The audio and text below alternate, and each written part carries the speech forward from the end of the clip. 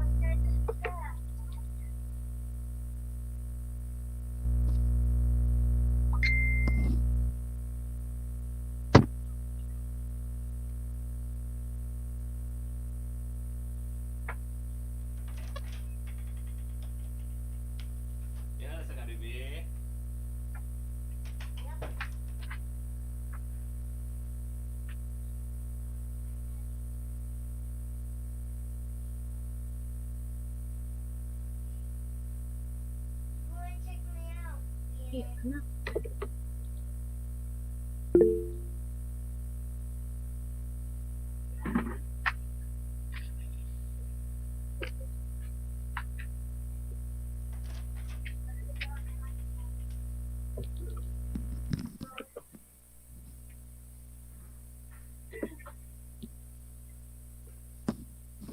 Through every trial.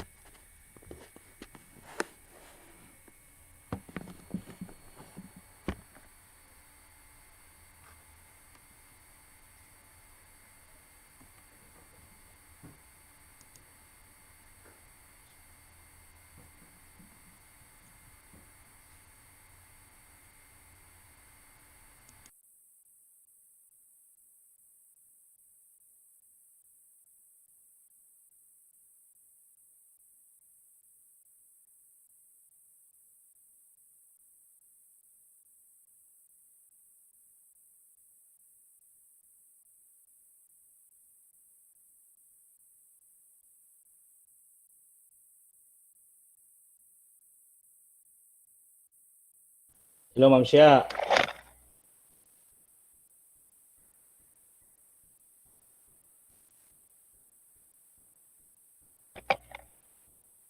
Yes, sir. Hello, Ma'am Shia. Yes, sir. Oh, okay. Ako may, kuhan manggod ko sa preliminary. Manggod ko. Yes, sir. Hello, Ma'am Shia. Good. Okay, kuhan na live. Sa live. Para na kay kuhan. Saan niya? Attendance. Sige, go. Okay. Yes, Sir Mac. Sir Mac.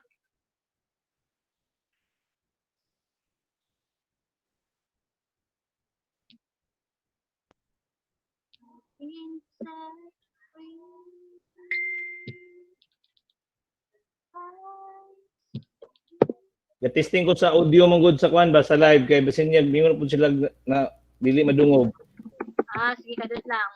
Mag-live. Mag-open ko sa live.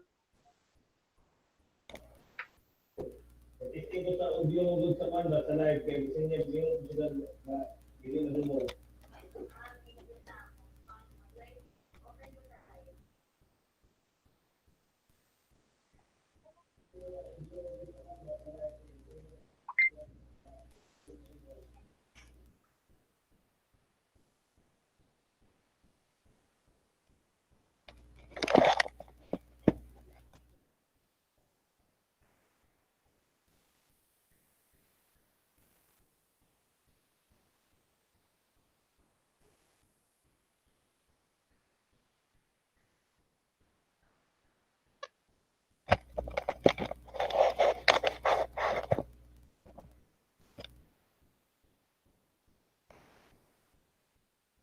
Wala, black pa man, sir.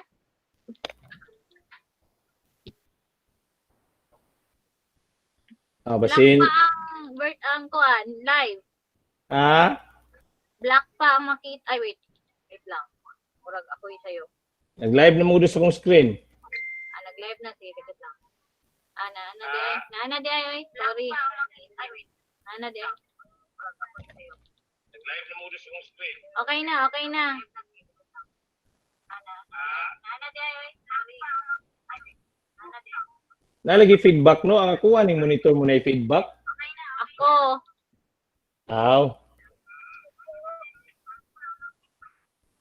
Akong palungo na akong live.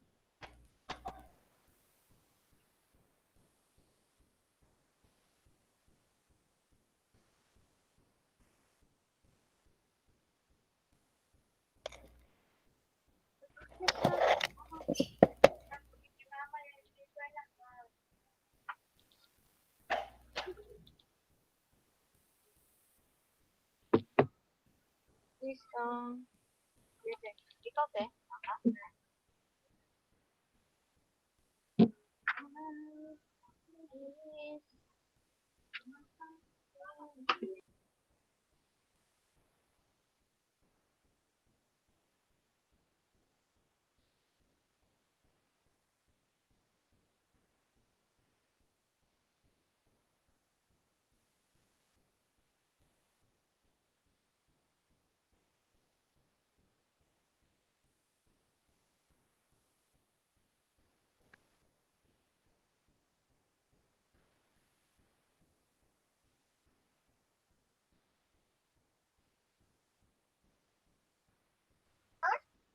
Why are you using the other one, the red one? Yeah. Why are you using it yet? Black nut. You use this. Ma'am siya, Sir. please po remind nila siya nga kato itong bang ang tanang mga teachers nga dito sa YouTube live, dito na sila mag-attendance. Then i-compare na to dito sa ilang registration kay it doesn't mean na naka-register dito sa tong online automatic na to nilang attendance. I-compare na to dito sa kuno niya, dito sa chat box sa kuan sa YouTube live. Oh, sige, sige. Wow.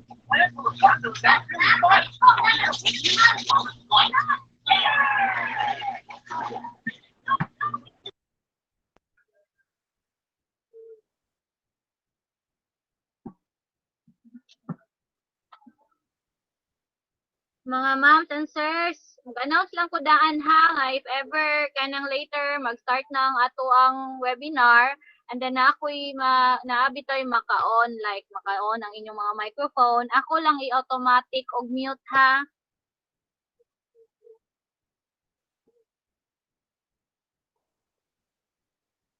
Astang kam siya. Oh, so the cam.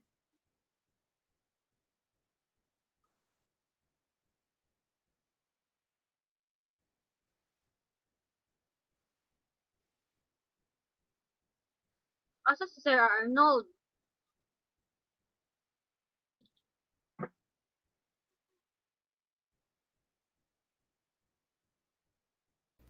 Nag-raise hand lagi si Ma'am Eva Maria.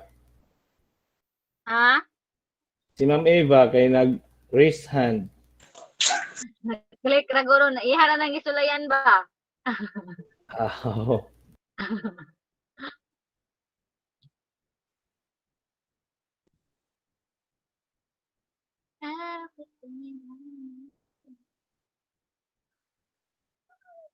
Okay, tumakita ang raise hand.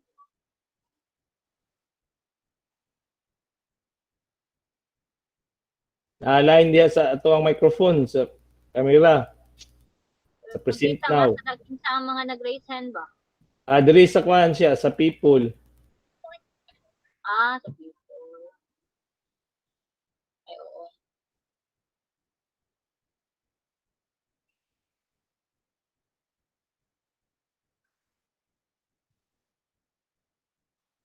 Wala pa si Sir Arnold. Wala pa si Ma'am Tessie. Basta nakalimot sila siya. Si Ma'am Tessie, nangutan na to. Na kung ganina, unsa oras mag-start. Kay gisendan man ako. And as Sir Arnold, nanawag. Hello, sir. Yes, sir. Sir? Sige, sige, sir. Send ako ron. Okay.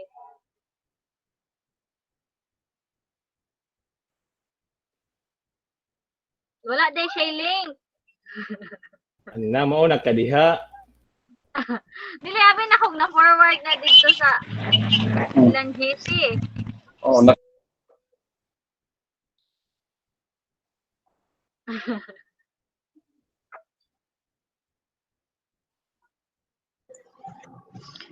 Good morning, si Ma'am Chu ay wa pa jud siya maabot ng yadtuan. Kamo ato, ma'am. Nariskwelahan ba? Ma'am Chu, nauli ra ang tanom gahapon, amo ra ba tong giuslan? Hi. Hello. Good morning. Good morning, ma'am. Good morning siya. Good Di morning, ko Daddy kabalhin Alda. siya. Kaya di ko kabalo. Ma'am? Di ko kabalhin sa YouTube. Kay Okay ra, mangita. ma'am. Okay lang? Kay Ah, school sige. ka. School coordinator Okay. man ka, ma'am. Okay ra. Sige, salamat kay Day ha. Welcome, ma'am. Balik lang unya og remind siya kay 64 na biyata diri sa kuano sulod. Nya 15 pang to dito sa live. Basig ka na nanulog na noon dire. Coordinator pod ang kuan, ma'am, ato ang konron. Maigo ra ni.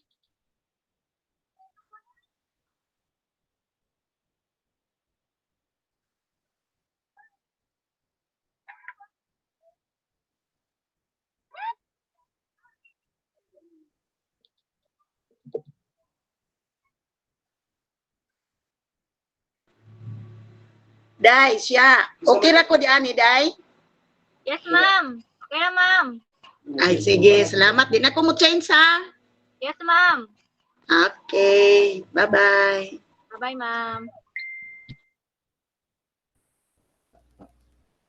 Teachers, remind lang katong dili mga subject coordinators if in case nga mapuno ta diri sa atuang yaning virtual room, pugos yung tag-transfer dito sa live kay intended na ni diri sa heads and subject coordinators.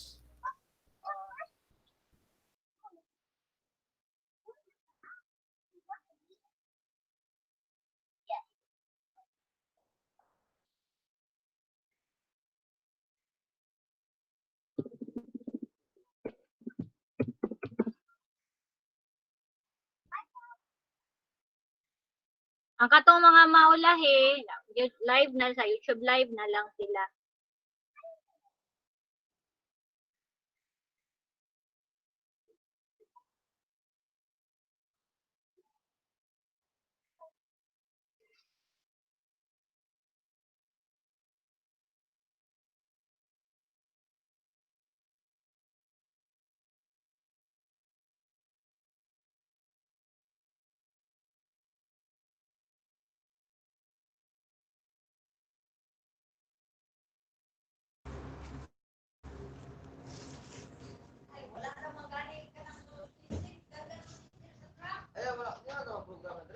Wala may program, ani raman, mubisita ra. Mubisita ra.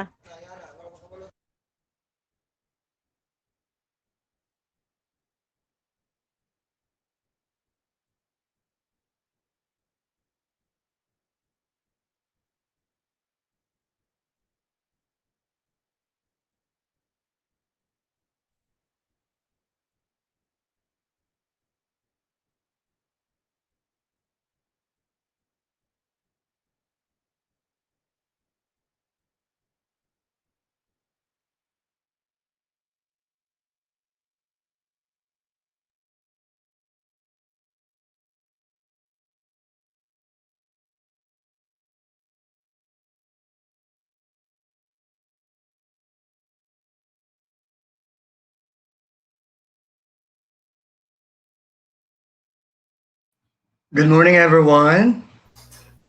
Good morning, Sir Arnold. Morning, sir. It's been pasensya na kay nanawag si Ma'am Tess. She cannot be around with us. Kay nakakatuwang SDS karon sa district office. Going silang ma'am and then nag-fix pa po ko karon. So pasensya na, mga give me 10 minutes muna ha before we can start.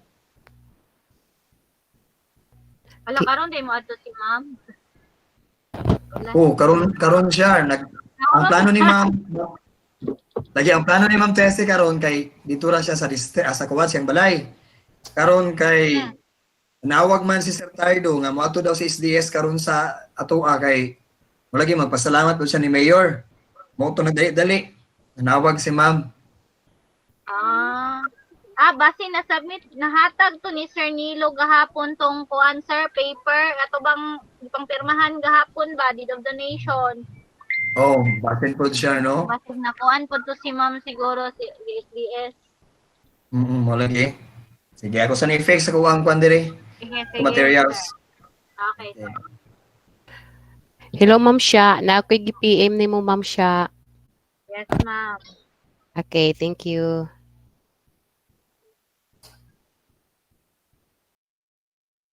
Sige, ma'am. Okay na ni ma'am. Ma'am Beth.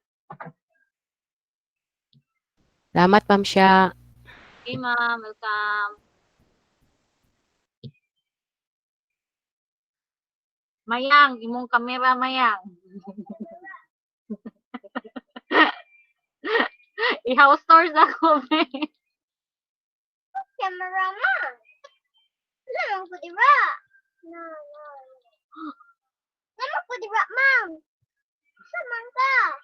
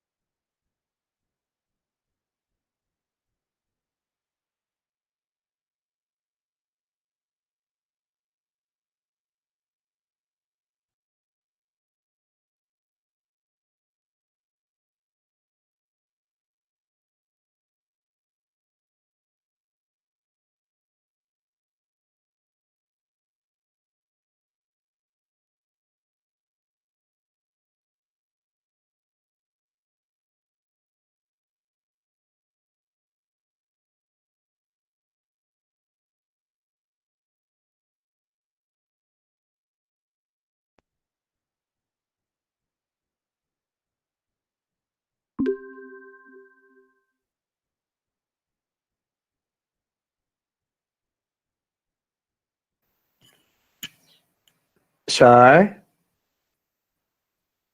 Yes, sir. Yes, sir. Usa naman, pwede na tayo mag-start? Pwede, sir. Sige, pwede na tayo mag-start. Sige.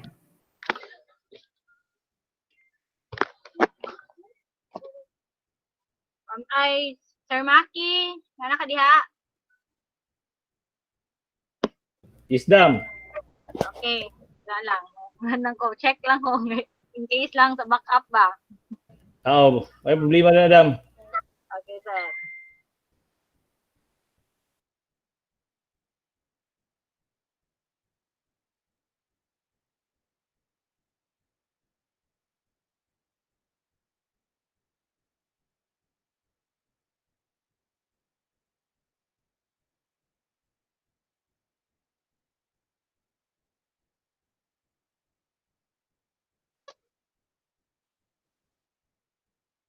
Okay, to our district supervisor, Ma'am Tessie Templado, to all principals and school heads of Tigbao District, master teachers, subject coordinators, and all the teachers, good morning. Today, we are going to have the webinar at the District Virtual Orientation on DepEd Order number 31. So, to start with, may I request everyone to please be in silence as we sing the Lupang Hinirang and to be followed by Microphone on. the prayer. Wala na.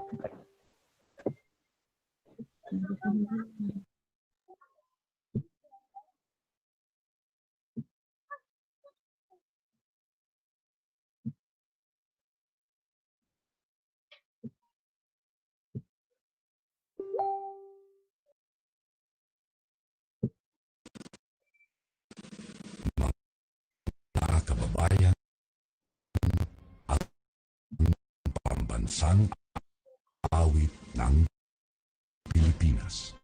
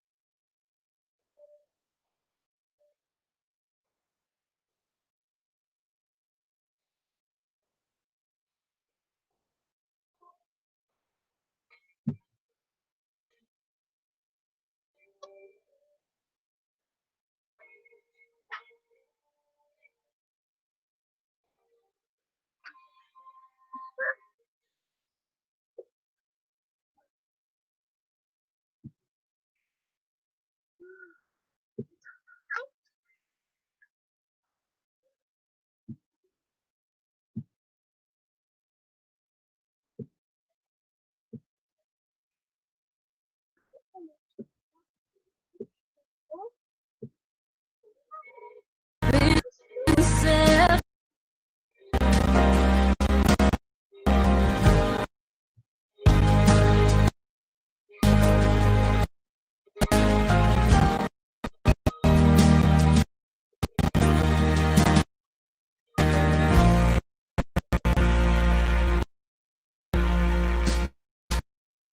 Christ is my reward and all of my devotion.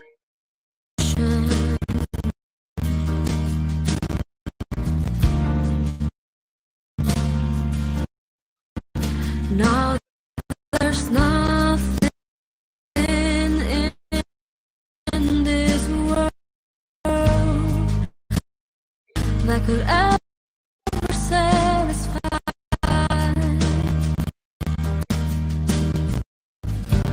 True, every try,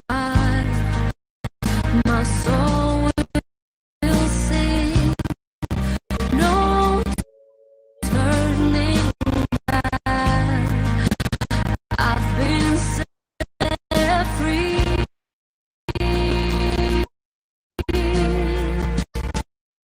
Christ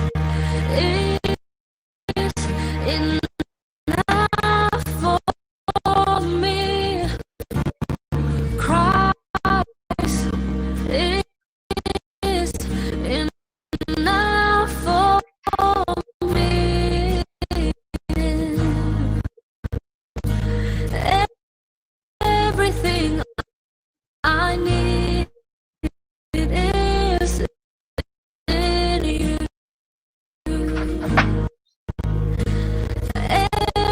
Everything I need. Christ, my all in all. The joy of my salvation.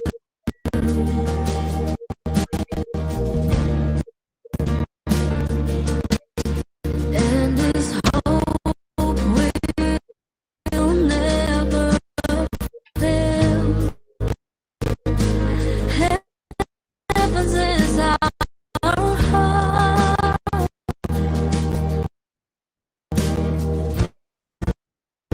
Through every storm,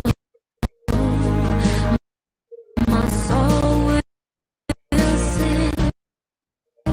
Jesus is here. To God be the glory. Christ is enough for me. Christ is enough for me.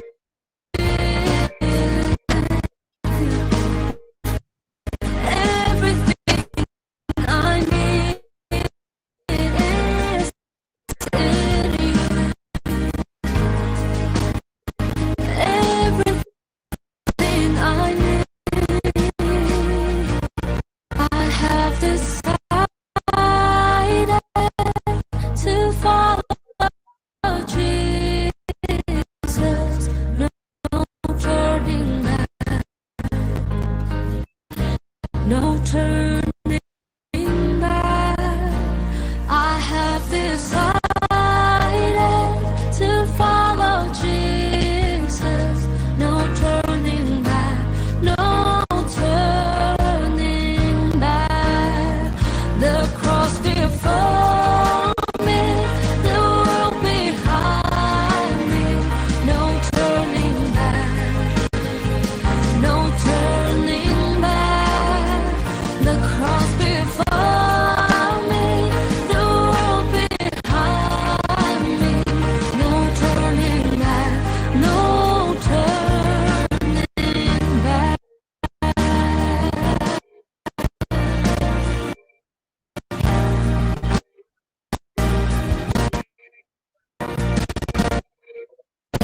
Christ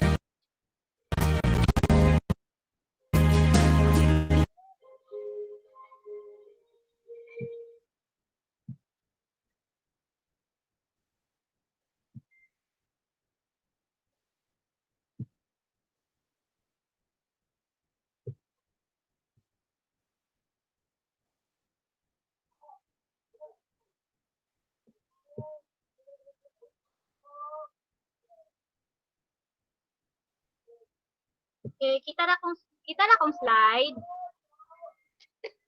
Kinadam, you are Sir Mac, okay ra? presenting. Okay. So, wala na edit. Today is the District Virtual Orientation on DepEd Order number 31 Series 2020. Interim Policy Guidelines for Assessment and Grading in the Light of the Basic Education Learning Continuity Plan. So that November 11 should be November 19, 2020. Okay.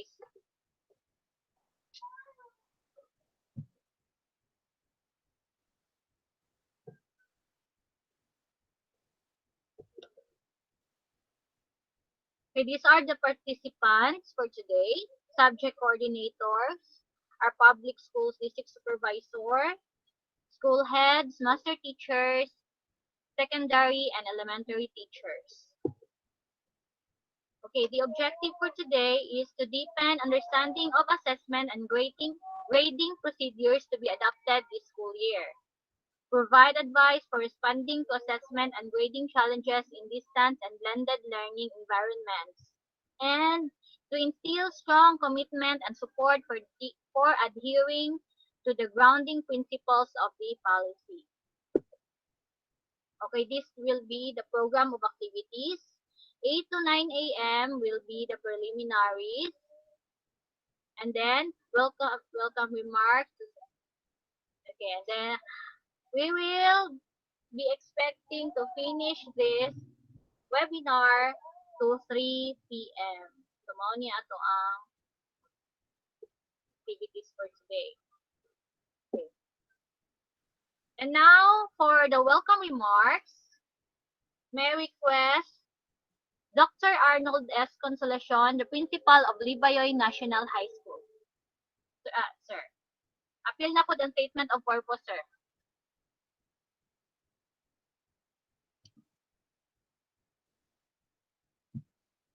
Sir Arnold? Am I heard? Sir. Yes, sir. Hello, everyone. Welcome Am I remarks heard? and statement of Hello, everyone. Am I heard? Yes, sir. Loud and clear. Here. Yes, sir. Okay, thank you. Thank you. I salute to our energetic PSDS, Dr. Tessie A. Templado, to our equally competent school heads of Tigbao District, to our equally beautiful and competent, energetic master teachers, our speakers today, and of course to our beloved teachers of Tigbao District. To all of us, ladies and gentlemen, good morning and welcome to our webinar on the DO 31 series of 2020. The COVID-19 pandemic is a huge challenge to education systems. This viewpoint offers guidance to teachers, institutional heads, and officials on addressing the crisis. What preparation should institutions make in the short time available, and how they address students' needs of level and field of study? Reassuring students and parents is a vital element of institutional response. In ramping up capacity to teach remotely, schools should take advantage of asynchronous learning, which works best in our system today, as well as the normal classroom subject. Teaching should include varied assignments and work that puts COVID-19 in a global and historical context.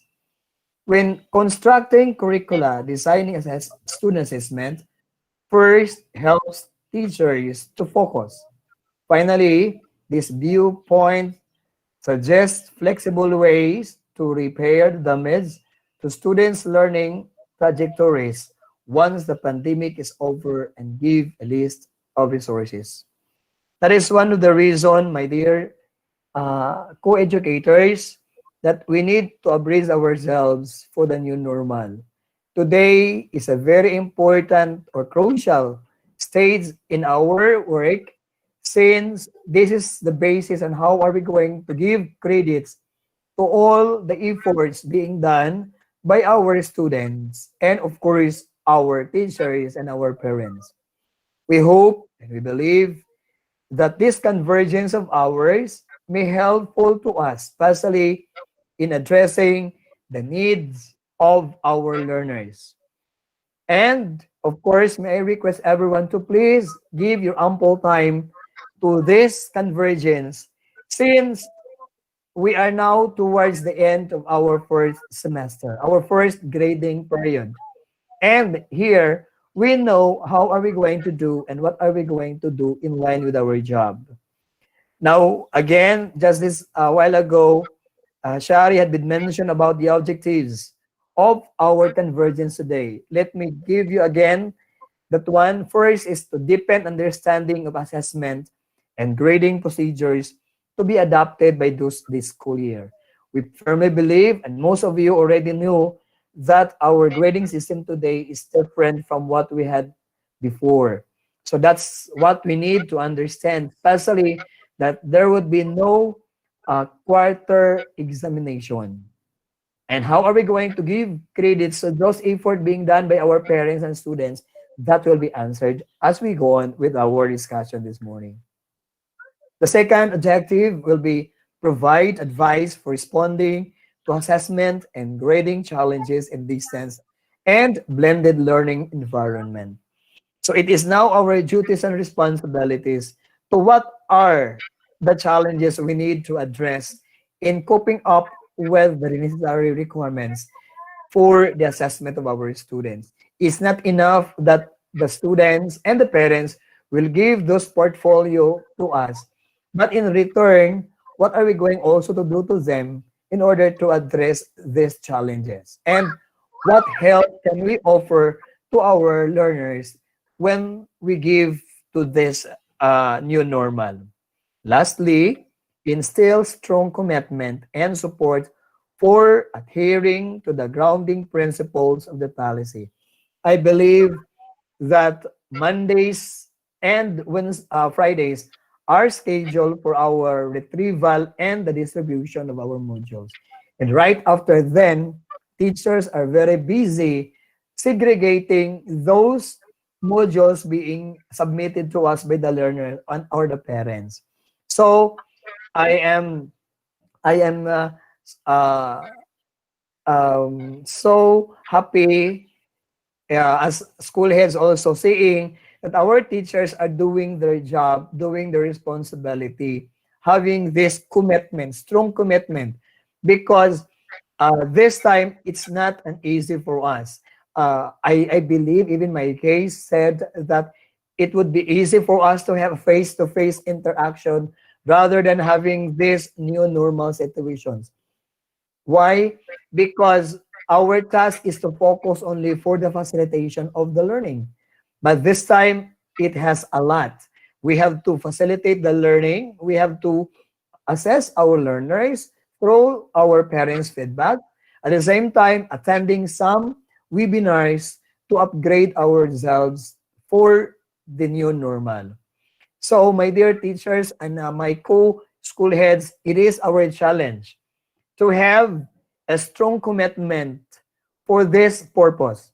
Because without your support, especially on the field, things that is being given to us by the central office will not be realized.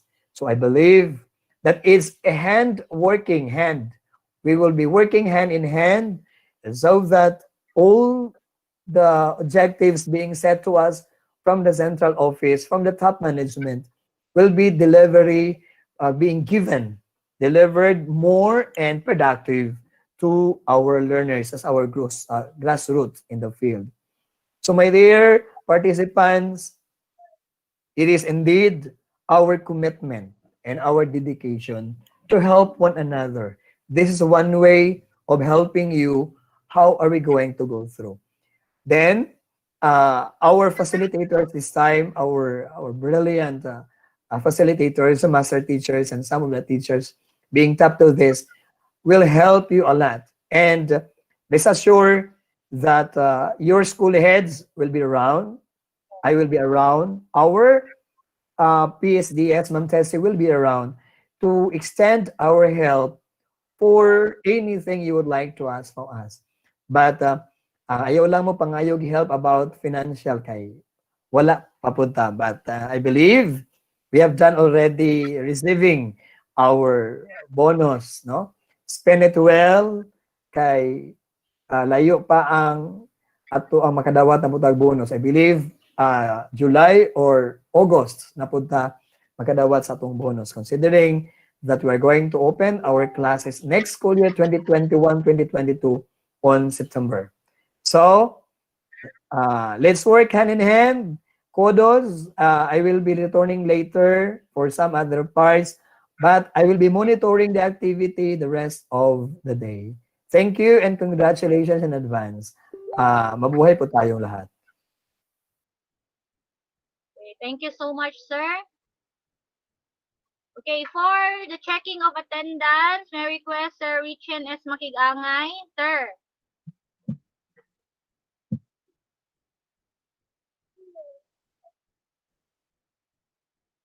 Sir Maki. Yes, madam. Sorry kung na-out kong kadyot. Okay, to do the attendance, I think I will not use the usual way of calling the spouse because this is a long webinar. So in this room, we have 83 attendees. This is a total, a combination of kids, master teachers, subject coordinators, and teachers. And in our live stream, we have 52. So good morning to all kanang nadya sa tuwang live stream. Thank you and good morning.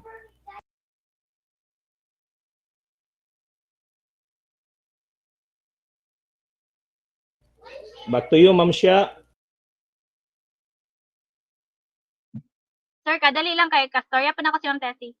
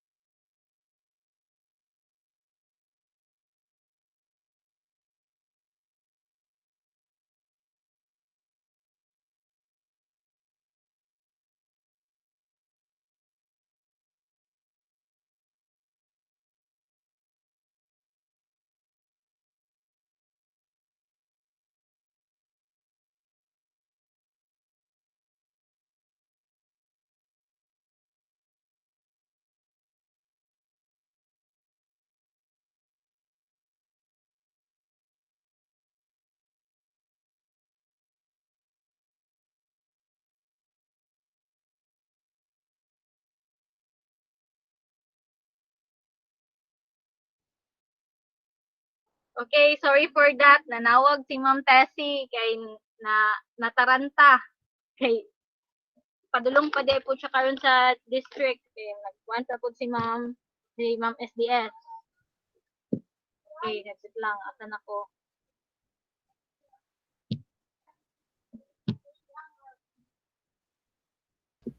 Supposedly, Ma'am Shia, message na ta ni Madam Tessie. Sir? Message. Sir Arnold, kinsay mo kuhan sa message, sir? Ako gyapon, sir. Ako gyapon. Okay, so for the message, may request our Dr. Arnold S. Consolacion again. Sir. Good morning once again. In behalf of our PSDS from Tessie Templado, who is now busy right now because she was just only informed by the division that she will be visited by our ESDAS in line with the activity that we had tomorrow. And she instructed to me that please do monitor the activity that we'll be doing right now. Hopefully, she would be able to be with us as long as the activity in the district office will be true. So, I am requesting, as ma'am being told me, I am requesting our school heads to please monitor also your teachers kasi we don't have any more cascading in our respective uh, schools. This is already considered as our cascading to whole the district, and we expect that our teachers will be around. So, kung wala pang uban nato ang mga teachers, mga school heads, please uh, text them so that they will be around joining with us. Or if they could not also join with us, probably this is mayroon man tayong live streaming, pwede din sila makapaminaw, but their attendance will not be monitored. So I hope that, as what I've said in my opening statement a while ago, that we will be working hand in hand to the progress of this activity. Later, there will be attendance, evaluation. This 92 participants on our room, please do the evaluation. No? Ayaw mo kahadlok because ingon sila basta gali mag-webinar niya si Sir Arnold ang speaker, manawag ra bagay na siya, then mag-leave na dayon ta. Unfortunately, dili ko speaker karon. I'm just only monitoring the whole activity as being instructed to me by our PSDS. I will not be calling your name, pero ayaw mo kahadlok kay it's one way of checking your attendance if you are still around, no?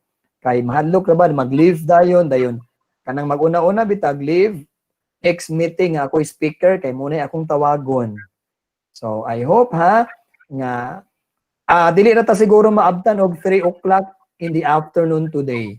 Kay ang topic nato tulo ra man ni kabuok, and if there are a lot of questions will be given.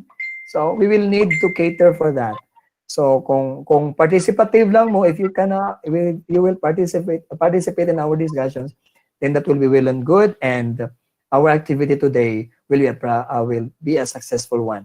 So in behalf of our PSDS, Ma'am Tessie Templado, I will be extending my congratulations in advance to our facilitators. Anyway, we will be having our short program later, and during that time, if Ma'am Tessie will be available, so she will be with us during the time. But if not, yours truly again will be having her message in behalf of our PSDS. So have a productive day to each and everyone, and please find time to have your queries along the way. So my congratulations in advance to the prime movers, to Maki and Shari, who will be leading the moderator along the way, and of course, our brilliant speakers who will be introduced by our moderator today. That will be all. Thank you very much for listening, and God bless everyone. Sir Arnold, excuse. How about those who are watching live? Why? What's the problem? Are they included in the what is this, in the Evaluation? Yes, sir. Yeah, they're included. Kaya nga, please get the those who are monitoring in the live stream, kaya they will be included in our report, man. Good. So we will encourage them also to do. Anyway, later, we will give the link after 3 minutes before mag-enta sa atong webinar. We will give you the link for the evaluation. So encouraging those who are in the YouTube this time in the live streaming, please don't hesitate to have your evaluation, because that is very important for our program to be a successful one. Okay, sir. Thank you so much. Welcome, Mag. Okay, proceed. Okay, thank you so much, Sir Arnold. And now, let's Welcome, go sir. Hi, sir. Yes, sir? Okay. Okay. And now, let's go to the topics to be discussed. I'm going to read it and also to be followed by the speakers. For the essential features of the Red Order 31, sorry for that, 2020, The speakers will be Ma'am Betty Olgasan, Razel Omas, Lonelyn Bastasa. And then to be followed by the key points on assessment to be discussed by Sir Victor Cabillon Jr., Ma'am Maria Sagrario Pareño, and then to be followed by the grading procedure by Ma'am Pek Ayasan, Ma'am Elsa Sun, and Sir Wabi Mihos. And then for the Q&A portion, me and Sir Maki will be the moderators. And then for the closing message will be Dr. Eva Maria Esposida. And now, for the essential features of DepEd Order 31-2020, may I request Ma'am Betty P. Olgasan. Ma'am. Okay, good morning siya. Morning, ma'am. Ma'am, kana after ni abali mag-share mo, magsunod-sunod na lang mo ni Mo-present ko siya. Okay, ma'am. Go on, ma'am. Naka-present pa ka? Wala ako okay na, wala na, ma'am. Stop na ako. Sige. Sige, ma'am.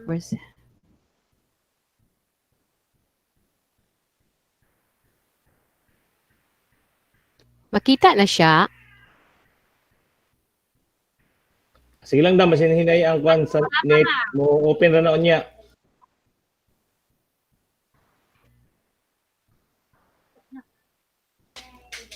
Okay na dam, you are presenting. Okay. Si Ma'am Grisel manggod ang first speaker. Hello, Ma'am Grisel. Hello, ma'am. Okay. Ready na, ma'am? Okay na. Marinig po ba ako?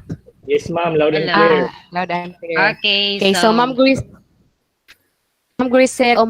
from Antonio National High School. Okay. Hello, good morning to all teachers of Tigbao District, especially to Ma'am Tessie Timplado, ang ating ngasiwang Pampurok, school heads from elementary and secondary. Magandang buhay sa ating lahat. So this morning, I will share to you the DepEd Order 31 Series 2020, the interim guidelines for assessment and grading in the light with the Basic Education Learning Continuity Plan, or the DO 31 Series 2020.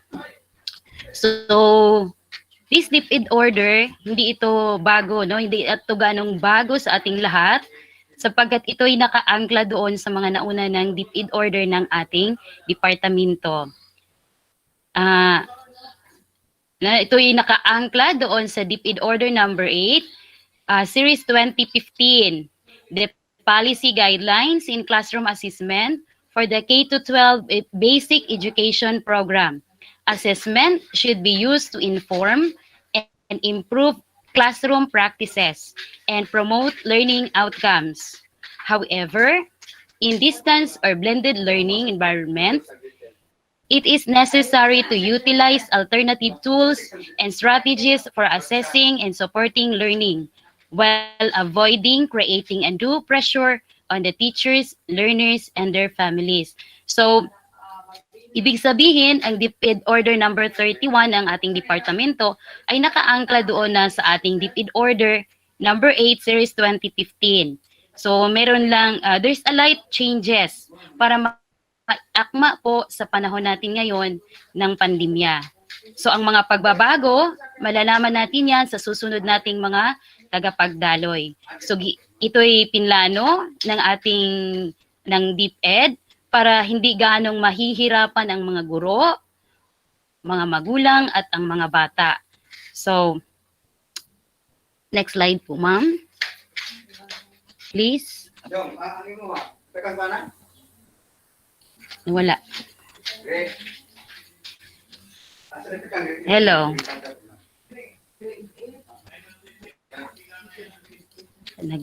Hello? Hello, ma'am. Ma'am Beth, can you please, next slide, please. Wala, sunod na, ma'am. Ano na? Scope. Okay. Parang nawala. Nakita. Nawala Wala na, ako. dili makita, ma'am. Rational ang sa akin, ma'am. Rational. Ha? Mauni sa slide, Okay, ma'am. andyan na. Okay na, okay na. Okay, thank you. So, ano ba ang scope ng DepEd order na ito? So, ang saklaw po is nationwide. So, buong bansa po. Public, elementary, and secondary schools. So, how about the private schools? So, private schools and private schools, technical and vocational institution, and higher education institutions, including state and local universities and colleges of offering the K-12 basic education program are encouraged to implement this interim policy guidelines as well. Sili-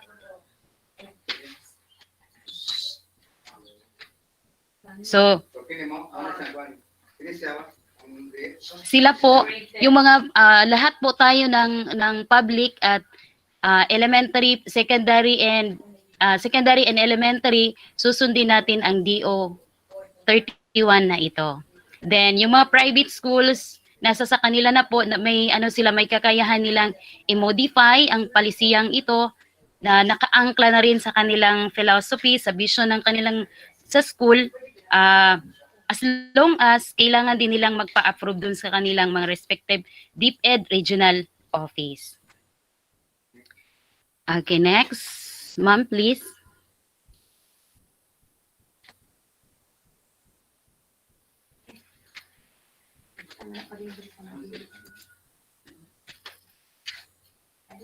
Ma'am Beth? Daan na, ma'am. Hello, ma'am. Matagal mag-change ang Okay na siya, ma'am. Alam- Kaya di ang signal nila, madam. Ang muning signal, okay, ma'am. Sige. Scope. Daan na, ma'am. Tayo sa ahat. Pero bumalik sa bumalik doon sa first ito slide. na, ma'am.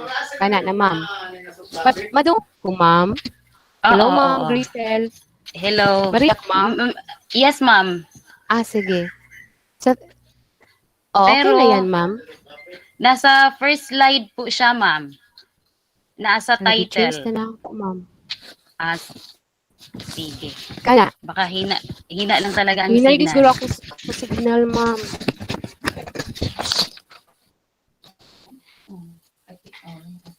Mahina lang talaga siguro.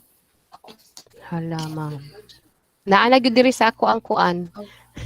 Definition of terms. Mao naman na siya, di ba? Pwede siguro na lang. I-continue na lang. Or hintayin natin ang slide.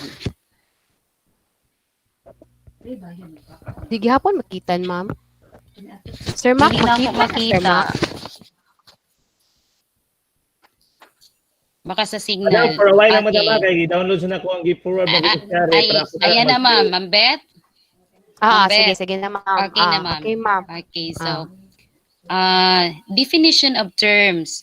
So, ito ay hindi ko na gaano pang tahas ng ipapaliwanag sapagkat bilang guro, yung summative test, mga grading, formative test, ito'y parang nakakabingi na kumbaga, paulit-ulit. Pati nga doon sa LDM2 natin, alam natin kung ano yung summative, mga formative tests or formative assessment and summative assessment. So, babasahin ko na lang ito. Summative test is an assessment that is usually administered toward the end of the learning period to measure the extent to which the learners have mastered the essential learning competencies, the result of which are recorded and are used to report the learner's achievements. So, usually, yung ating summative test no ginagawa natin pagkatapos na ng ating topic or pagkatapos na ng markahan, kumbaga. So, ginagawa natin ito para masukat ang mga natutunan ng ating mga mag-aaral, ang ating mga pupils. So, yun yung summative test. So, summative test should be checked and recorded kasi isa ito sa pagbabatayan ng kanilang mga marka. So, yun nga ang mahirap kasi sa panahon natin ngayon, so hirap nating mahabol yung ating mga summative test gawa ng ang dami din nilang mga ginagawa sa kanilang module na kailangan din natin talagang ma-check para mabigyan natin sila ng kaagarang feedback. Kasi doon sa feedback, malalaman nila kung alin sa mga parte ng kanilang ginagawa, mga gawain ay natututo or hindi, no? Nakuha nila or hindi. Okay, so the grading. Grading is a way of reporting assessment data by assigning a value to the result as a record of students' ability, achievements, or progress. So, grade, nagbibigay tayo ng marka, ng grado sa kung ano ang kanilang mga natutuhan. Okay, and this will be reflected in the report card. So, classroom assessment. Classroom assessment is an ongoing process of identifying, gathering, organizing, and interpreting quantitative and qualitative information about what learners know and can do. So meaning ongoing process. So ngayon, meron tayong binibigay sa kanilang SLM.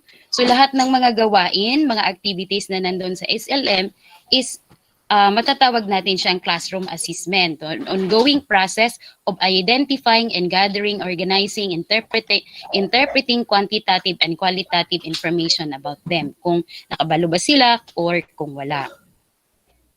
Okay, so formative assessment is a process that involves teachers using evidence about what learners know and can do to inform and improve their teaching.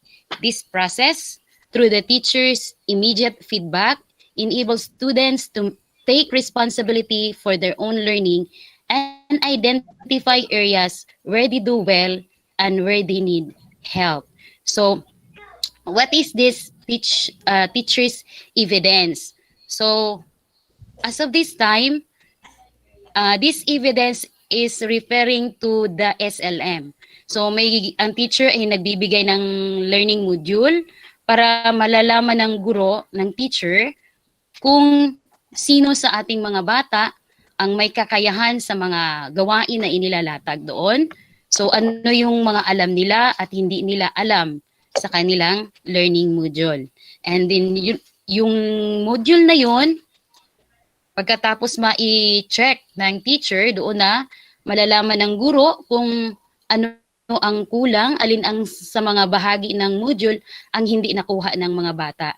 So kung halimbawa, may mga parte na halos lahat ng mga mag-aaral natin, yung mga pupils natin ay hindi nasagot. So ibig sabihin, meron sigurong kailangan sigurong i-revise, kailangan sigurong i-improve. So yun, magiging daan para ma-improve ng guro ang kanyang teaching strategy or kaya unlad din ng mga mag-aaral ang kanilang mga kakayahan. So, sa pamamagitan ng feedback na maibigay ng guro pagkatapos masagot ang kanilang learning module. Kaya, sa ngayon, yung learning module nararapat talagang sagutin ng mga bata para malaman natin kung saang bahagi nangangailangan sila ng tulong or saang bahagi naman or aling mga topic ang natutuhan na nila. Okay.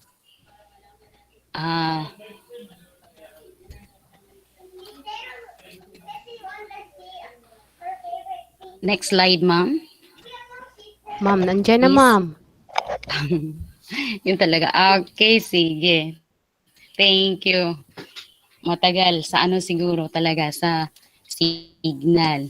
Okay, so what did you learn at home today? So yun yung tanong, no? So, ano bang mga bagay-bagay na natutuhan ngayon sa bahay? So, did you learn at home today? Of course, the answer is yes. Kasi ang DepEd, nagbibigay talaga kahit na medyo nagipit sa panahon, sa paghahanda, nagbibigay talaga nagsisikap.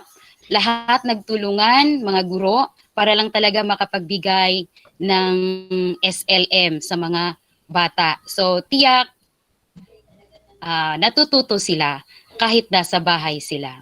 So, to assess their learning at home, so paano ba tayahin? Ano ba ang tatayahin?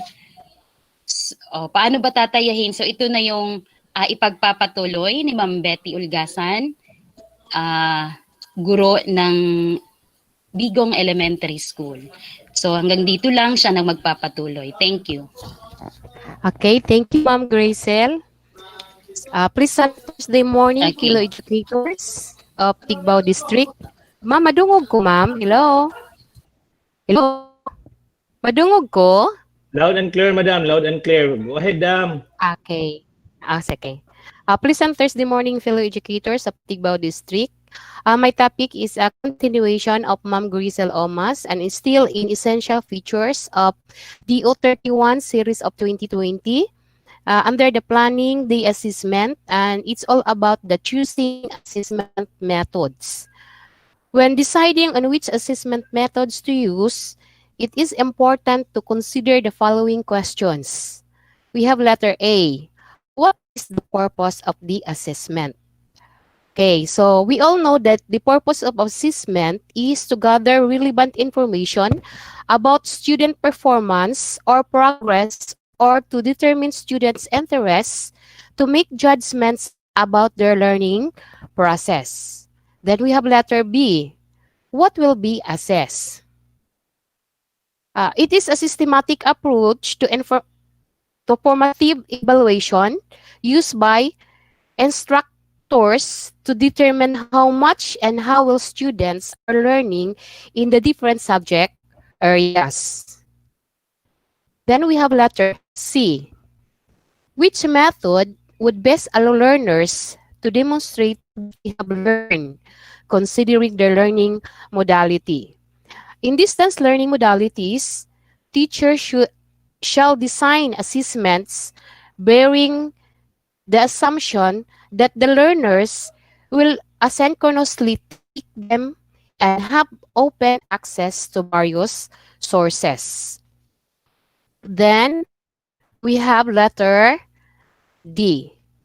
Which method would make it easy to gather evidence of learners' progress over time? Okay, so for us teacher, our portfolio is one method that is a way to gather evidence of learners' progress because all the recorded results of their learning are being kept in a portfolio. Then we have letter E. Will the assessment be completed individually or in groups? Okay, so this time in our new normal, assessment by individual is easier for the teacher. So it's easy for us to gather their individual result and their individual performance tasks. But as group assessment can also be possible if we have a strong internet connection. As teachers, we are all resourceful to find means and ways to have assessment completed. Then we have letter F.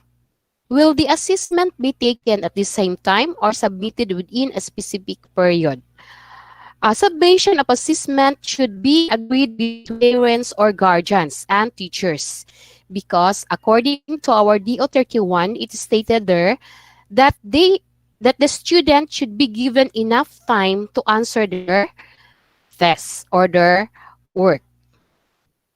For letter G, how will class size affect the way the assessment will be conducted? According to research shows that students in smaller classes perform better in all subjects and all assessments when compared to their peers in larger classes. In smaller classes, students tend to be as much as 1 to 2 months ahead in content, knowledge, and the score high in standardized assessments. Then we have the last one. How can technology help? In addition to supporting learning across content areas, technology-enabled assessments can help reduce the time, resources, and disruption to bearing required for the administration of their assessment. Assessment deliver using technology also can provide more complete and nuanced picture of students' needs.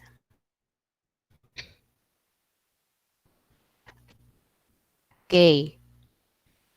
In order to inform teaching and promote growth and mastery, formative assessment should, we have letter A, establish clear learning targets and success criteria.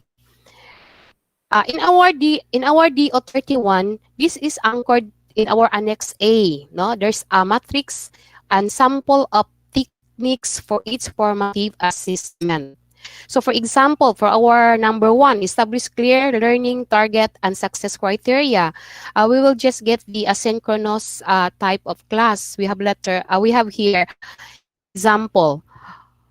Post the learning targets before the start of lesson to get learners to think about what they will be learning and how they are connected to their prior knowledge and personal experiences.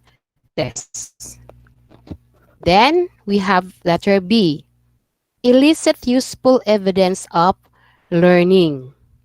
So again, we have here example. Have learners use a paper-based or digital journal to keep a record or what they learn each day. Then for letter C, provide timely and effective feedback.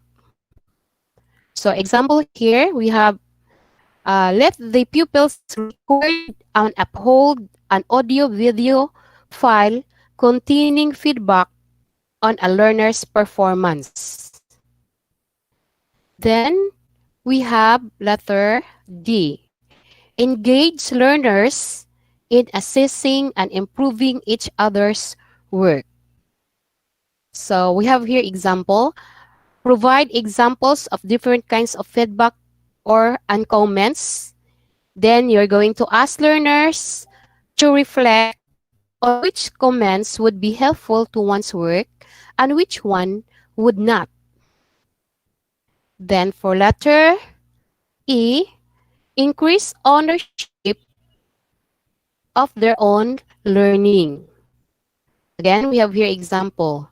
Have learners use a paper-based or digital journal to keep a record of what they learned each day.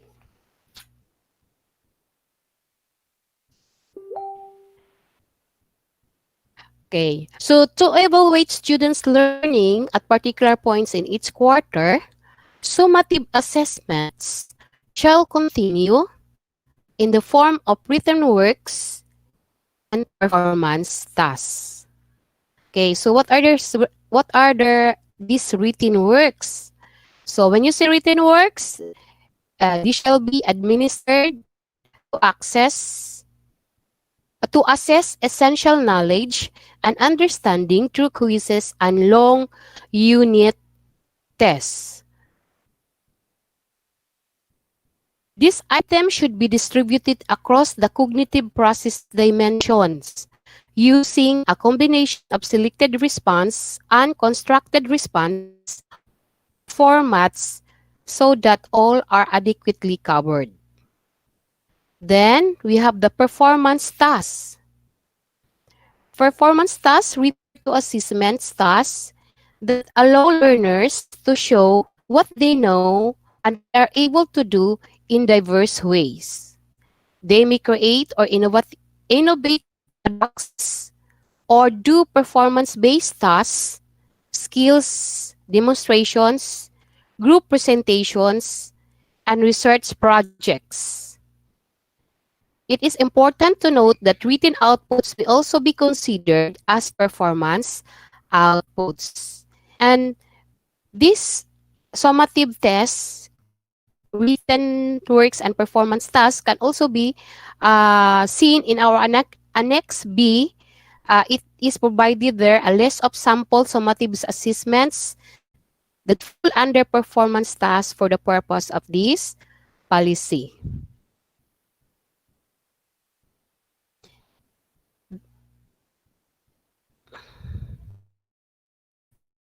Okay. Performance tasks must be designed to provide opportunities for learners to apply what they are learning to real-life situations.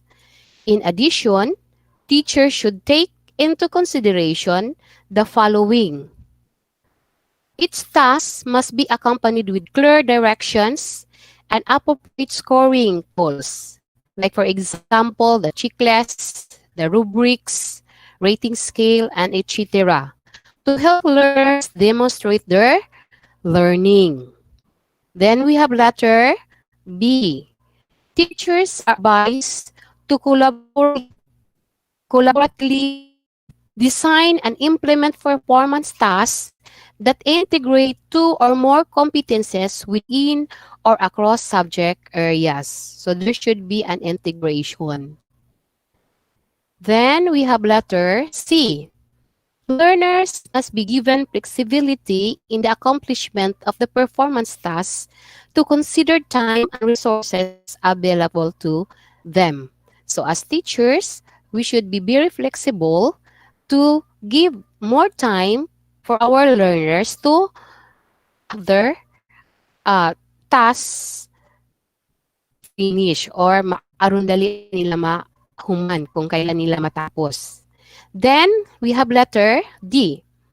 Teachers must exercise their professional judgment in carrying out positive assessments, providing enough opportunities for learners to practice and to review their work whenever necessary so that they can reach their learning targets with the less amount of pressure. So teachers here, we are reminded that if the result of the assessment is not good, so we're going to give them, we will provide them enough opportunities, not to the learners, that we're going to redo their work whenever necessary so that they can reach their learning targets or they can have or something so that they can reach their passing grade or something. Then we have letter, I know. Let's go to the conducting assessment remotely. Communicating the assessment tasks or communicating the assessment remotely. In communicating the assessment tasks, teachers must ensure that the following details are explained. So we have letter A, objectives of the assessment tasks. So that is why during the giving up modules, we have orientation to our parents because they are the one who get the modules in the school. So we were going to explain to them the objective of the assessment of the summative test. We have letter B, rules of learners and parents or guardians.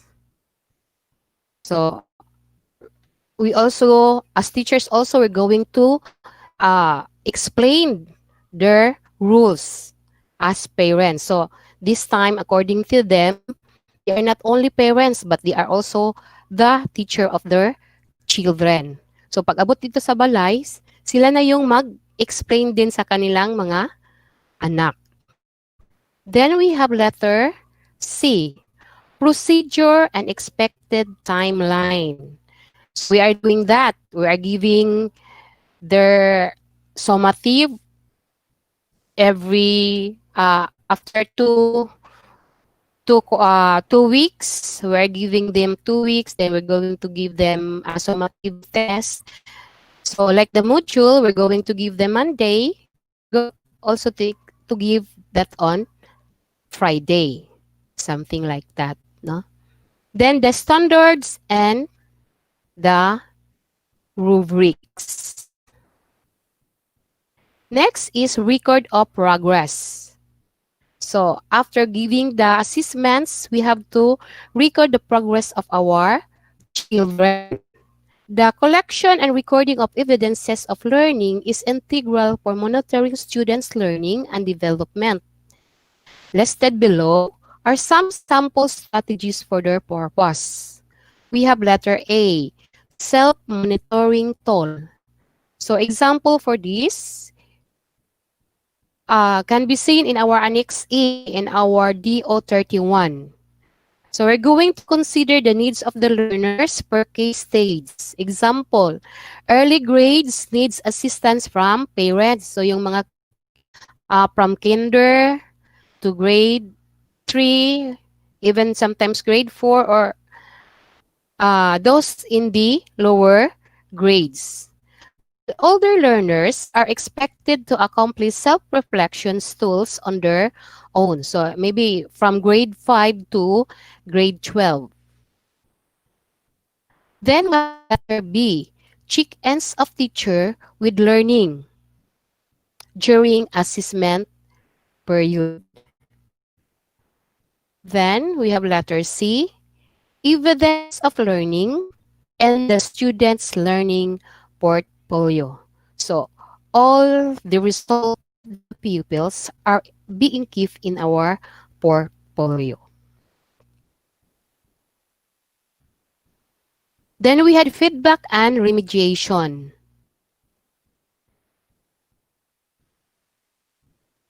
In giving feedback, teachers need to maximize available communication options. Like for example, the writing feedback on the outputs. Then we have the texting feedback via SMS. Other teachers, they are giving feedback through text or through video calls using messengers and using online channels. So to benefit students' learning, both formative and summative assessment must be accompanied with timely, constructive, and meaningful feedback based on the learner's record of progress.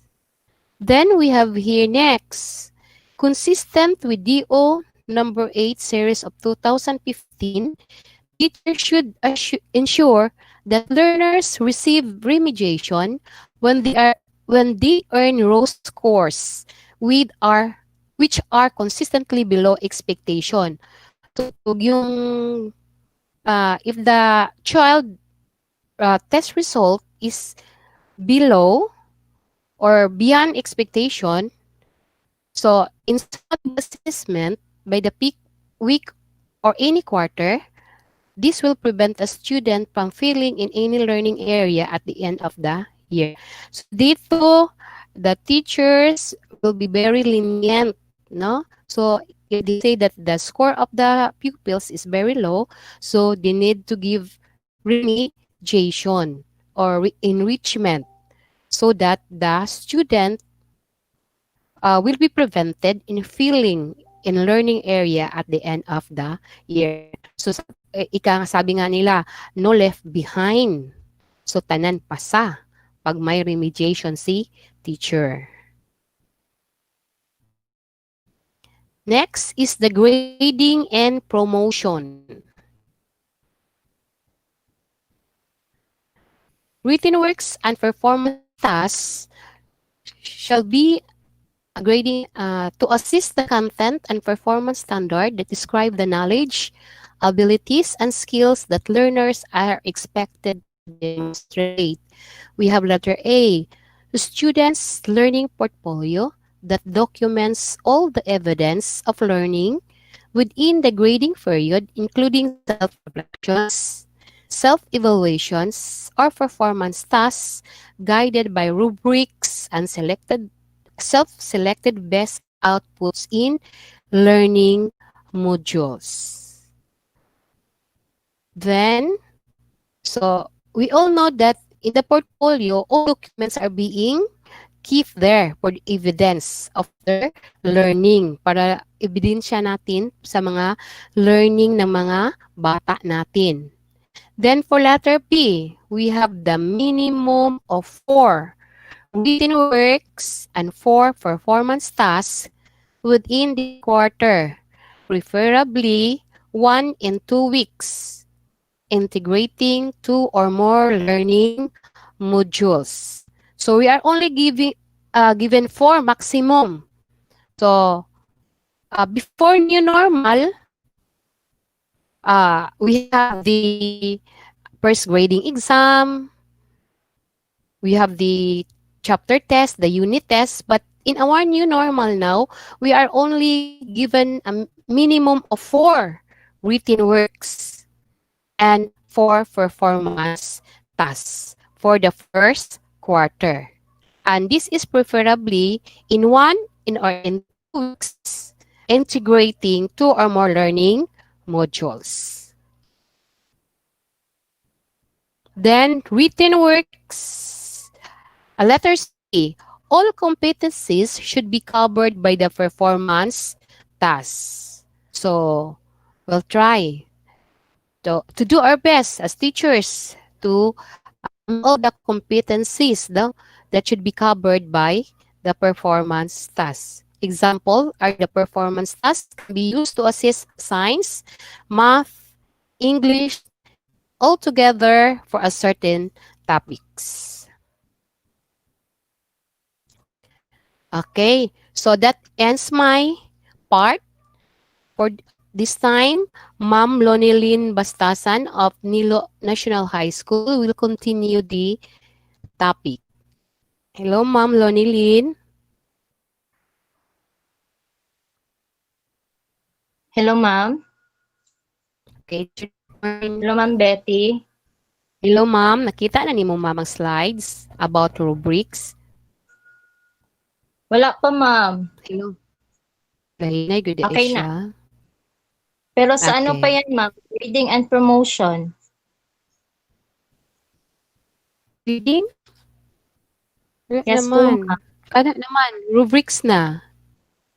Ikaw na, Ana. Di ba rubrics imong giingon, ma'am? Yes, ma'am.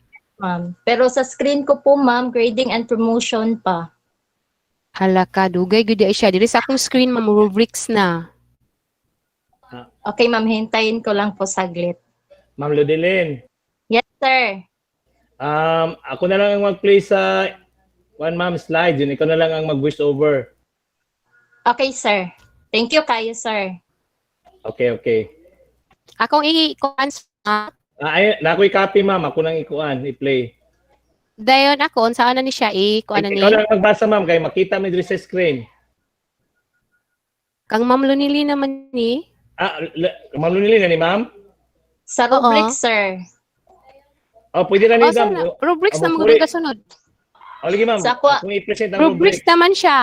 Yes, ma'am. I-present ako ang rubrics. Sa kong screen, man, good, ma'am, kay grading Basta and presenting. promotion pa. Okay, ma'am. Ako na mag-present, ma'am. Sa ako lagi, ma'am, kay rubrics na. Gikan.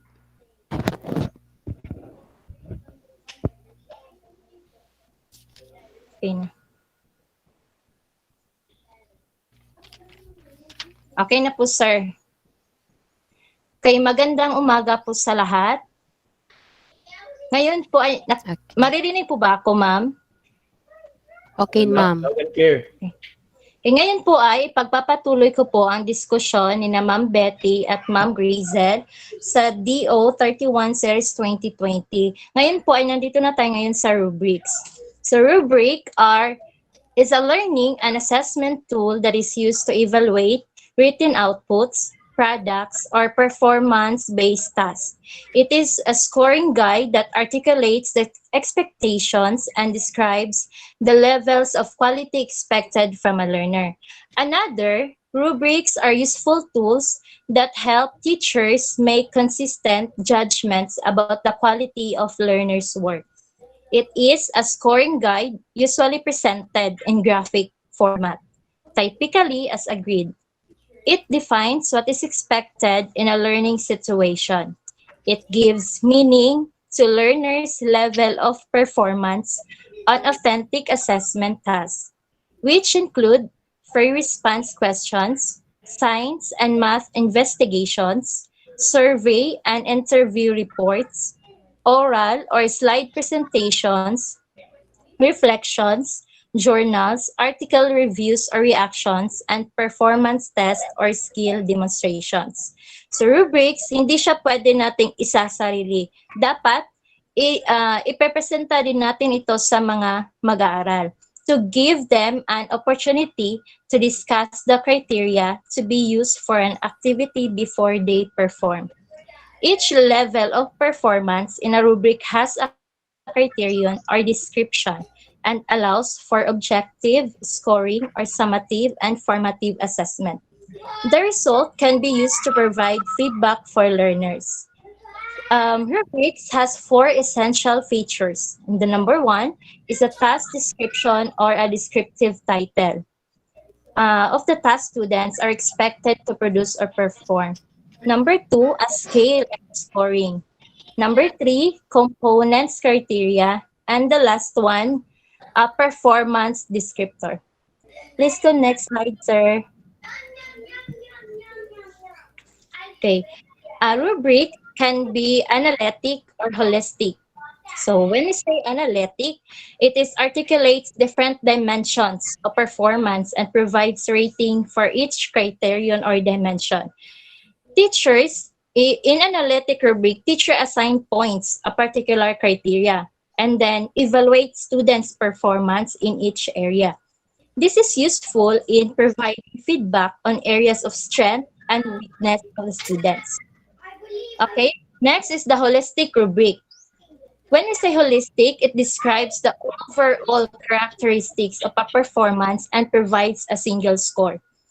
And holistic rubric are best to use when there is no single correct answer or response and the focus is on overall quality, proficiency, or understanding of a specific content or skill.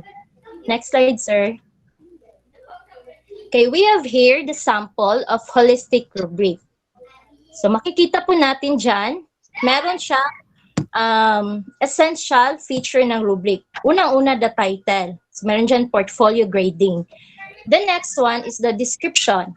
This rubric is designed to evaluate the portfolio submission based on content, presentation of work, and reflection. And then the scoring and the performance descriptor. So makikita natin dyan, ang wala lamang ay ang criteria. Okay, next po, sir. Okay, the next one is the sample of analytic rubric. So, math problem solving rubric. So, as we observe, meron siyang title, meron siyang description, and the dimension, below sa dimension, those are the criteria. Criteria. Then, sa itaas, meron siyang scale and scoring. Mastered 3 points, working towards mastery 2 points, needs improvement 1 point. Then sa baba po niyan, yan din ang performance descriptor. Okay po, sir.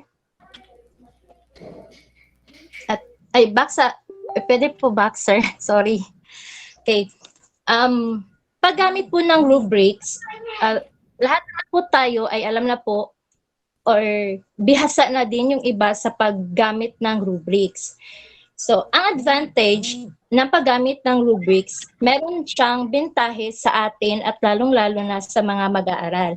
For learners, a rubric defines the often mysterious grade at the end of unit, project paper, or presentation. It also gives insight and directions about what is important about the activity. For us teachers, rubric allow assessment and to be more objective and consistent because the criteria are in specific terms and clearly shows learners how their work will be evaluated and what they can expect from this. Promote learners' awareness of the criteria to use in assessing their peers' performance and provide useful feedback regarding the effectiveness of instructions and provide benchmark against which to measure and document progress. So as teachers, depende na po sa atin kung papaano o kung anong uri ng rubric ang gagamitin natin. As long as if you want to assign a score based on overall judgment of your students' work, and that's the time you will use holistic rubric. But if you want to assign points based on achievement level for several criteria, then we will use the analytic rubric. Next slide, sir. And we have here a statement from Alficon. Ano yan, Alfie? Assessment should compare the performance of students to a set of expectation, never to the performance of other students. Daghang salamat.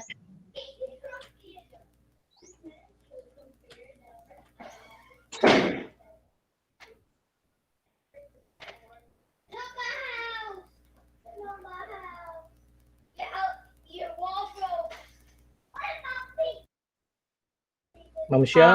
Okay na to, ma'am. Na to siya ang last sa essential features. Yes, Ma'am Sha. Okay, ma'am. Thank you so much. Ma'am Betty, Ma'am Grazel, and Ma'am Lonilyn. And now, let's move on. Let's go to the key points on assessment to be discussed by Sir Victor M. Cabillon Jr. and Ma'am Maria Sagrario Pareño. Sir and Ma'am.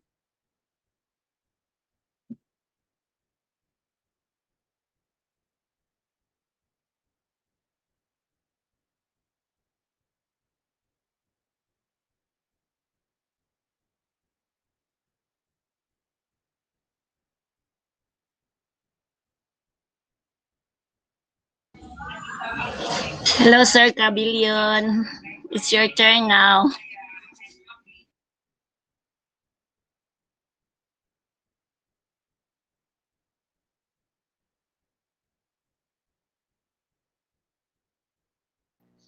Hello. Good morning. Hello. Good morning. Dungog ra ko, boss. Yes, sir. Okay. Iksa ako sa ngi.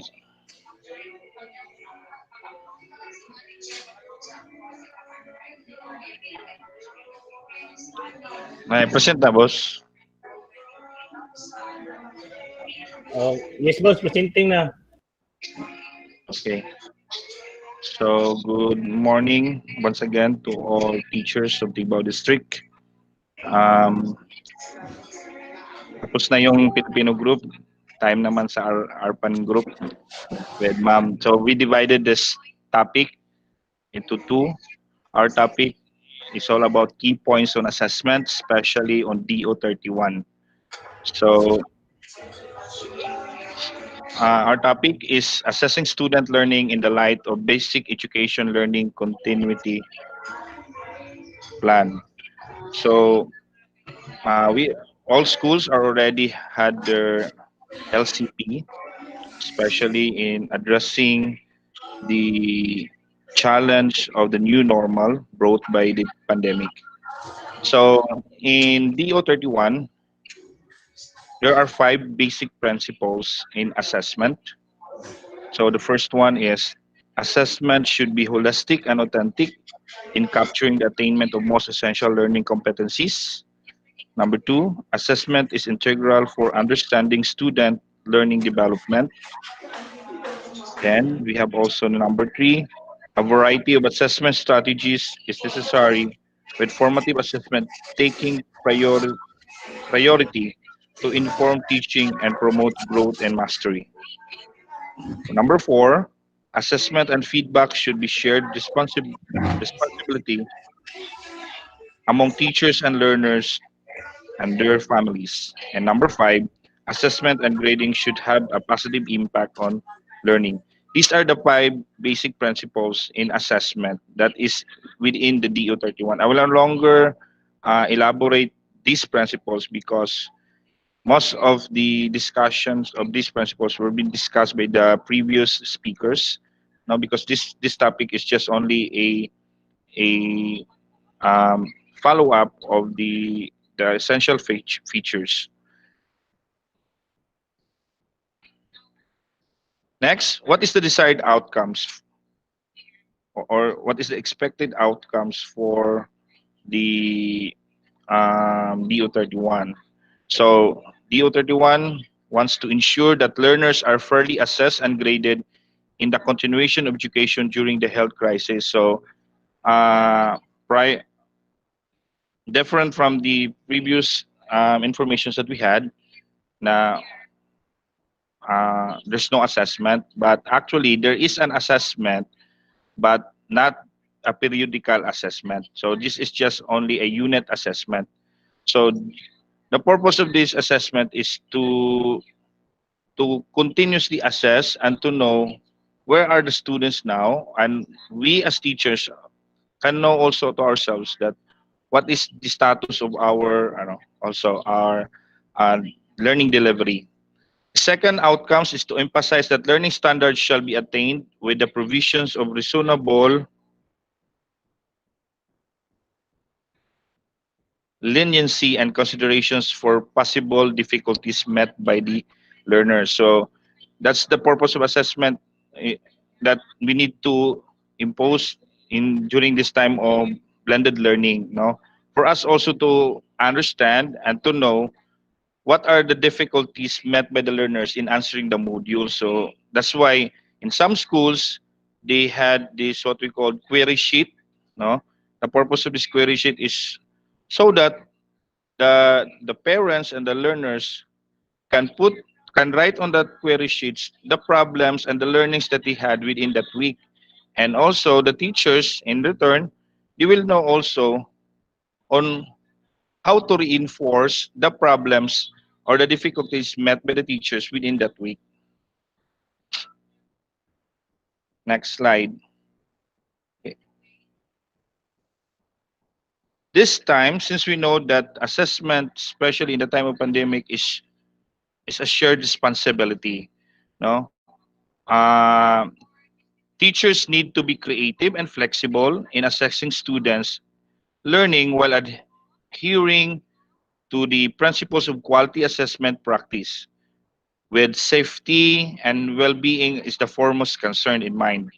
Now, assessment, no, we all know that assessment is a shared responsibility, especially in the time of pandemic, no, karon, because the teachers will be the one who will make the assessment.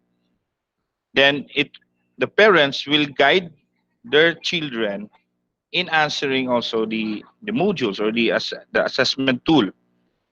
Okay, so in the part of the teacher will be the one to design the assessment to allow for flexibility in multiple modalities. In assessing our learners, teachers should be open and considers a variety of modalities in order that assessments made by the teacher really captures all the milk. Number two, communicate. The teachers needs to communicate the learners and parents or guardians the design and standards for grading the assessment. So it is very important also that the guardians, the parents, and even the learners must know also the the standards for grading the assessment. Number three, set up mechanisms to monitor and record progress remotely. Number four, give time give timely, constructive, and relevant feedback. And number five, facilitate remediation for the learners who need further guidance. So these are the tasks of the teachers during the time of assessment. So for the parents, since the teacher is the one who will prepare the assessment tool, our parents also needs to communicate with the teacher to give updates on their child's situation, progress, and challenges encountered. So it is very important also for us teachers that hindi lang puro bigay tayo ng modules, but check tayo ng output ng bata, but hindi natin na-reinforce or nagbibigay ng feedback, no? Hindi natin na-call yung attention ng parents. So it is very important also to call the attention of the parents so that we can talk with them and solve the the problems that the learners encountered, or we will also inform the parents also about the progress of the learners. Number two, parents guide their children in accomplishing the assessment task and or monitoring tools designed by their teachers. So, okay, that's the reason why we need to have also this what we call uh, track, no? Wherein in that track, doon din makikita sa doon din malalaman ng parents kung saan ba o ano ba yung dapat na sasagutan ng bata. So I hope that other schools also had this learners learning track. Then, next slide. So assessment must be made in the best interest of all learners. So actually, assessment is for the learners. Most of the assessment is for the learners, no? So assessment activities must align with the most essential learning competencies, no? Our assessment must align with the MELC, basin o atong assessment katupan sa karaan. Then assessment activities should be are reliable, valid, and transparent. Assessment activities are fair, inclusive, and equitable. Assessment activities are practical and manageable for both learners and teachers. So dapat nagbibigay ito ng convenience both learners and teachers. Then assessment activities give learners a range of ways to demonstrate their learning. And lastly, assessment activities must provide timely and accurate information as basis for feedback.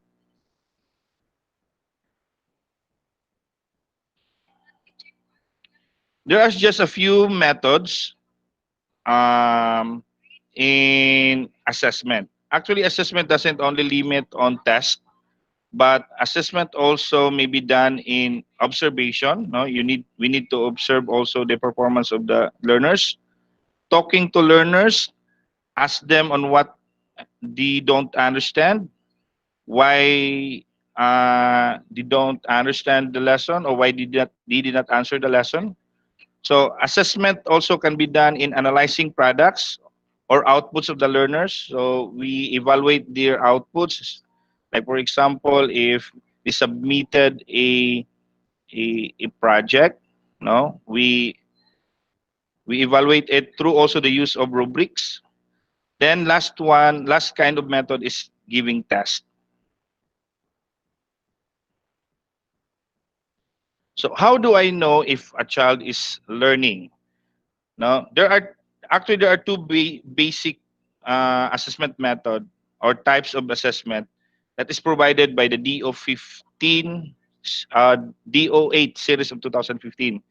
No, in assessing our students, we assess them through formative assessment and summative assessment. So we already know what is formative assessment as peer discussed by our previous presenters. So this formative assessment is a process that involves teachers using evidence about what learners know and can do to inform and improve their teaching. So this formative assessment is for learning. It is on the part of the students, and on the part of the teacher, assessment for learning and assessment as learning on the part of the student. So, ang formative assessment, dalawa yung purpose niya, no? On the part of the teacher and on the part also of the student.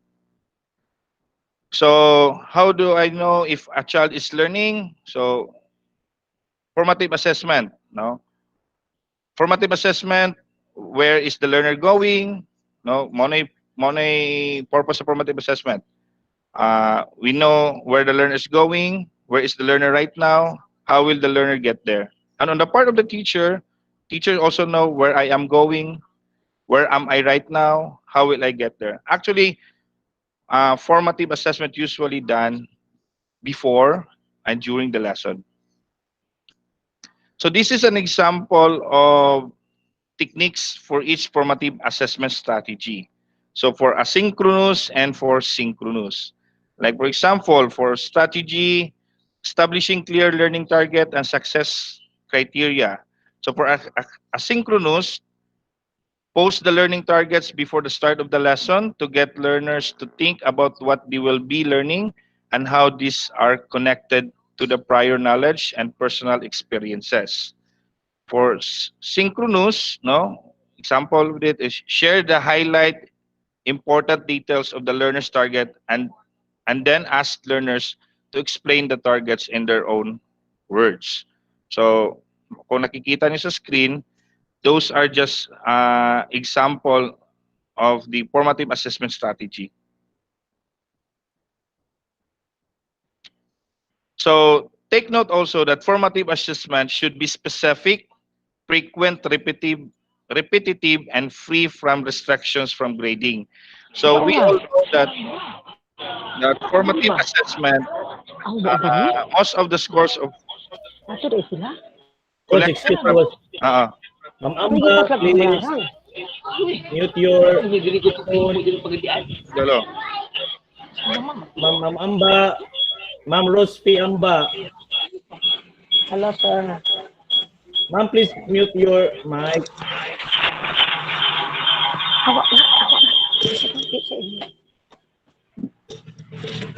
Ay, Ban. Inyot sa ni Ay, Ban. Nabadunggan ko. Loud and clear, jud kay ka, ma'am. Okay, sir. Continue. Okay. Thank you, Ma'am Amba. So we need also to take note that formative assessment should be specific, frequent, repetitive, and free from restrictions from grading. So usually, formative assessment activities, it could be checked, it could be recorded, but not graded. Because the purpose of formative assessment is to develop or to give assessment on where is the learning now, or did the competencies was achieved or not. Oh, wait. And formative assessment should target skills that are necessary to attainment of learning competencies as measured in summative assessments. So we need to remember that. As the second one is the summative assessment. So if formative assessment is done before or during the lesson, summative assessment usually administered toward the end of the learning period to measure the extent to which the learners have mastered the essential learning competencies. Actually, formative can be done also after the lesson, but usually summative can be done after the unit or a grading period. So there are two kinds of summative assessment. We have written works and performance tasks. So for written works, to assess essential knowledge and understanding through quizzes and long unit tests. So when you're going to record those scores, it falls on written works. So to be composed of items distributed across the cognitive process dimensions. Now, it is based on DO8 series of 2015, page 4, using a combination of selected response and constructed response format. For summative assessment performance tasks, now the different of this from the previous one is allow learners performance tasks allow learners to show what they know and are able to do in diverse ways. This may include products or performances, example skills demonstration, group presentations, oral work, multimedia presentations, research projects. So it can also be a written output. So I know you know already this one, the difference between the written works and the performance task that falls on summative assessment. Uh, This is the example of summative assessment that qualify as performance tasks. So subject area, learning area, example is for language. So summative assessment tools for written output, example ano niya, book or article. Reviews, essays, journals, reaction paper or reflection paper, and reports. Summative assessment na siya for performance tasks. Ang products, it could be campaign, case studies, collage, compositions, literary analysis, multimedia, production, portfolios, research, and others. For performance tasks, sa written output to sa language, book, article. But for performance, we have debates, interviews. So these are just only example. This one is for various learning delivery modalities. But for online distance learning, these are also example. For written outputs, we have blog posts on a book article review. So kato ilang mga blog post, pwede to siya mahimong written outputs. Example, gipa-post mo sa Facebook. So products niya, YouTube campaign videos, case studies, or even pictures posted on a social media. For performance tasks, you may initiate an online debates via Zoom or Google Meet, online interviews, multimedia presentation using PowerPoint or camera, panel discussion via Zoom or Google Meet, or it could be other online virtual conferences. Okay. So before I end my part, to differentiate the two types of assessment, the formative and summative, here is the line coming from Kusina ni Juana. When the cook tastes the soup, that's formative assessment because iyapanggit ihuna-una o parat ba because it is on the process pa. But when the customers taste the soup, that's summative assessment. Kaya moingon naman ng customer din, maot or lami ba ang giluto. Okay? So, I think that's my part. I will give now the floor to my partner, Ma'am Pareño. Ma'am? Okay, sir. Thank you for the soup. Okay, yan na po ko maminaw sa atuan ko sa Sige. division. Thank you guys, sir, for the explanation. Now, good morning, everyone. Naapa mo?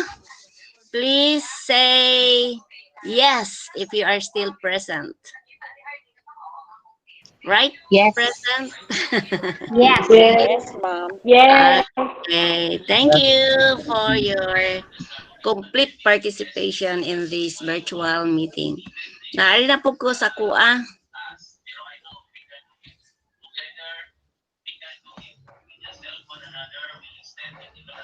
Nag-present ako. Oh, yes, ma'am. Okay, Ma'am, makita for a while na. ka muna, ma'am. Ha? Yes, For a while sa for a while. Si Sir Kent Tunggalio mag raising his hand. Sir Kent? Ano, wala na. Hello, Sige, Max. ma'am. Sorry, napindot na ako. Sorry. Okay, okay, sir. Sige, sir. Okay, sir. Okay, ma'am. Proceed, ma'am. Di lagi ko kabalo mo proceed. Ma'am, i-click na imuhang kuan, imuhang PowerPoint. Ayaw lang i-out ha sa PowerPoint na nimo nasa kuan. Ubos. I-open.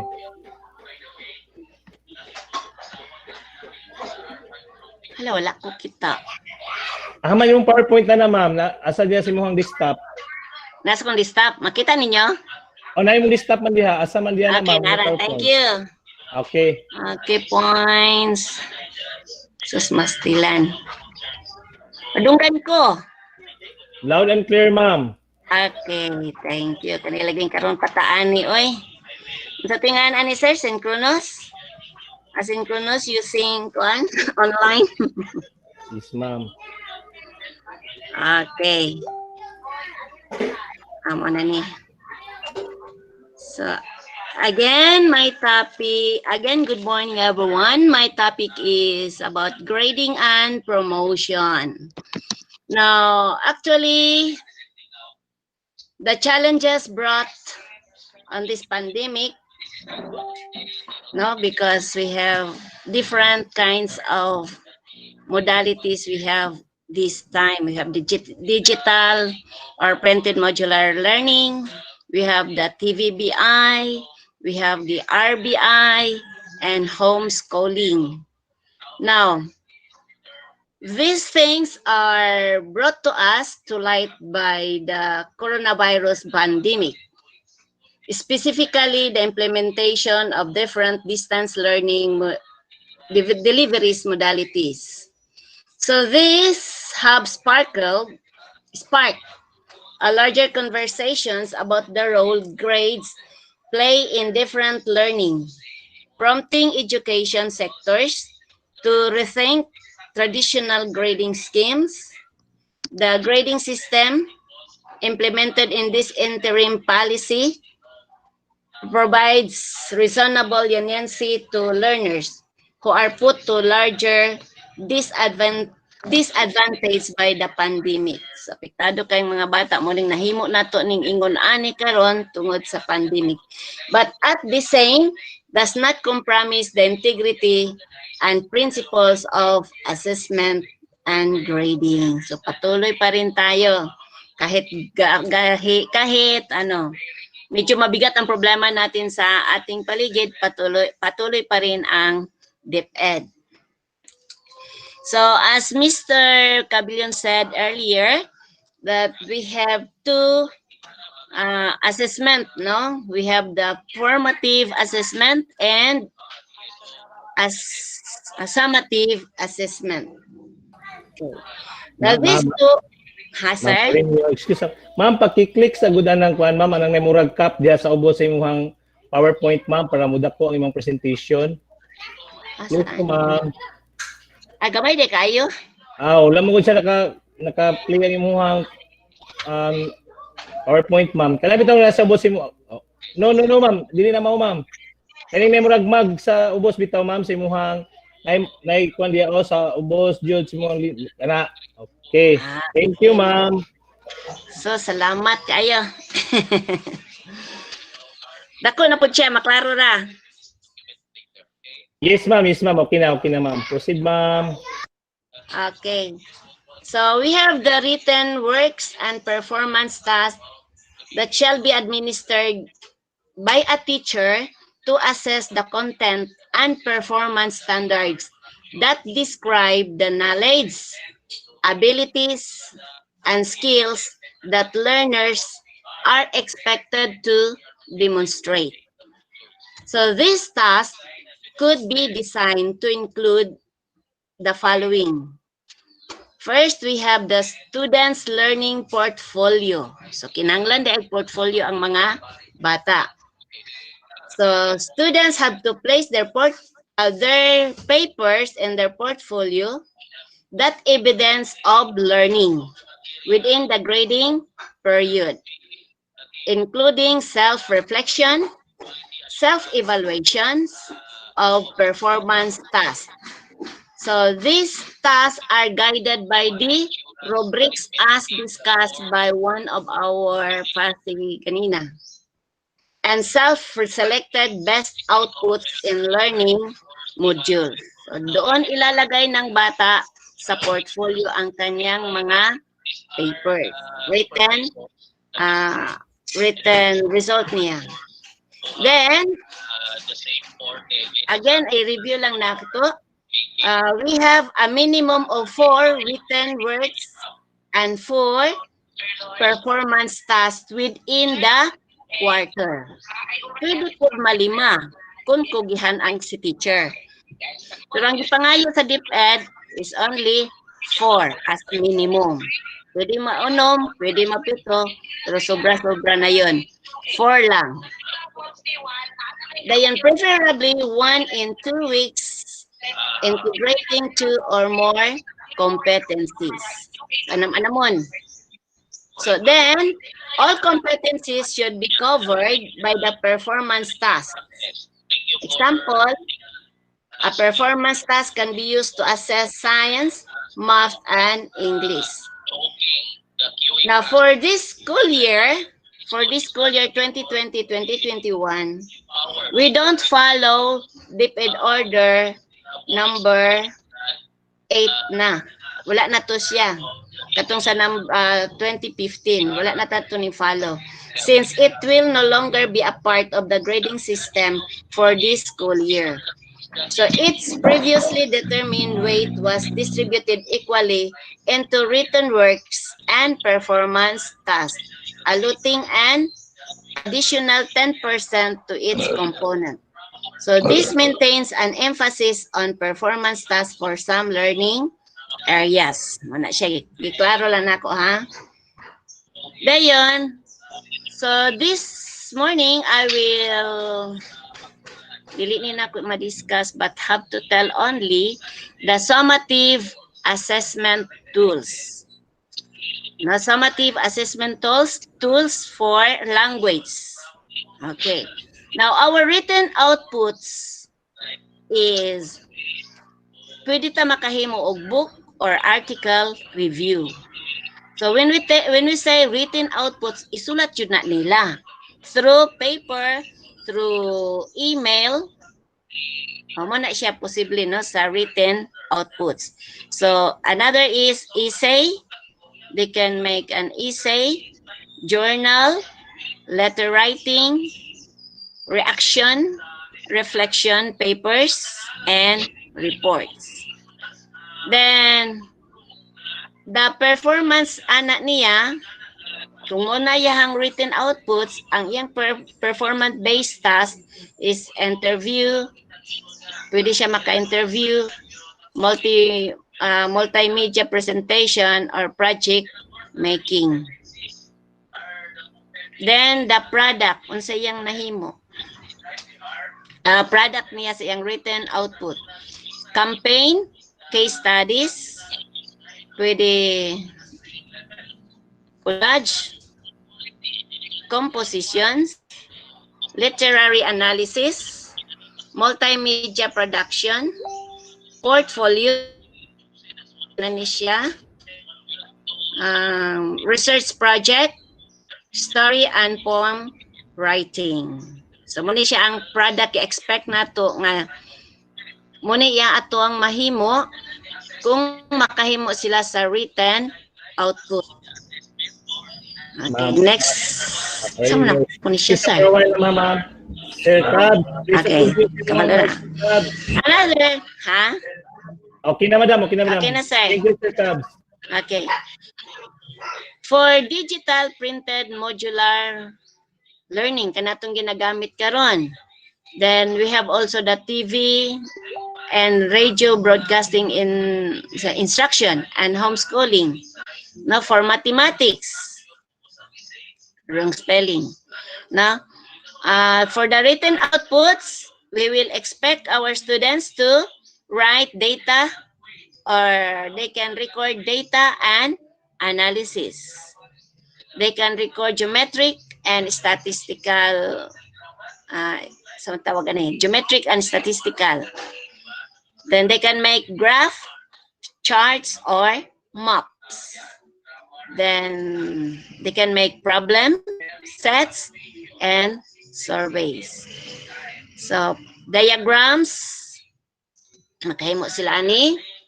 Mathematical investigatory projects, then models, making models of geometric figures and numbers and portfolios. So, appeal pa ni siya sa written output. Kaning, yes.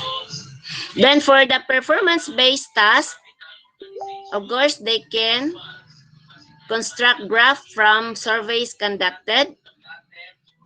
Sa high school, mali kasagaran eh. Then multimedia presentation. Kaya mo sila ani. Then outdoor math probability experience. Then problem posing, reasoning and proof. Using manipulatives to show math concepts and solve problems.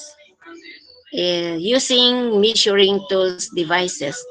So, kaya maning written output sa mga bata sa elementary kaning data recording, pwede ni siya, geometric and statistical, pero the more gini siya sa mga secondary students nga mahimo nila.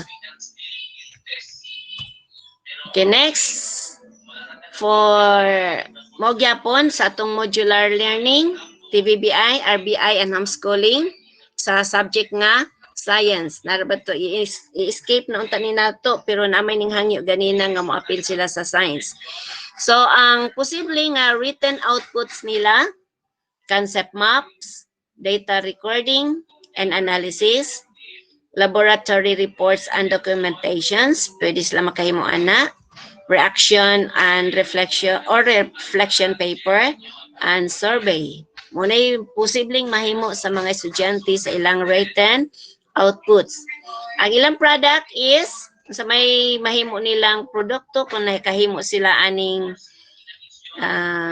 recording, laboratory reports, kung sa diha, posible ang produkto nila is investigatory projects in science, models and diagrams construction, prototype building, or research paper. Mato na ni sa senior high school siguro. Kay murag lisod kay ni sa elementary ring research paper. Then ang ilang performance-based task ana is designing and implementation of action plans, designing various models, doing scientific investigations, issue awareness campaign, presenting COVID-19 problems, laboratory activity. So sila na gyud mismo ang mohimo aning mga performance. Kaning written outputs, sulaton ra gyud na siya. Okay. Then another performance-based task for science, we have the multimedia presentations. They can make it. And then simulation, pwede nila. Then skills demonstration, verification, experiments. So pwede yun na ninyo, pwede yun na siya mahimo. Dayon sa aralpan. So example sa summative assessment tool sa aralpan, sa written output, pwede sila makahimo og concept maps and organizer, essays, journals, news writing, pwede ninyo tahasan mga bata nga magsulat ano ba ang naririnig ninyo sa radyo, naririnig ninyo sa TV, yan, or news, making news, or article review, reaction and reflection papers. So, pwede sila makasulat ana.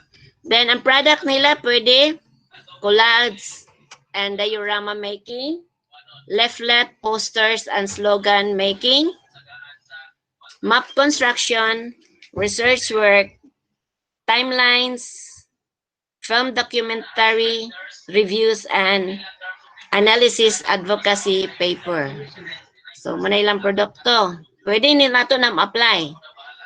Then, for the performance-based task, pwede makaya nito ng mga bata ang pagkuha, community involvement or community service.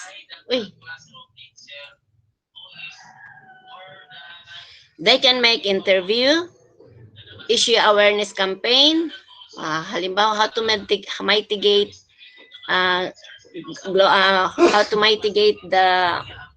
sa problema ng ating kalikasan ngayon, pwede sila makagawa niyan.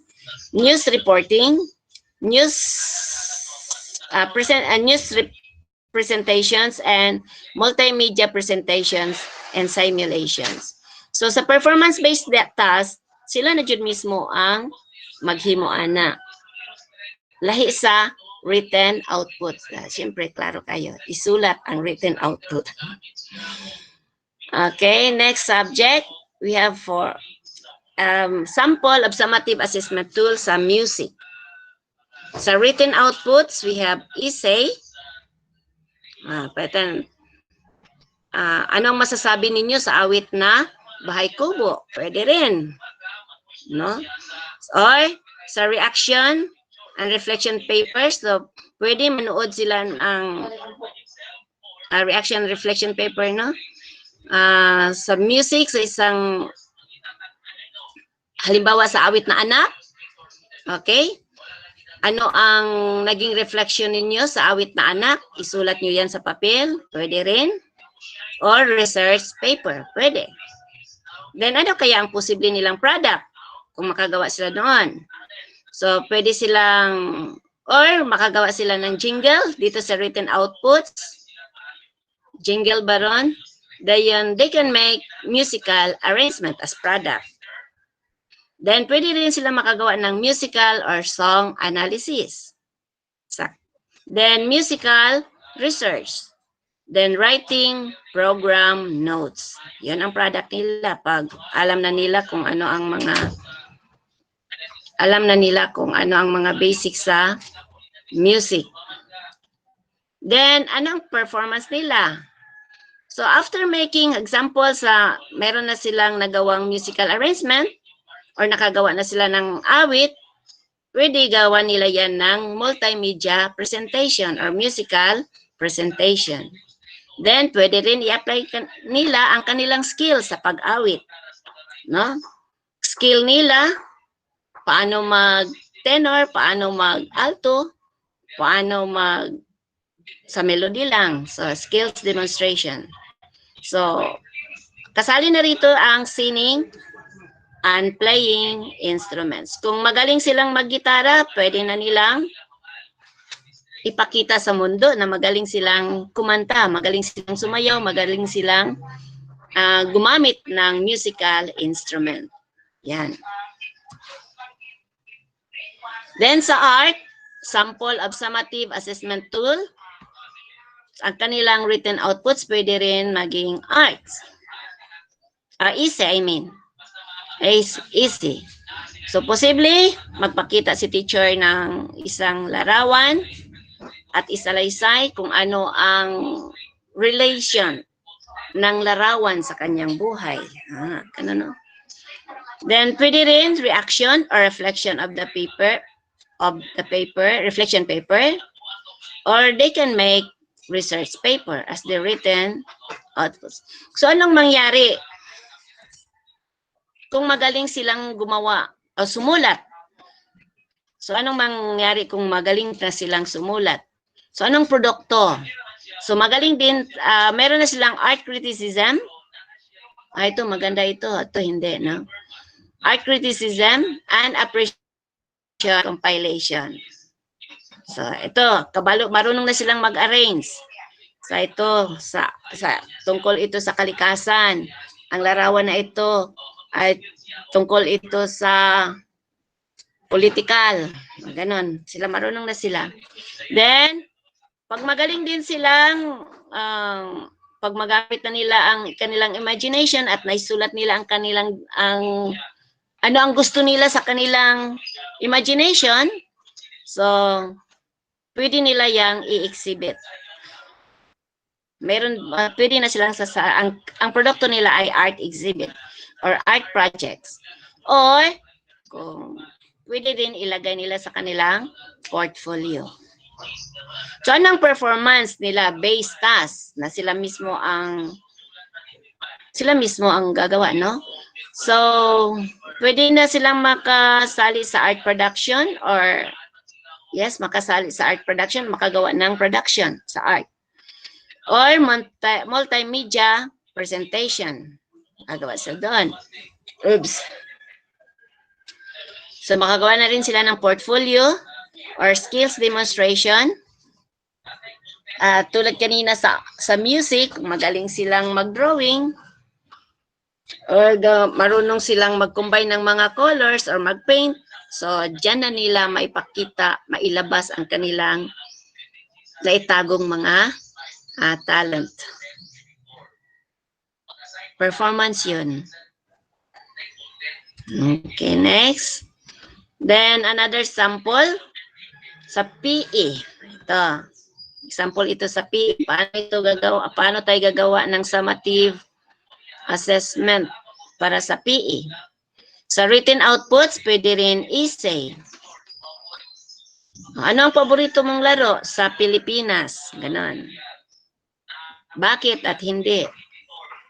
No? Reflection ba yan? Asa man i-appeal? Sa reaction? Reflection? So, muna siya. Basta may sulat lang niya. That is already a written output. Or they can make you their own game. Pwede yan sa written output. So, anong produkto nito? So, pwede silang magkaroon ng article or journal review. Pwede rin silang magkaroon, maging personal fitness and health logs and portfolio pa rin. So, yan. Then, ang performance nila. So, ang performance nila ay, makagawa sila ng sarili nilang exercise or personalized exercise program. Siguro sabihin niya, ay, hindi pala pwede laging matutulog, no? So, dapat mag-exercise. Gawin ko ito tuwing alas 5 ng umaga. Ganon. So, magkaroon na siya ng programs sa pag-exercise. Or, magkaroon siya ng physical activity participation. Tulad ng mga babae dyan sa plaza, meron silang Zumba every Saturday na makaparticipate sila doon. Then, physical activity fitness assessment. Na kailangan, lalo na sa mga matatanda, kailangan magkaroon ng breathing exercise at least 5 minutes a day. Yon. Or, may pakita din ng bata ang kanyang galing sa sa basketball or sa volleyball or ganun. So, yun ang performance niya. Okay, next is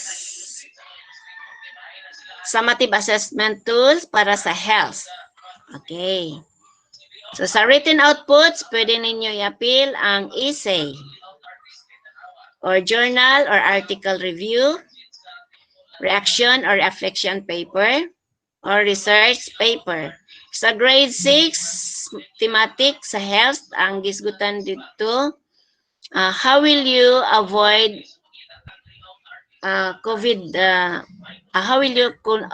do to avoid the virus? What will you do, no? So, isulat nyo yan. Yan. So, written outputs yan. Then, ang product, pwede silang makagawa ng journal responses or personal fitness and health logs and portfolio. So, sa performance-based nila, pwede rin silang makagawa ng personalized fitness and health program. Or maging aware sila sa mga issue ngayon or issue awareness campaign. So, yan ang sa performance-based task. Next is sa ESP, Edukasyon sa Pagpakatao. So, example sa teacher na magagawa niya para sa written outputs is essay, journal writing, journal article review, reaction or reflection paper. So, marami yan. So, ano ang product niya? Pag magaling na siya dito sa written outputs. So, mayroon siyang product na argument analysis, expressing feelings and ideas through art and activities, then journal responses, song, poem, jingle, or ano-ano. Next, sa performance-based task. So, anong mangyari sa bata kung magaling na siya sa written, sa pagsulat, no? Sa ESP. So, possibly maging issue awareness. So, maging aware siya sa mga issues ngayon, no? Or magkakampanya siya na wag na tayong magtapon ng basura sa ilog, ganun. So, yan. Presentation and multimedia presentations. Pwede rin. Oops. Then, next is personal action plan.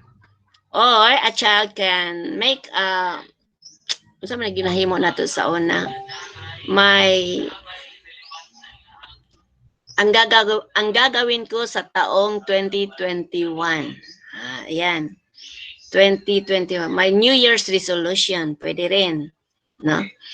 Dayan, magkaroon din siya ng sitwasyon or analysis. So, maraming magagawa, no? Pag marunong ang bata sa written, sa pagsulat, so, maraming din siyang magagawang performance. Sa EPP. Okay. Sa EPP.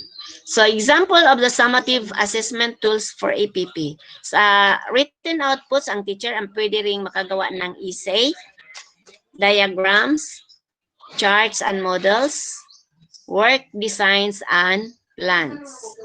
Okay, pag magaling na siya sa pagsulat, ano ang posibleng produkto niya?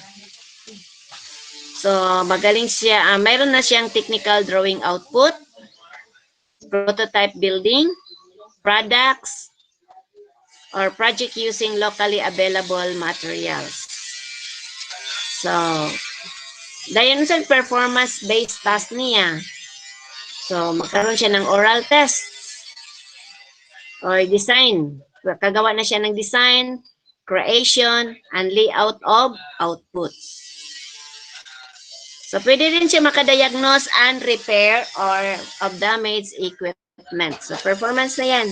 Hindi na yan pwede isulat kung nasira na ang isang paa ng kanilang table, ng kanilang mesa. So, pwede na siya maka-repair. That is performance. Napa mo? Hello?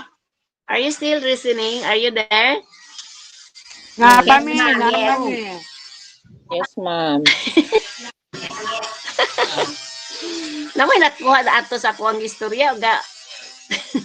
Namoy nasabtan ato? Yes, ma'am. Daghan jud. Ayun na lang, ma'am. Ma'am, daghan kayo, mami, daghan. Nagbimisaya mo kita ni. May nang Bisaya kaya masabtan. Okay. So we have here sample summative assessment that qualify as performance tasks in various learning delivery modality.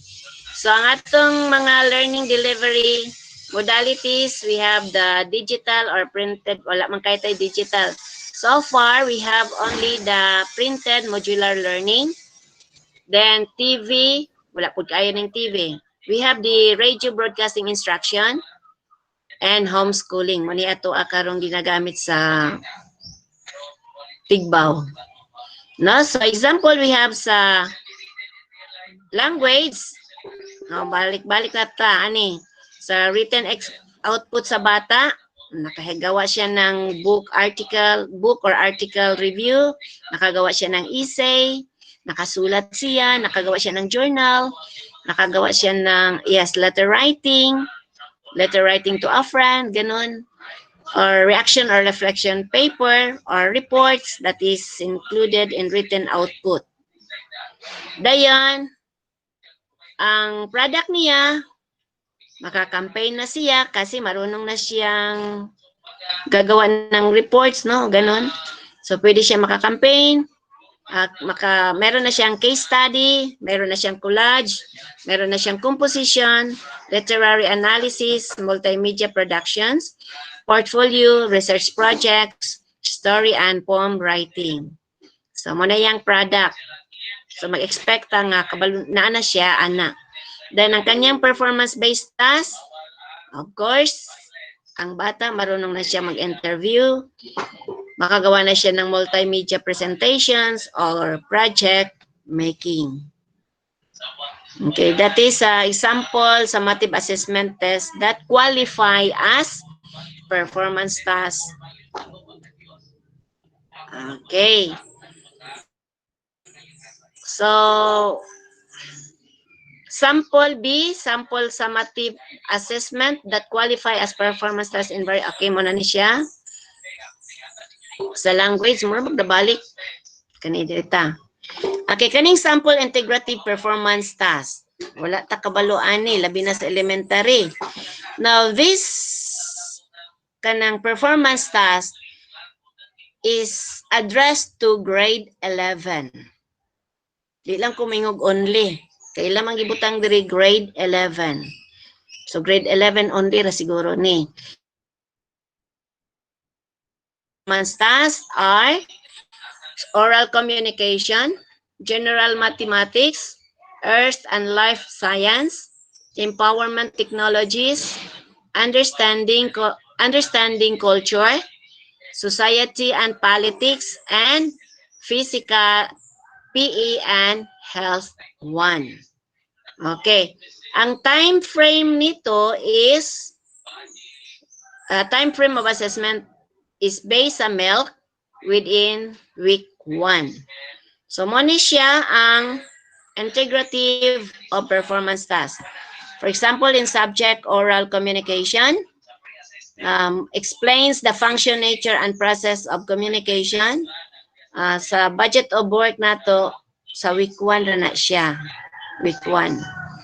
Di kay ko ka-explain ani ay. Di ko kay kakuan ani. Basta mo na siya nasulat diri, sample. Hi na, madam. Sa general mathematics, representative. Ha? Sa senior Sir, high any school. comment po? Yes, sa grade 11 only, sir. Oh, yes, ma'am. Sa senior high school na, ma'am. Kani siya. Isa ra Yes, gyud ma'am. ni siya sa tibuok. Isa ra gyud ni siya, sir, sa tibuok tuig. No, ma'am. Nana sa Or kanang only sa siya, week ma'am. 1 or ana po Naka-assign na siya, ma'am. For example, kanang or naana po lain ani sa week 2. ma'am, Anyway, sample lang man ni siya. Di ko kabalo sa grade 11.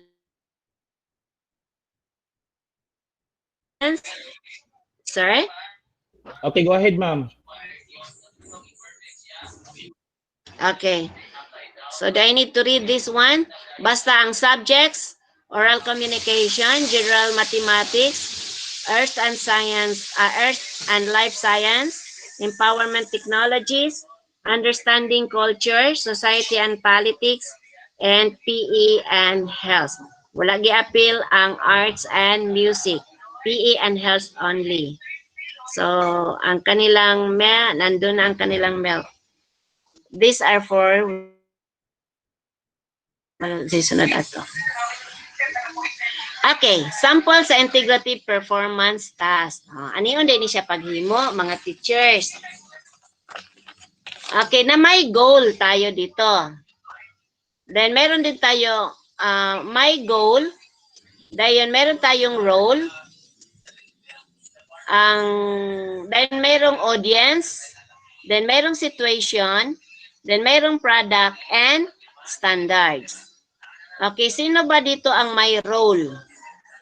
Ang may role dito ay ang mga learner. The learner here is an analyst, researcher, and an influencer of personal and social awareness and initiatives for global stewardship. Nindot, no? Analyst na ang bata, researcher na siya, o influencer na siya. Sino ba ang audience nito? Ano naman sa ako ang kuan? Wala. Wala.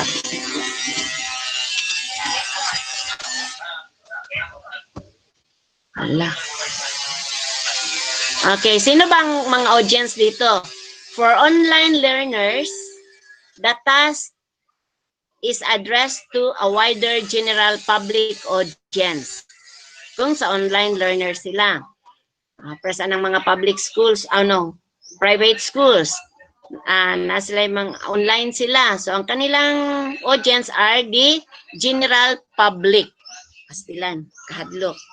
In different social media platforms. So, pwede sa Facebook, pwede sa Twitter, pwede sa YouTube. Depende kung asa nila isulod ang ilahang work. Then, while offline digital learner, muna ni taga-Tigbaw, wala man taan ng online, ang audience nato, ang audience sa bata is addressed to their family members and immediate community. Okay. So, merong goal dito. So, ang goal, example the learners predict the number of COVID-19 positive cases in the Philippines after the 60th, 90th, 120th, and 150th, and 180th days using the functions. Kung atong tanawon, 60, 90, 120, 150, 180, that is simple linear regression model. Simple linear regression model presented in the study of Medina 2020 about preliminary estimates of COVID-19 case fatality rate in the Philippines using linear regression analysis. Nya kana siya, makita din na siya sa MELC, sa general mathematics. So using the data, moto 60, 90, 120, 150, 180, moto linear regression, So using the data as the background, the learner explains the implication of the predicted information about the pandemic in relation to society through the perspective of anthropology, sociology, and political science. Makita gyapon na siya sa milk. Ang sulod ana is content ana niya sa milk is understanding culture, society, and politics. Huy, ngunana na dahil ng grade 11. Wala dahil na kay sila. Mura nag mga abogado hapit. So after the discussion, the learner shares insights starting from his or her personal self-check on health-related fitness, status, and implication of the pandemic lockdown to his or her changes in physical routines, habits, and diets. So kani siya, makita na po ni siya sa milk sa PE and Health 1. Kato siya. Then after the self-check, the learner extends his or her observation of the changes from personal perspective, going to global effects of the pandemic. Wow. So gikan day na sa self, paingon sa padako na no, pandemic. Sa global na. Then encourage learners to search online articles. Ayun na pala. Kailangan jud ay ang mga grade 11 doon na sila kanang internet or consult TV and radio news and read printed articles about them. This may include mortality of man as organisms of the earth and how the lockdown affects environment and earth subsystems due to the cease of the normal human activity. The learners may highlight how unique Earth is,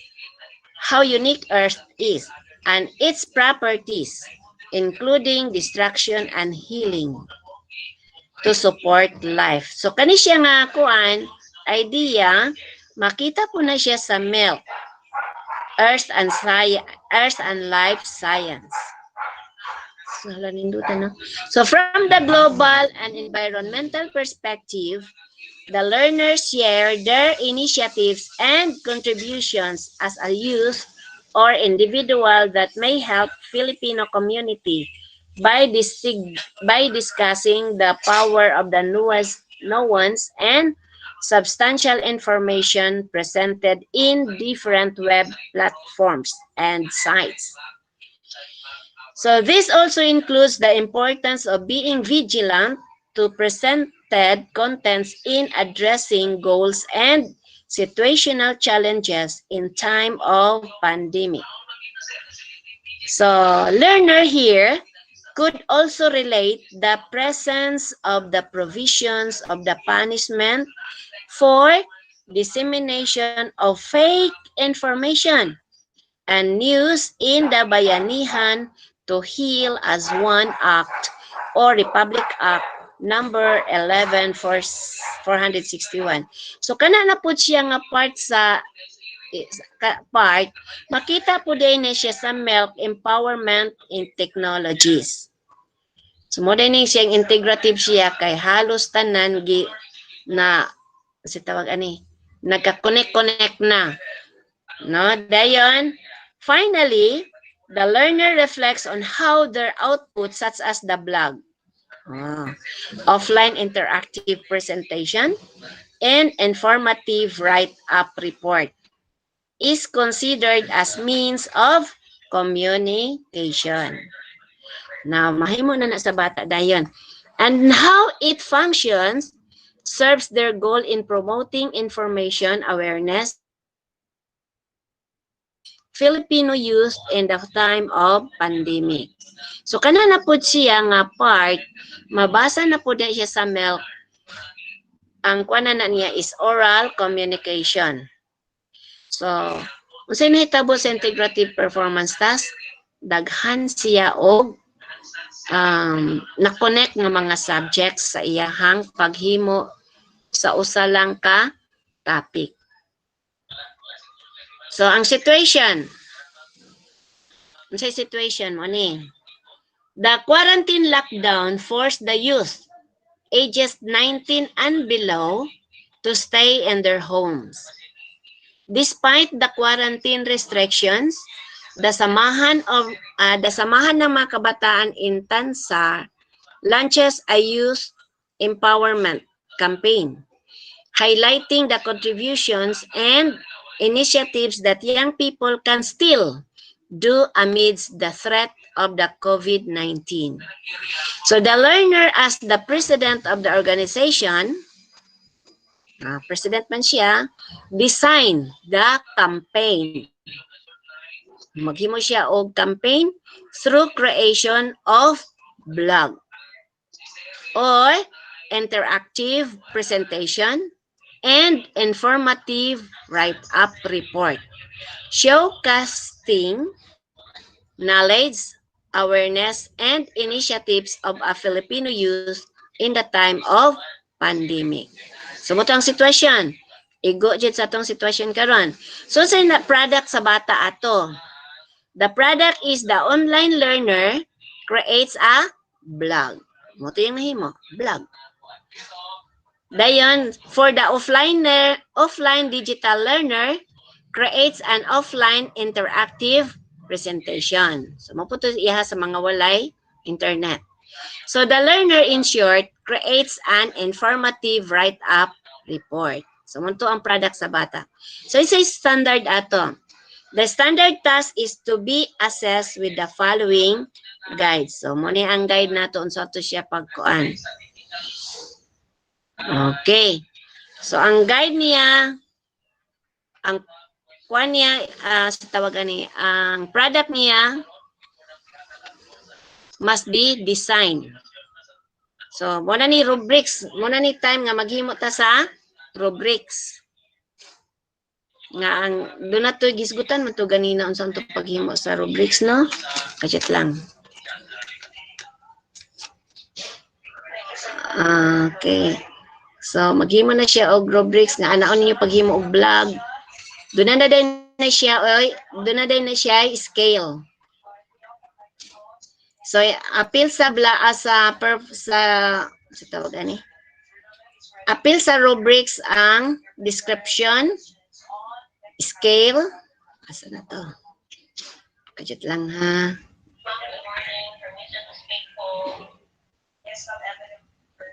Andilin ako. Basta nisgutan to ganyan na.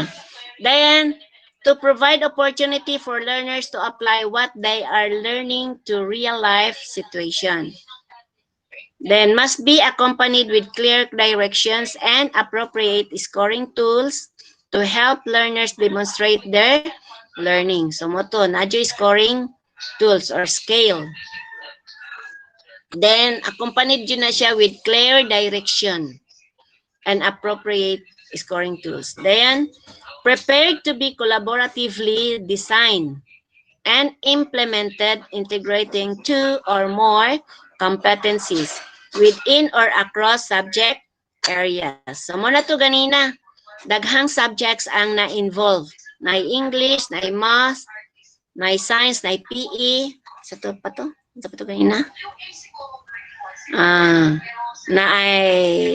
Na-Science, na-ay empowerment technology, doon ay oral communication. So, daghan na ang involved sa integrative performance tasks. Next, then to be accomplished flexibly to consider time and available resources. Si teacher, kung lang kita, nalante ample time to wait our students to pass their product. Dili lang po nato sila isig-isigon kay doon na rabay mga istorya nga naay mga estudyante nga naghikog tungod sa module. So, flexible na lang ako anang gyud. Si tawagan na giving balik lagi na. Hatag lang kita insaktong time para sa ilaha. Okay, balik ta ha dire. So how do I know if a child is learning? So usually, administered assessment toward the end of a learning period to measure the extent to which the learners have mastered the essential learning competencies. The result of which are recorded and are used to report the learner's achievement. So, dito na, paano kung ang bata walang nagawa? Paano ang bata hindi gumawa? Yan ang common problem, labi na sa third section. Si mama po, si papa hindi tumulong sa paggawa ng ginawa ng bata. So, zero siya, dili siya kapasar. So, unsay mahimo nato ana? Murag isgutan man to ganina. Unsay mahimo nato ana? Para matabangan nato ang bata kay tungod sa pandemic, dili po ta siguro mo kuan nila mo judge dayon. So bawal ang judgmental. May nga ay bugo mo na sila tanan. Di man na sila kabalutanan. So kuan na, lisod na. So what's the role? A role, I mean. So what's the role of a gadget lang. Wala lagi eh. So what the role of the teacher? So the role of the teacher is to design the assessment to allow for flexibility in multiple modalities. So pwede ta, more na siya na mo design tag assessment. Then communicate to learner and parents. Importante ni siya nga maistorya na to ang bata. Yes. Maistorya na to ang bata or parents through text or tawag ani or sa messenger or sa cellphone, no? No, kumusta? Bakit hindi mo ito nagawa? Ganon. Kumustahan?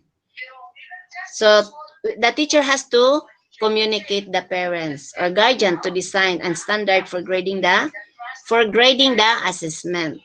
Ayun, sabihin natin na kailangan man itong magawa niya, sir, para magkaroon siya ng grado. Okay. So siguro mo na ang parents anak. So the role of a teacher is to setting up mechanism to monitor and record progress remotely. So i-record na to karong si manahon na mo niyang gihimo. Pagka ani nga si manahon na mo na pud ang gihimo. So muhatag jutag, we have to give time dayon. We have to give time to communicate the parents then in a constructive way. Dili gyud ta moingon, uy pagkabugo sa imong anak gyud di ay kay wa gyud kahimo ani. Uy mga kauban nga mga tutudlo, dili gyud na nato buhaton kay musamot gyud sila kaok-ok kung ato silang hukman nato sila. So constructive gyud ang ato ang himuon. Or pwede rin mag home visitation. Pero magpipii ka. Kung todo ay muhang pipi. And relevant feedbacks. Dayon, another role of a teacher is to facilitate remediation for learners who need further guidance. Mo ni siya. So kung kinahanglan jud ang bata nga ibalik nimo tong module kay wala gid sila kabalo para sa mathematics sa grade 6 nga lisod kaayo, addition and subtraction of fractions, pagkalisura man gyud as mga bata. So ibalik yun na siya nga topic para lang matabangan ang bata.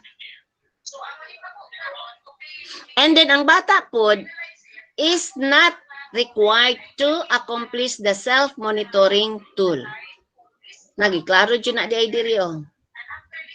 Is not, learners are expected to be proactive in updating their teacher of their situation, progress and challenges encountered. A non-mandatory self-monitoring tool. So dili siya mandatory. May be accomplished independently or with the assistance of their parents.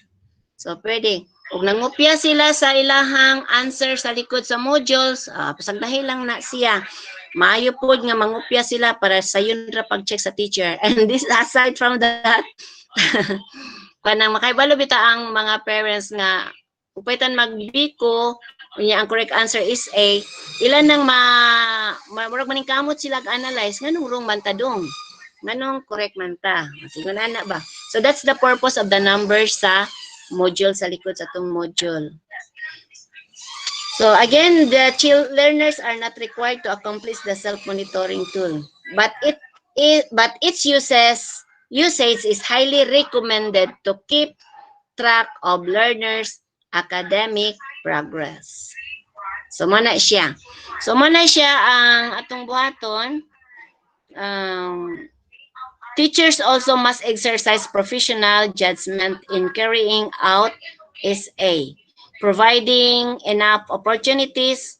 Lain pa atong sa meaning sa SA, summative assessment carrying out summative assessment, providing enough opportunities for learners to practice and to redo their work whenever necessary, so that they can reach their learning targets with the least amount of pressure. So muna to kung ganyan nga, pwede mag-utro si teacher og himo sa maong assessment.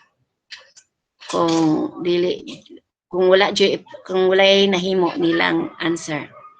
So teacher professional judgment matters. Muna akong istorya ganyan na. So insightful decisions informed by professional knowledge of curriculum expectations, context, evidence of learning, methods of instruction and assessment, and the criteria and standards that indicate success in student learning. So, na siya. So, conducting assessment remotely. So, objectives of the assessment task, ikuan na siya. Roles of learners and parents, guardians. Muna ni siya. Ako din i-appeal ang role sa parents po, no?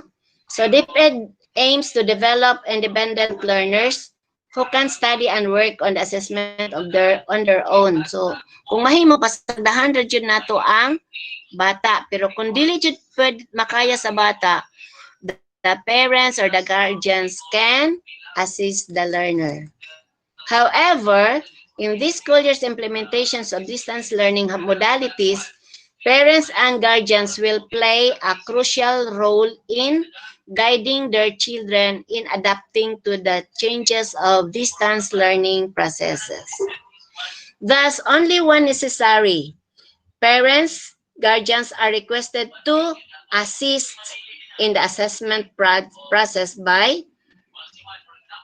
ang ilang mahimo communicating with the teacher to give updates on their child's situation, progress, and challenges encountered. So sila yung unang mo paibalo sa teacher kung ano na nangyari sa kanilang module at sa bata. Then, the role of a parent also is to guide their children in accomplishing the assessment task and or monitoring tools designed by the teacher. Guiding ra unta sila, mo guide ra, pero wala tay mahems kung tudluan jud nila or sila na jud ang mag-answer. Kaya unsa wala man ta diha. Dili man face to face ang atong gihimo. So, anak na lang yun. Daw ato nakamaturan nga naata sa pandemic karon. Then, procedure and expected timeline, kinahanglan na adyo kay gihimo nga timeline nga aron di puta malangan sa ato ang pag-check sa atong papel sa ilahang mga outputs. Then the procedures are properly instruct to the parents. Then standards and rubrics, klaro sad ning standards and rubrics. So murag gisgutan naman na ganina. Then consult learners and when necessary, parents, guardians to allow room for adjustment. So magkinahanglan jud ang communications para walay away, walay libakanay.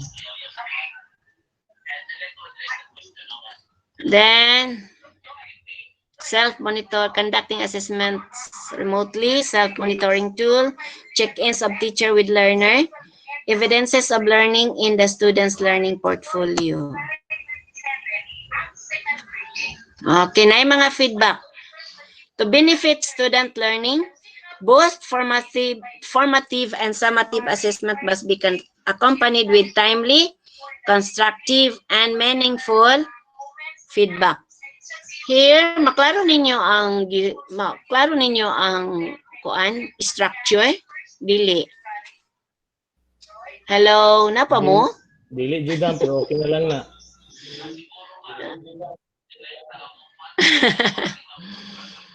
Okay, dili jud na. So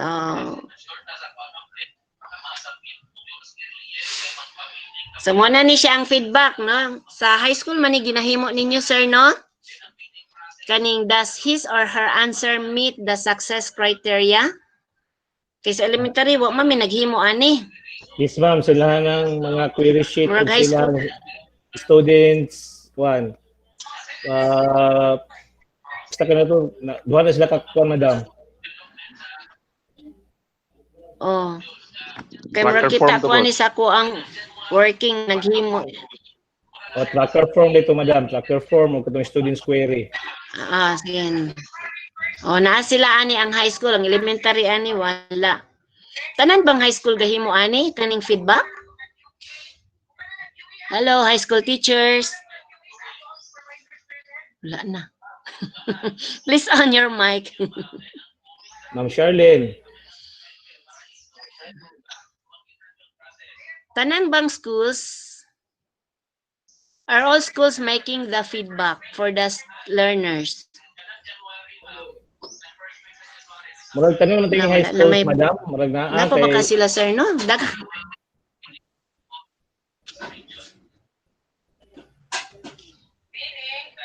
Kaang tigbaw na ani. Ambot lang ka ang ubang schools ani. Ako pa nag-i-istorya? Yun lang siguro. Ang gibutang diri kay does his her answer meet the success criteria? Yes or no? Kung yes, is his or her answer correct or incorrect? Dayon do na day kung correct, what did he or she do well? Kung incorrect, how can he or she elaborate on the answer? Dayon ubusan na where did she or he go wrong? Asa siya nasayop? Or what is the correct answer? What is other information is needed to meet the criteria? Ana, kung correct yang answer, what strategies did he or she use? Mana siya. Kung wrong po siya, what is wrong? What is wrong and why? Why is wrong? Tanino. Then what is the explanation for the correct answer? Mana siya. So, what information is needed to meet the criteria? Okay, ang naabos na. What is his or her understanding of the concept knowledge? Hasta kakuti man di ay ani, no? Related to the task. Then, what other informations are provided in the handout? Apil na siya dito. So, kato siya mga information search strategies. What are the relationship with the other parts of the task? What other questions can he or she ask about the task? Task kayo, sir. Muna siya. Basta maghimo og feedback ang I do not know if elementary teachers has to make feedback also. Wala mo may kuan. Gimo po tingali mi. Maghimo po tingali mi. Sige, proceed ko kay di po siya kay maklaro. Then, muna ni siya, remediation.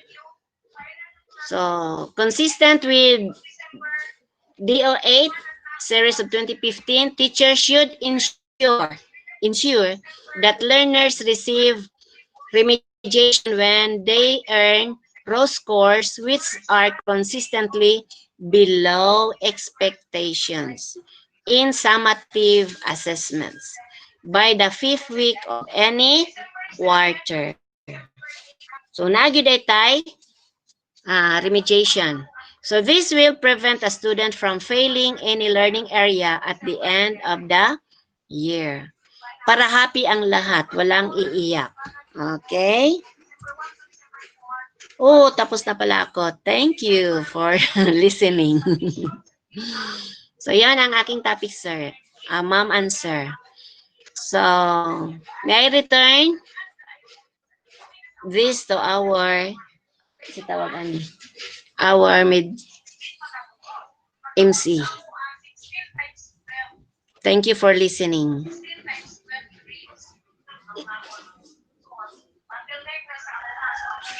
Welcome, Mommy. Back to you, sir. Back to you. Okay, Madam. Thank you, Ma'am Sherry.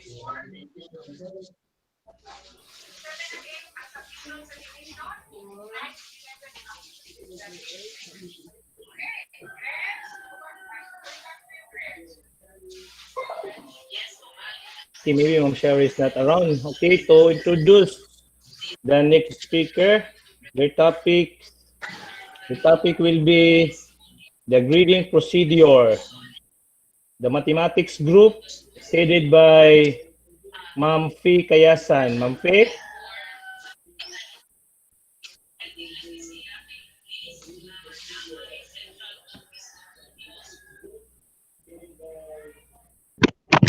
Hello, sir. Ayaw, i-on ako. Okay, ma'am. Ay, ako, diba? Ano?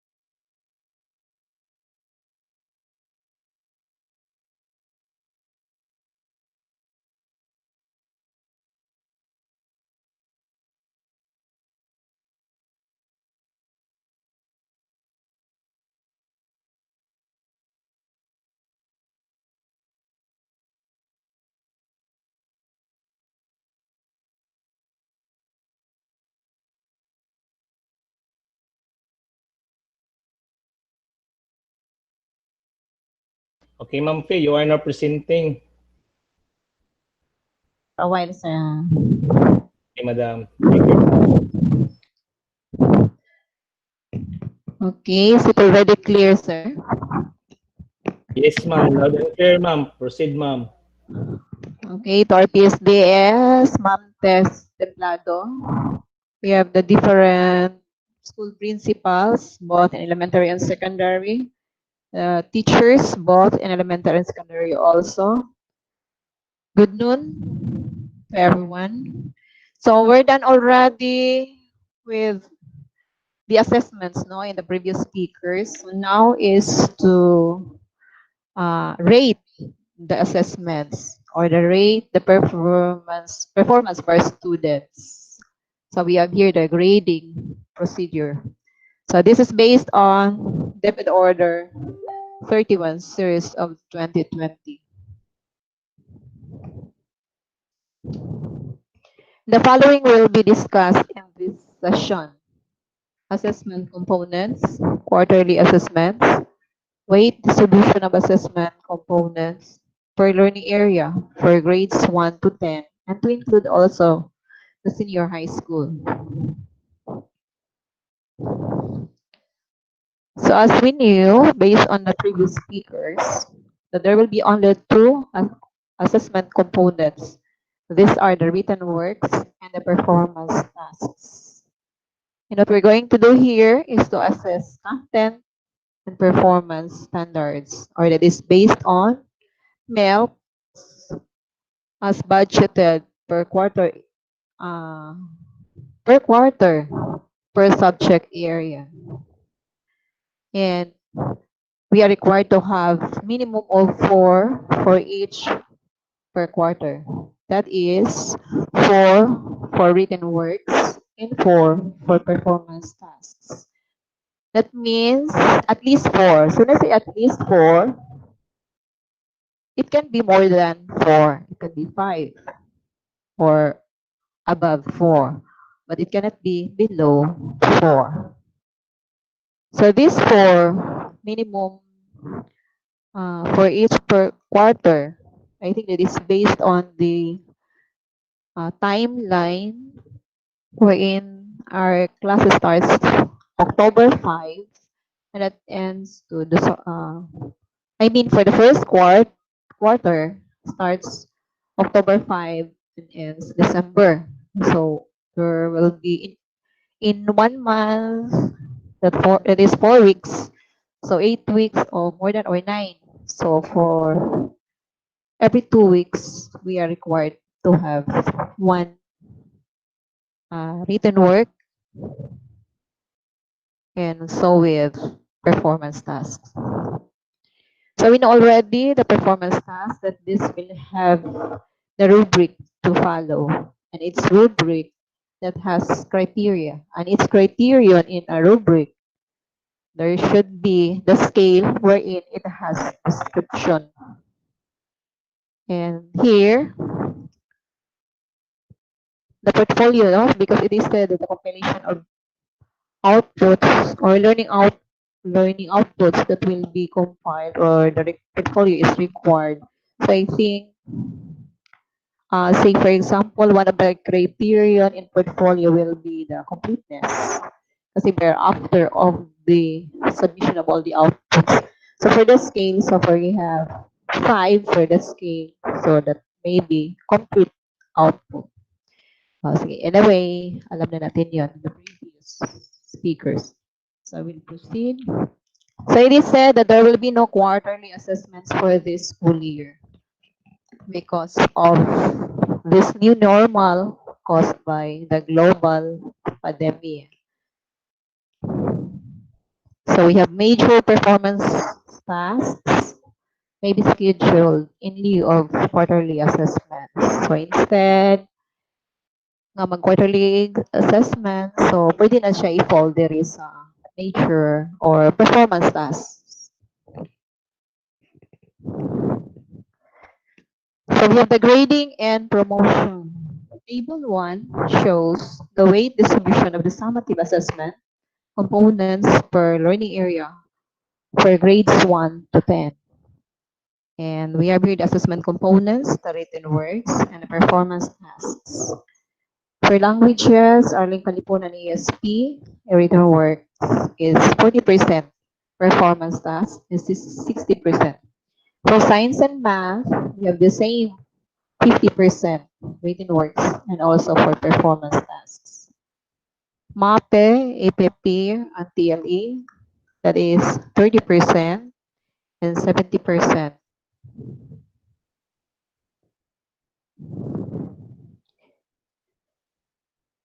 In for senior high school, the same assessment components, the written works and the performance tasks. For the core subjects, 40% for written works and performance tasks is 60%. All other subjects, 40% also and 60% also. Then for work immersion, this is for the academic track. Work immersion, research, business enterprise, simulation, exhibit, performance, both 50% for written works and performance tasks. In all other subjects, work immersion, research, exhibit, and performance for technical, vocational, and livelihood, sports, arts, and design tracks. 30% for written works and performance tasks, 70%.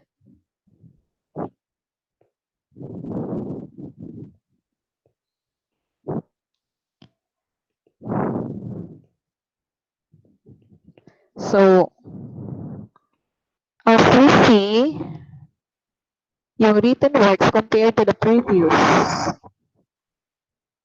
share of percentage, indako na ni siya, no? 40%.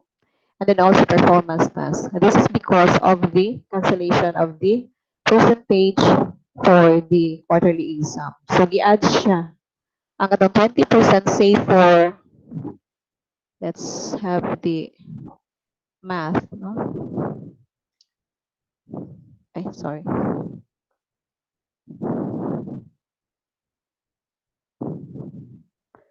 So for math, we have 50%. So before that is 40% and also performance that is 40%. So yung 20% for quarter exam that is being divided into two and then distributed to written works, 10% so becomes 50% and 50 also for performance task, which is in the previous 40%. So pareha rin hapon sa uban. So nila ko ang quarter, aning na ko ang ilahang percentages for this two assessment components because of the sharing of this quarter exam percentage.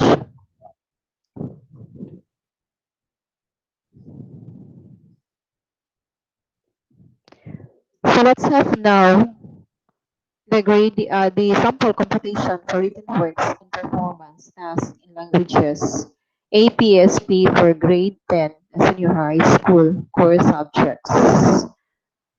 So written works, we have 40%, and performance tasks is 60%. So naman siya ang katong sharing kanya or percentage for these two assessment components.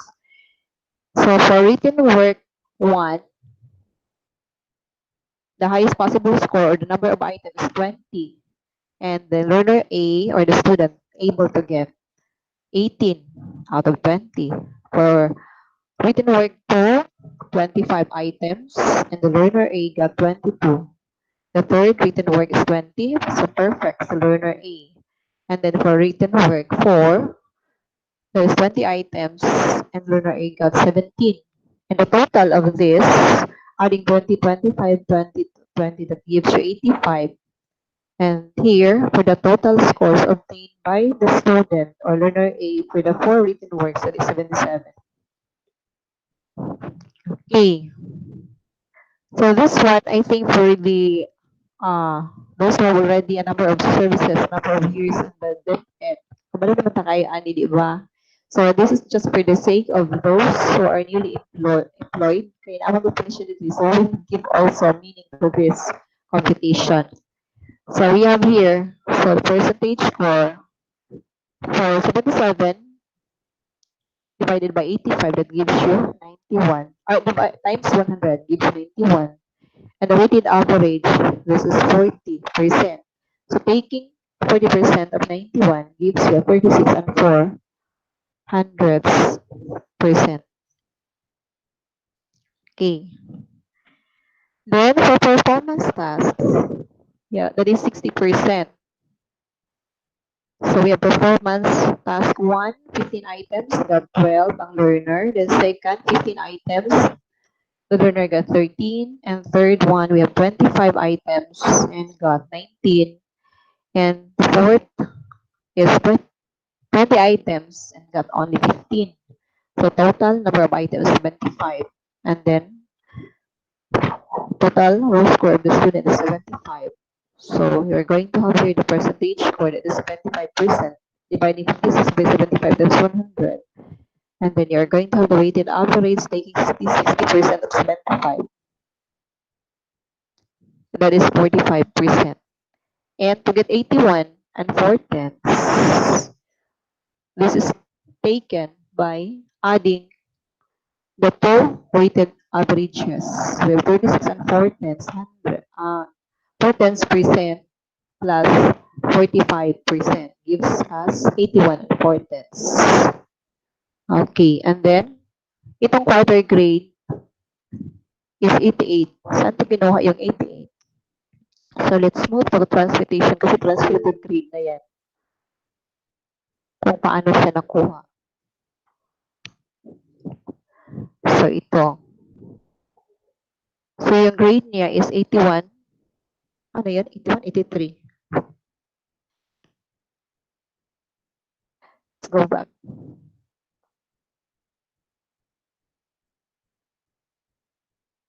So 81 and 4 tenths. So bakit naging 88? So let's look at using the transmutation table.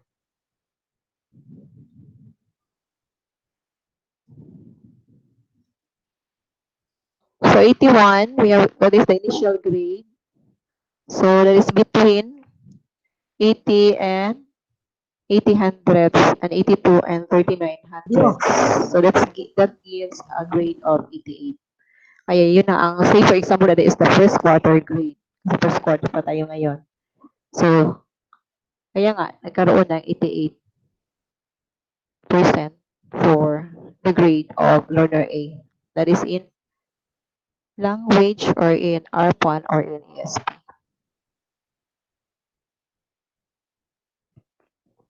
Okay. Sorry.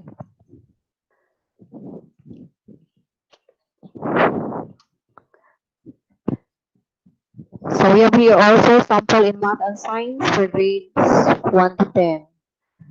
So same, we have the highest possible score. Naka-plus tayo yung mga kwan o tagupat-upat gihapon ang iyang written works. And then performance task also. And then we have learner A, got 77. Then 50% of that, the percentage score, 77 divided by 85 plus 100 is 91 times 50%. Then we have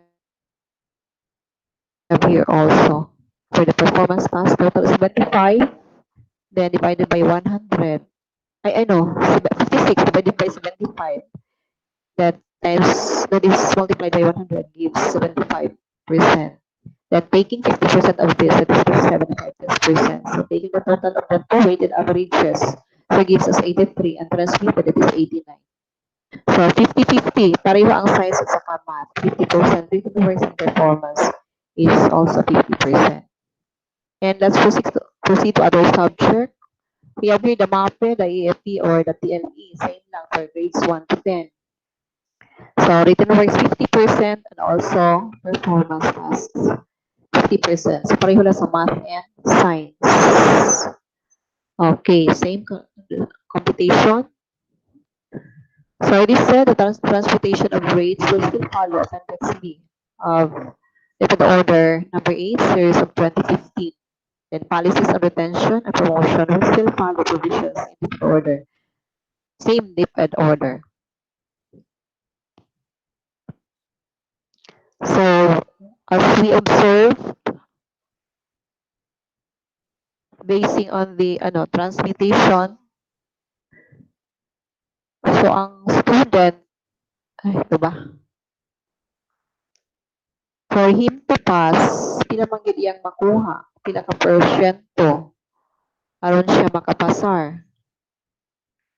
So we will look at here ani nagkagrado og 75. 75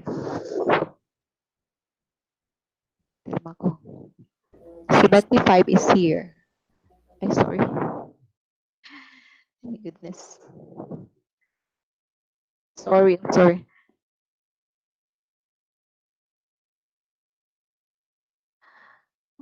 My goodness. Back, ma'am, back.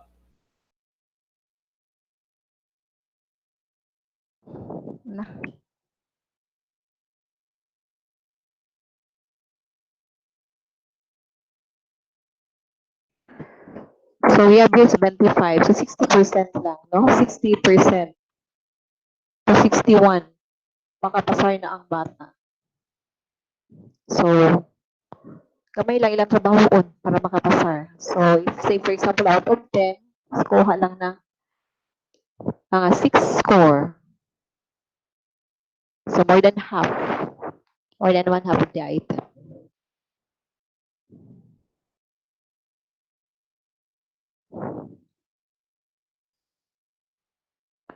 So, this is the last slide of my topic. I have my companions. We had our two speakers. We have Sir Wabi Mejos of Nilo National High School and also Ma'am Soon of Jana Countryside Elementary School to talk the remaining two subtopics regarding grading procedure. That is all. And thank you and good noon. Unless there are questions. Anything? Because of this is regarding computation, We do not use anymore, we will not compute any more, grades manually because we have the e-class record. So what we need is just the input. As we enter the scores, automatically it will give us the grades. Okay, again, thank you. Sir, ma'am? Hello? Okay, sir. Proceed, sir. Okay, sir. Thank you, sir. For a while, sir, Ma'am Faye. Please Yes, mute sir, sa yes, imong sir. mute sa Ask of imong mic, assistance. sir. Oh, madam.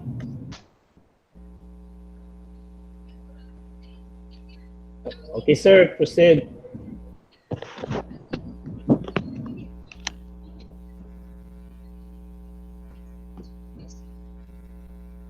Okay, good morning to each and everyone. Sir, madungog ra ba, sir? Okay, sir. Loud and clear, sir. Proceed. Okay po.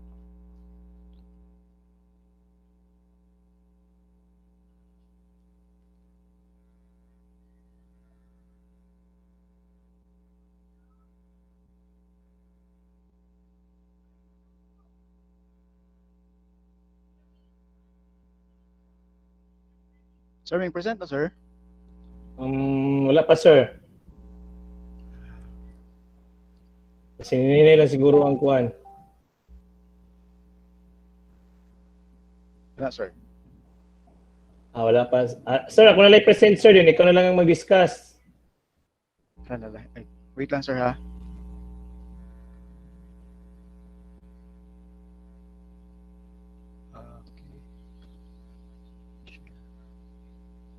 Wait lang, sir.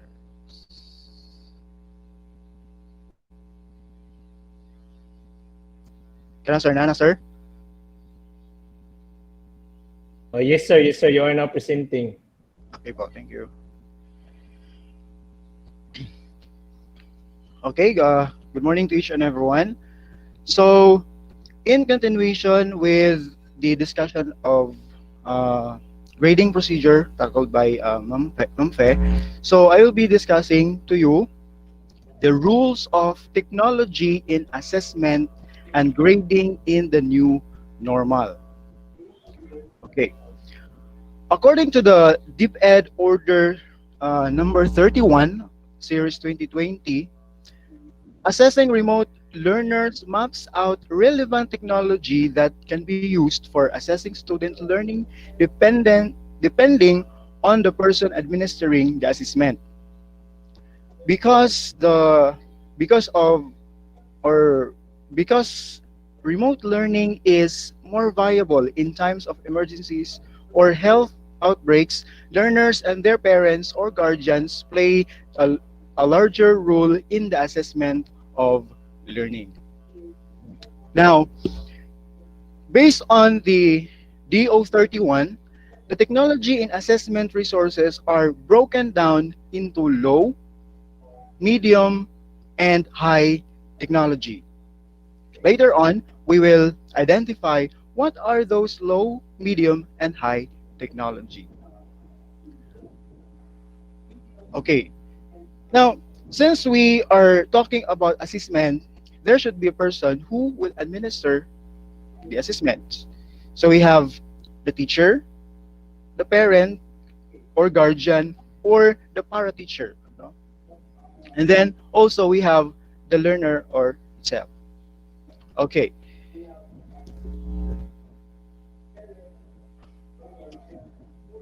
So I have here a table. No? Okay. When a teacher considers the low technology, so unsa may atong pangitaw na. So low technology, when the teacher will look for the low technology is the printed supplemental activities and assessments picked up from school or delivered to homes. Okay, mga printed forms or mga hard copies. Example, flashcards, pop-up books, posters, comics, creative self-evaluation questions at the end of each topic, multicolored post-it that represent level of understanding per page of submitted module, the rubrics, and the Rubistar. Okay, next, if the teacher considers the medium technology, so it refers to the bite-sized assessment through SMS. So when you say SMS, through the use of messaging, no, mga cell phones. So for example, text examples or summaries, photo or drawing, voice memo, self-evaluation questions or reflection questions. We have also bite-sized comics. We have the radio, TV plugins like CDs, DVDs, and USB storage containing all small-sized assessments. Okay. Now, if the teacher considers high technology, so this refers to the PDF format, no, form of assessment. So the PDF format form of assessment created using an iPod or tablet or laptop or desktop computer through the following apps and software. So kailangan si teacher kabalo siya mo gamit sa technology or sa computer, no? So manipulate sa mga softwares. For example, the common is Word or Pages, PowerPoint or Keynote, Excel or Numbers, and iBooks. Then also, the formative and summative assessments access from local online open resource. Example, the DepEd Commons. So dito sa DepEd Commons, no, pwede ta makakuha as a high technology ang formative some of the formative and summative assessments added to available. Next, we have also these digital assessments. For example, ebook, video or audio, video, audio, or image format, mixed formative assessment, and dynamic media.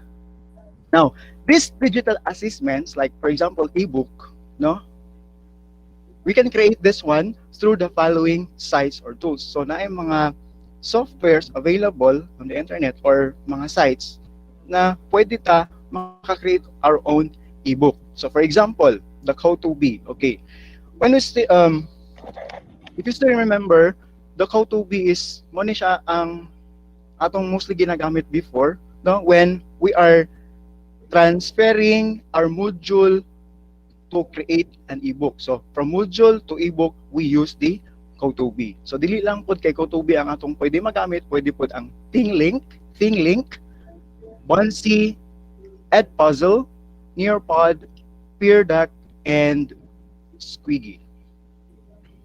Okay, the next, when teacher created digital assessments distributed through online platforms or LMSs such as ClassDojo, okay, edmodo.com from, okay, we have also the Google Classroom. Okay, this Google Classroom is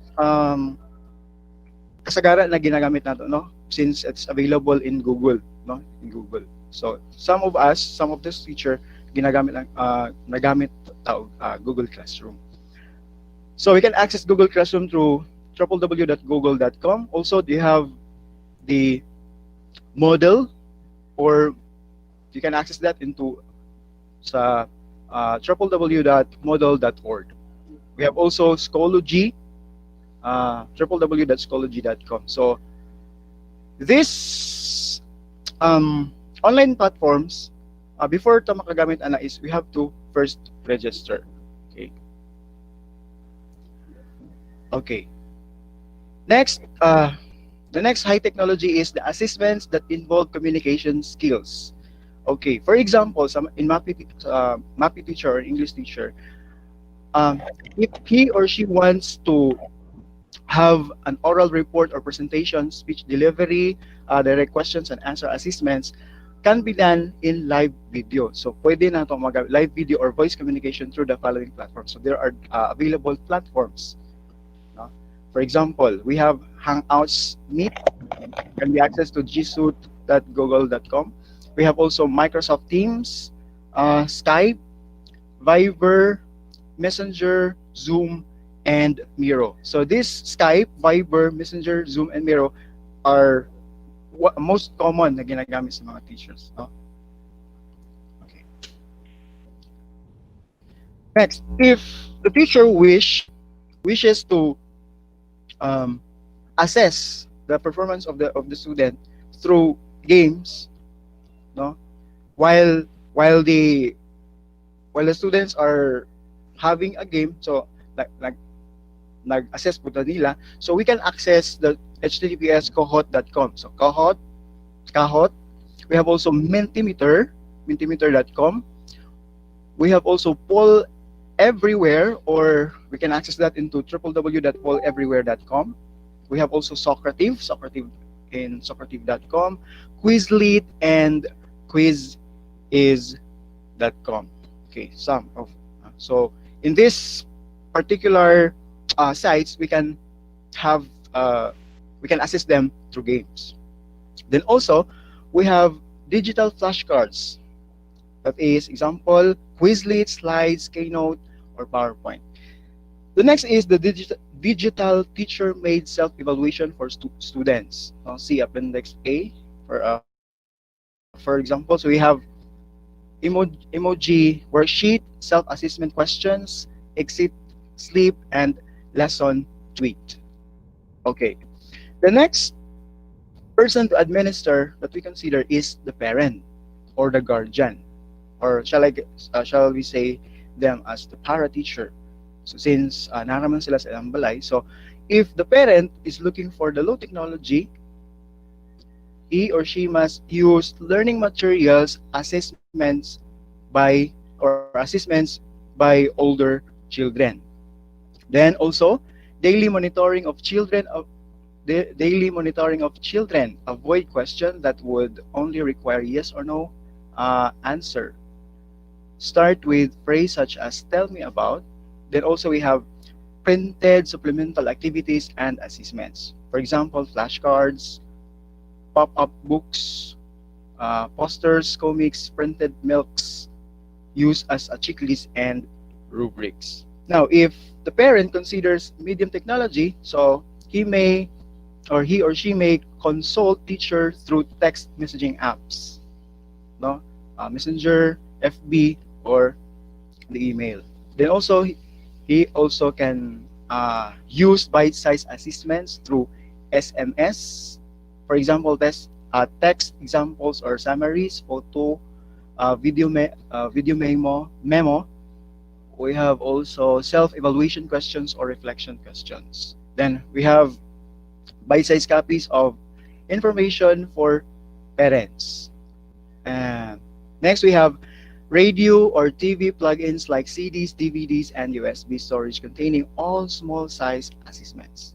We have also soft copy of milks or curriculum guides for certain grades levels to be used as a checklist. Now, if the parents is actually a technology savvy, no, provided niya ang parent kabulo pud siya mo interact with the technology, for example, kabulo siya sa computer, so he may use digital copies of basic education curriculum guide or milks for certain grade levels used as a checklist. Then he can use also digital copies of information for parents such as parenting guides for homeschooling. So we have here the example URL, which is the www.k12blueprint.com. We have he can also use free SIM cards coupled with special data plans. Also, we have use online recommended resources for parents from Deep Ed Commons, FB groups, etc. for parents doing home schooling. Okay. Now, there are websites also that cater home learning support. So for example, we have a Firefly Learning, or you can access that into fireflylearning.com. We have also Caligo apps. You can access that into caligo-apps.com. We have also Microsoft Family. You can access that into education.microsoft.com and the My Tutor. Now, We have also pre-made gamified quizzes with variety of subjects and topics to choose from. So we can inform our parents to access Kahoot, again, Kahoot, Socrative, Quizlet, Quiziz. No? Those are the sites that cater gamified quizzes. Then we have also digital flashcards. For example, Quizlet, Slides, Keynote, or PowerPoint. Now, the third person that will administer, who will administer the assessment is the learner itself. No? Okay. If he considers low technology, that means it is a printed self-assessment tools. For example, checklist, free rubrics designed for students' reference that we can actually get that through https://rubric-maker.com. And then also we have reflection sheets.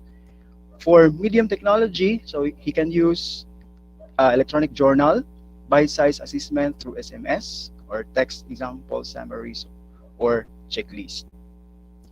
We have also photo of checklist or rubric or example of mastery.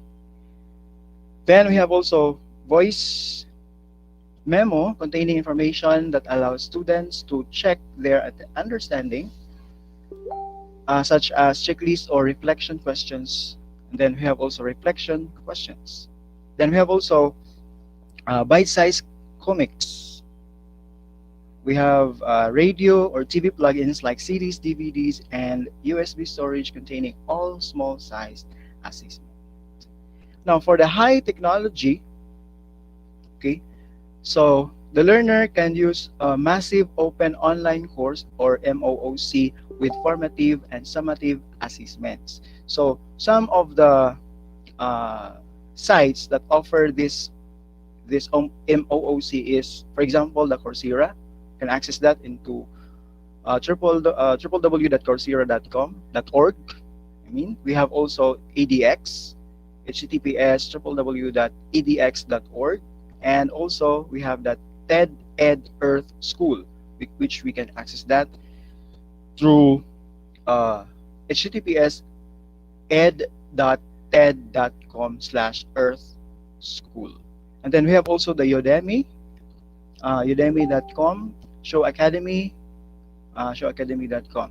For self-directed learning content, so they can access through British Council, DeepEd Commons, Facebook Get Digital, Khan Academy. Okay, ang Khan Academy, so if they were going to enter there sa Khan Academy, nasa yung mga tutorial dito, no? Video tutorials. Nasa dito. We have also the Quizlet, or https://quizlet.com. Then we have the SDG Academy Library. So, and also we have the youtube.com. Of course, the youtube.com caters so many tutorials there. Okay, we can access. Then also, next we have online peer critiquing done in live video or voice communication through the following platforms. So when you say peer critiquing, so they are going to share with their peers. So they can actually use the Ding Talk. We can access that to www.dingtalk.com/n. We have Hangouts, Hangouts Meet. We have Microsoft Teams.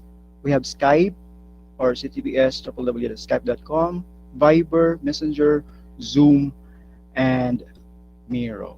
Okay, so those are some of the technologies that we can use, or being identified as the low, medium, and high technology. So that's all for my topic this morning, and the next will be the monitoring and evaluation to be given to us by Ma'am Elsa Soon.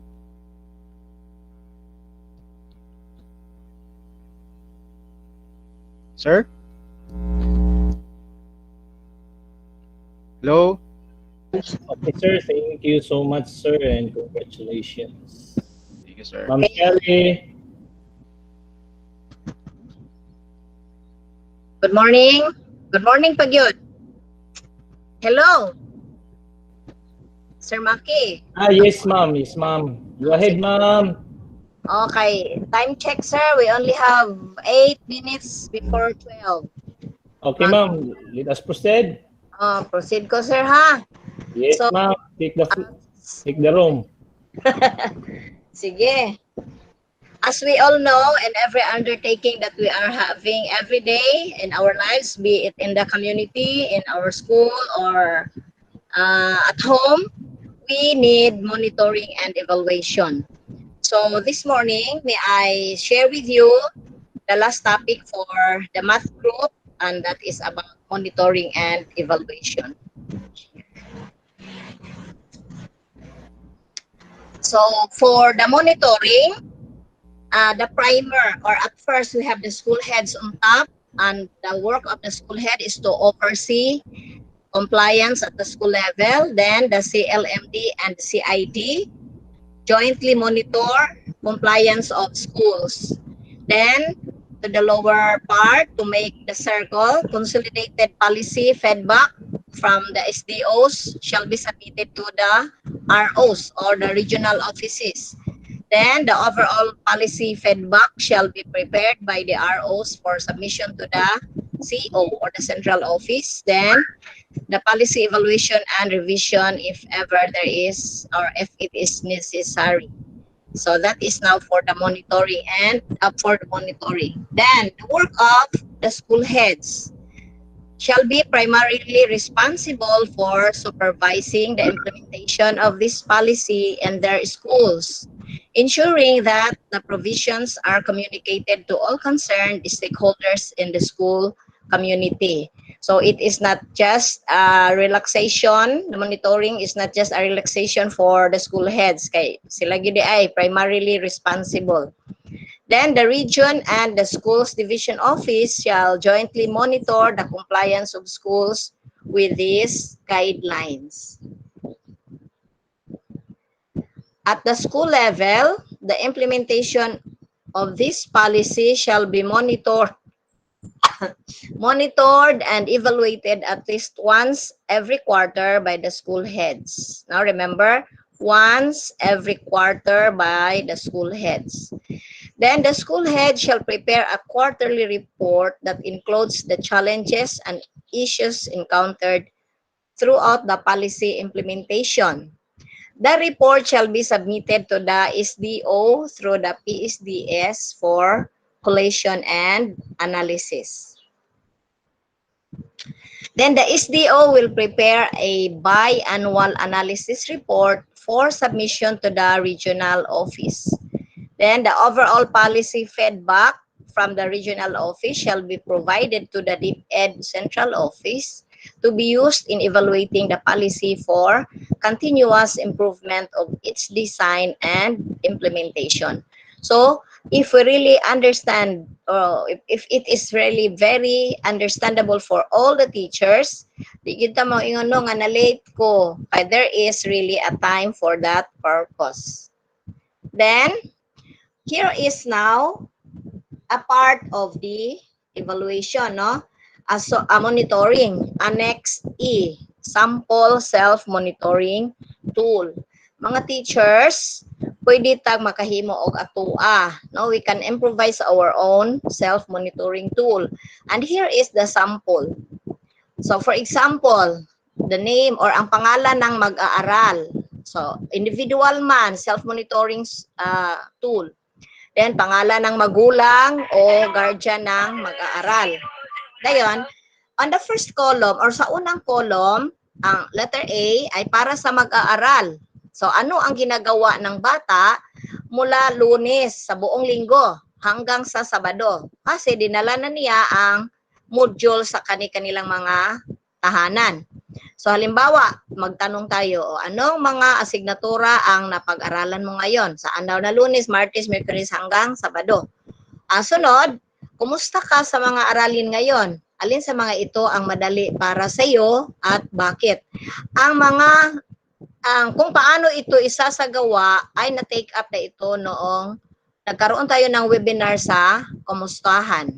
Diba? Okay, next. Another is para sa mga magulang. Ito, kung paano na isagawa ng mga magulang ang pagtuturo or ang pagtulong sa kanilang mga anak. So halimbawa, ang una, nagawa ba ng iyong anak ang kanyang mga gawain sa paaralan ngayong araw? Magkaroon tayo ng check. So may mga squares dyan na kung saan natin iti-check kung ano ang nagawa ng bata. Sunod, kamusta ang pag-aaral ng inyong anak? May mga gusto ka bang iulat o itanong sa kanyang guro?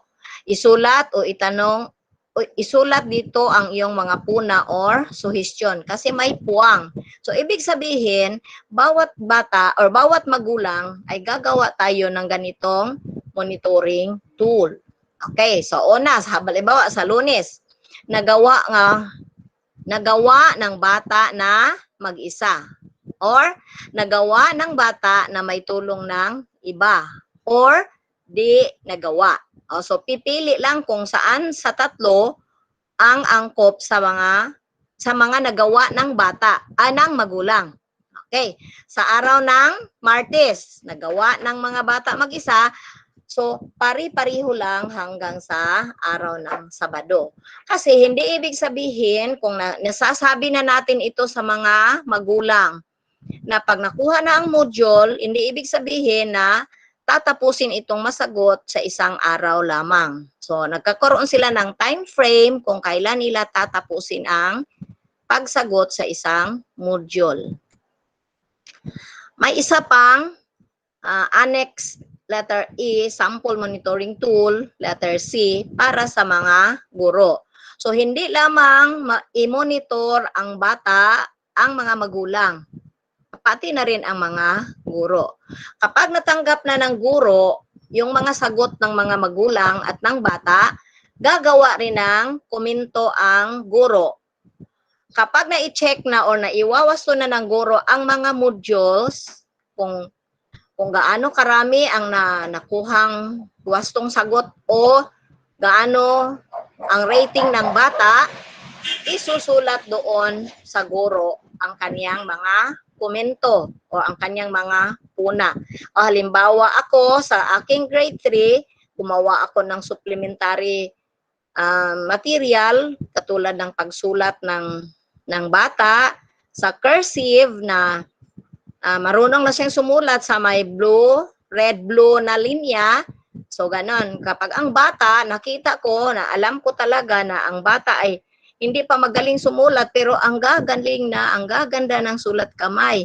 Ibig sabihin, ang magulang ang sumulat. So, yan. Isinulat ko na yon sa aking mga komento. Sunod. DepEd order.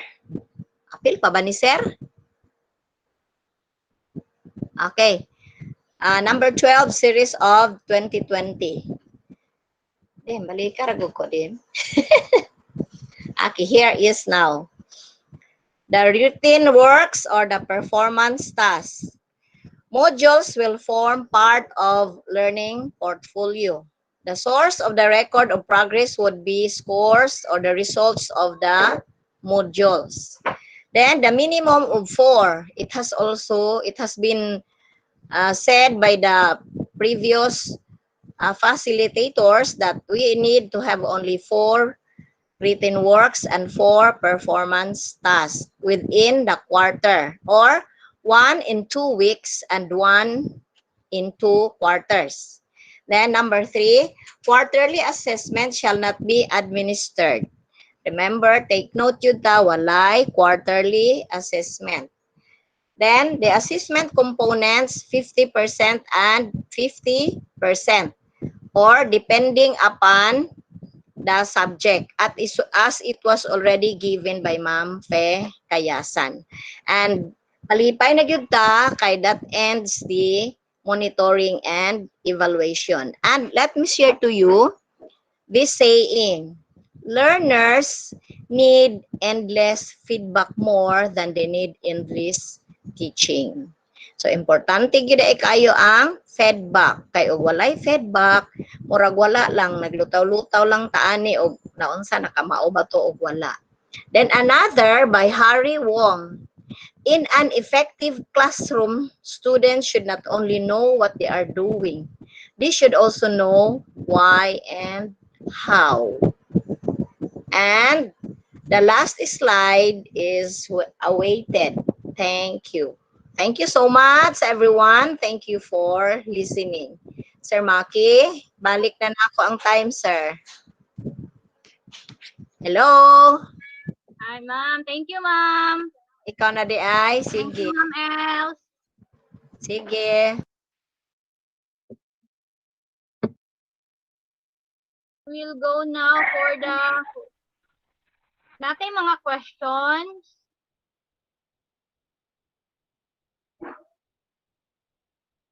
Wala yung mga questions din ha. Okay. So I think wala na tayong mga questions. Siguro mo proceed na ta ma'am and sir sa closing program na to. Okay. Base yun yari, unya pa niya magdagha pangutana ba? Wala naman po, sir.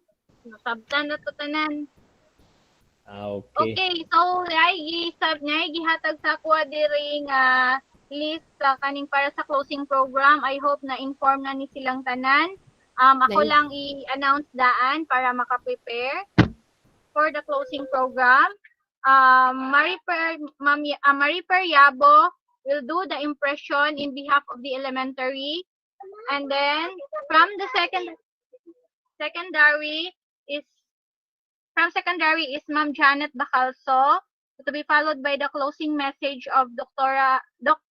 Eva Maria Roslinda, and for the end, followed by the announcement by Dr. Arnold Consolacion, and lastly for the closing prayer, Ma'am Jocelyn Sharza.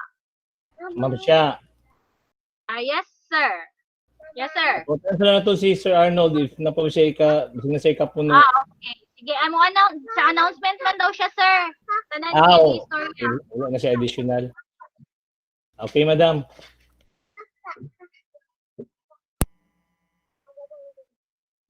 Why you have this? Okay, so may I request from the elementary. Ma'am siya. Sir. May post diri si Ma'am Janet pero unya na sa Q&A part. Ma'am, Q&A naman tanga part, ma'am. Basin nasa question. Ay, kung wala na tayo Q&A, wala na yung mga questions, mo proceed na unta ta sa closing. Ma'am Janet. Sir, pwede mo istorya ka, Jot? Oh, yes, madam. Sige, madam. Take your time. Regarding po yan kay Sir Sandy, actually si Ma'am Joy po ang nag-type noon. Regarding po yon na papasok daw po si Sir Sandy sa webinar na to. Meron lang daw pong explain. Kung papayag ho kayo.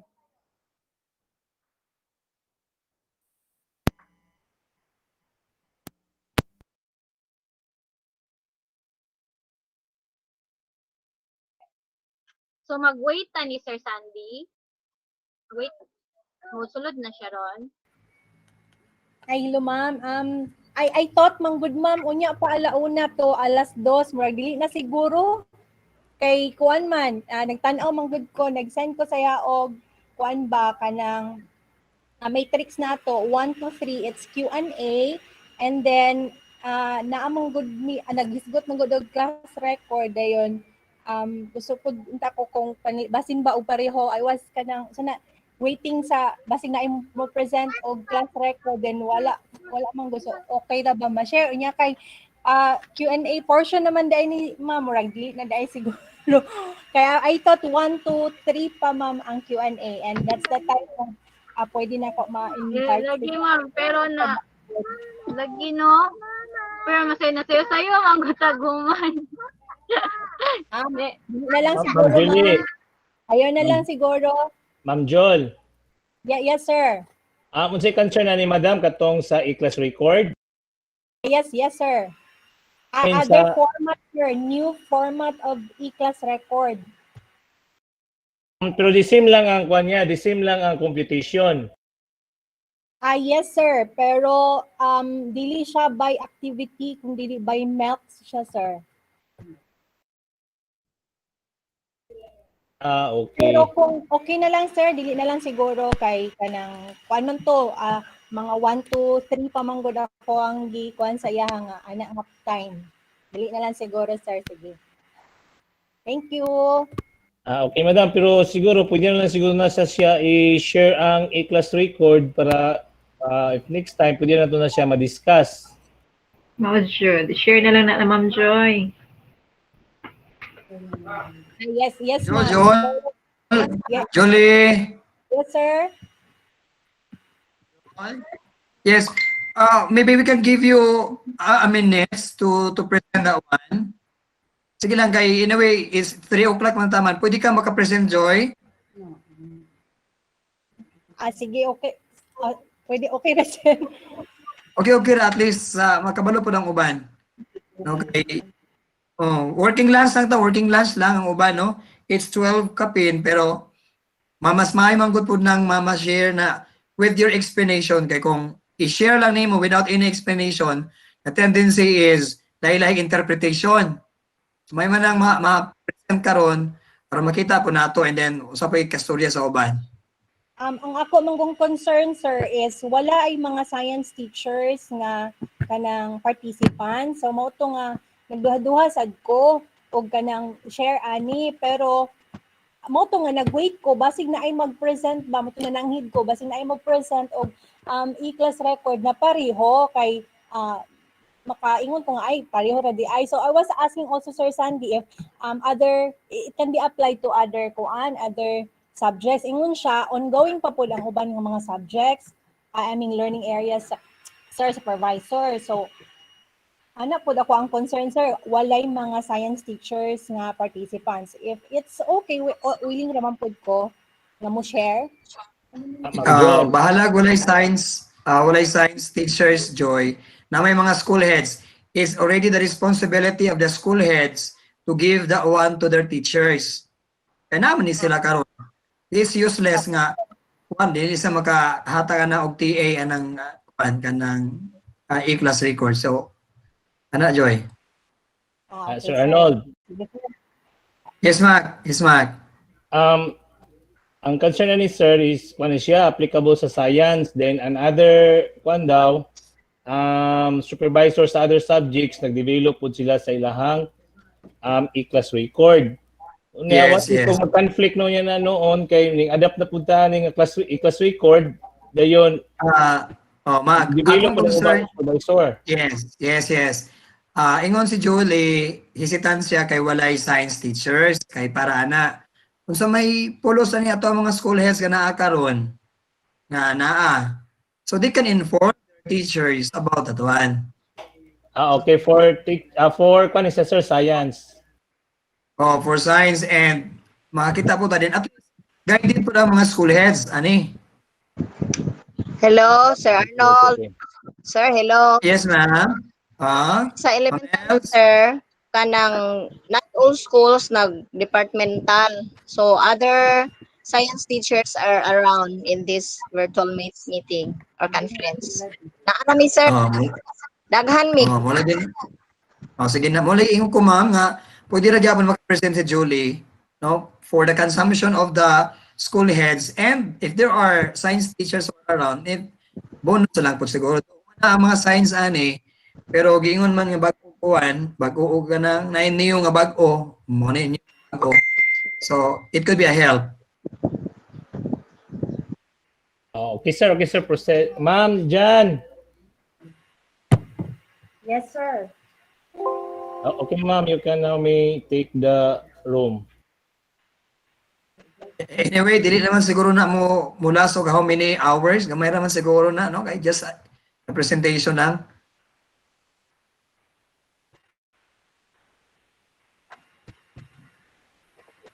Doon, imuhang video cam doon, nag-open. Okay na, close na siya, boss. Nag-open pa sa kuan. Nag-open, sir. Nag-open lang, sir. Sige, I hope nga ang mga school heads will be around kay na ako i-announce no with regards to the PBB. Later, palihog lang mga school heads.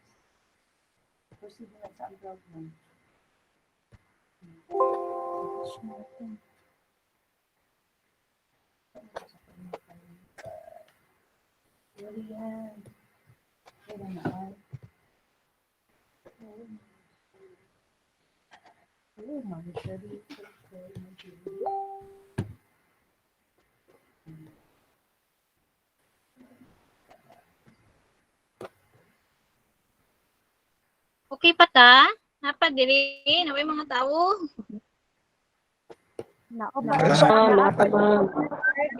Kami na.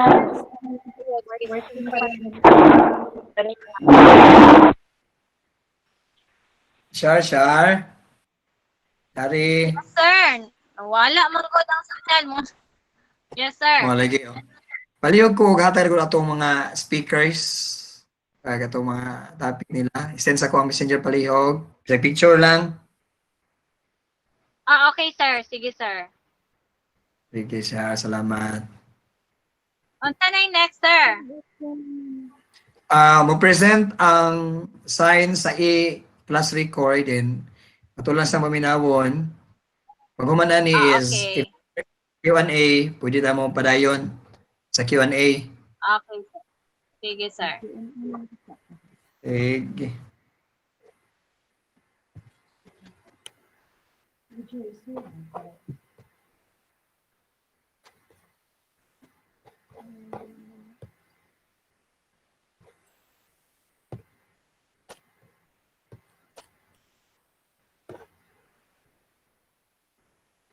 Jud lang yun, ma'am answer ha kay ga kuan jud ay lisod man gud siya kay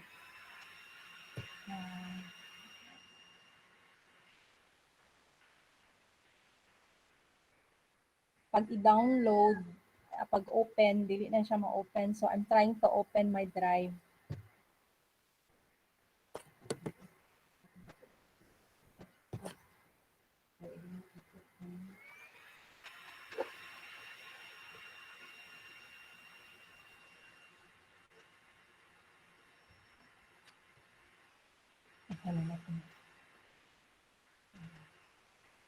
So, present ko sir ha. Sige, Joy. Proceed.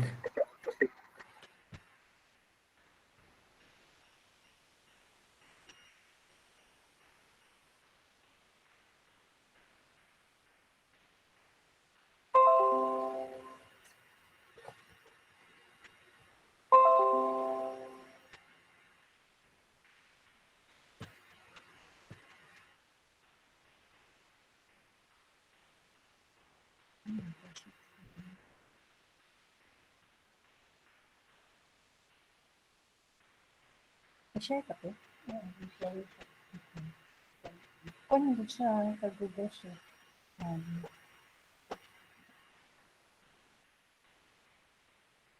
Okay, good afternoon. Sorry for the interruption.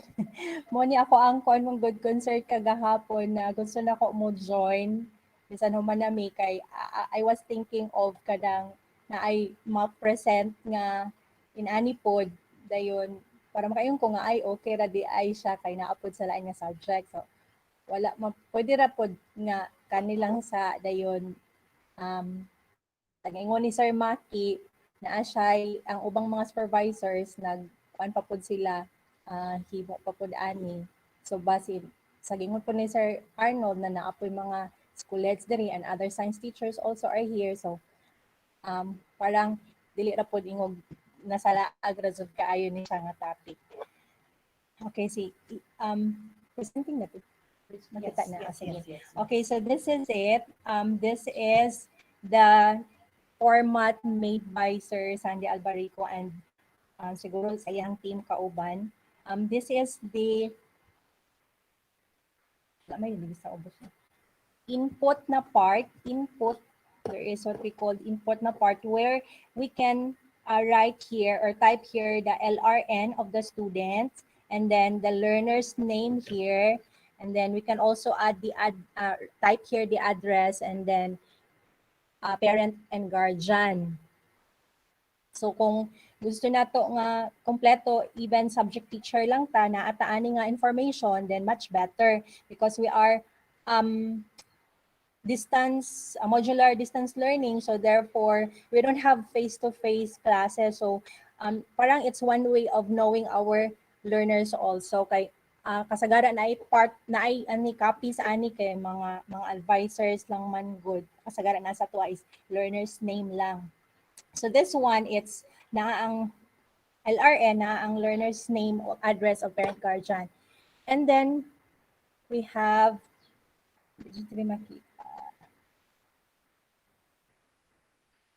ito lang ha, napay part diri another sheet. This is still loading. Nag-open man ko Google Sheet kay dili na ko ma-open ang akong gi-download kagahapon. So diri na lang ko ning agi sa Drive. So online siya, so mo ni ga-loading siya. So this is the input data part. Here nara. This is the input data part and then here science Q1. So quarter 1, this is now the e-class record. I mean the where we can input or write our scores. So this is the name. Katong diri ga input nimo nga data, kung unsay name di kay isa ra ta mo input dayon. Mosulod na dayon diri nga pangalan. Ang pangalan ni imong gisulat as well as the LRN. Tapos here kani pwede na siya ma-edit diri nga part. Kanira ang dili ka-protect siya. And then inani mo ni kaingon ko nga new format because based nga kuan nga class record. So diri sa ato amang god na at pre atong niagi kaya nga gusto ko ni i-present because it's different from what I have shared sa akong mga kauban na science teachers kay dili man to inani good. So katong sa atong niagi, it's activity 1 for example or summative evaluation 1, evaluation 2 ana based sa atong nakuan na gamit sa module pero diri by milk siya. So muna na and then one example milk 1, number 1 nga milk naa siya both written and performance na daan. So for example here 8 items sa iyang written then iyang performance 2 points, 2 items lang siya. So, and then sa milk 2, basta mo na siya. By milk siya, as you can see sa ibabaw, naka-milks na siya. And then, nakakuansad ni siya, nakalinkod ni siya sa mastery level. So for example, muni ang mga scores tanan sa mga bata, sa duha ka students, tapos naa siya analysis na diretsyo. So naadari ang kuan, ang name ra gyapon tapos kani siya sa milk number 1, describe and relate this is grade 10. Grade 10 lang ni siya and then actually nakabuhat na si sir gikan sa grade 7 up to grade 10. So ang buhaton na lang sa mga science teachers mo sulod na lang dito dayon mo enter. So kani siya na siya milk na daan nakalist di ari. So this is example sa written work 8 points man to kaganiha. 8 then diri 2 pod sa performance. So ang mastery sa mastery level it's 8 and then 2 yung nakuha, that's outstanding. So kuha na siya kanang moderate siya og kanang compute, analyze bali. Na siya analysis. Abot na siya diri sa katapusan nga 5 raman good ka melks ang sa grade 10 sa first quarter. So na diri very satisfactory, outstanding ana siya nga milk.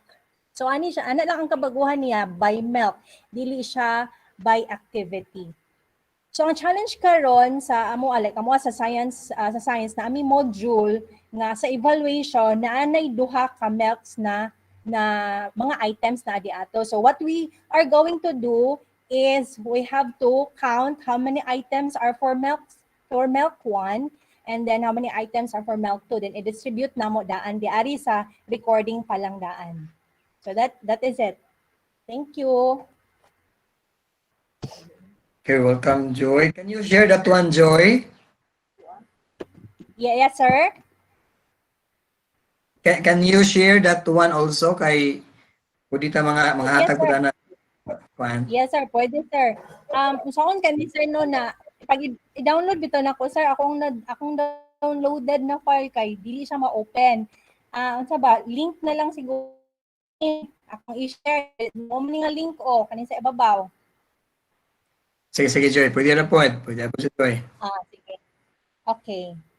That's it.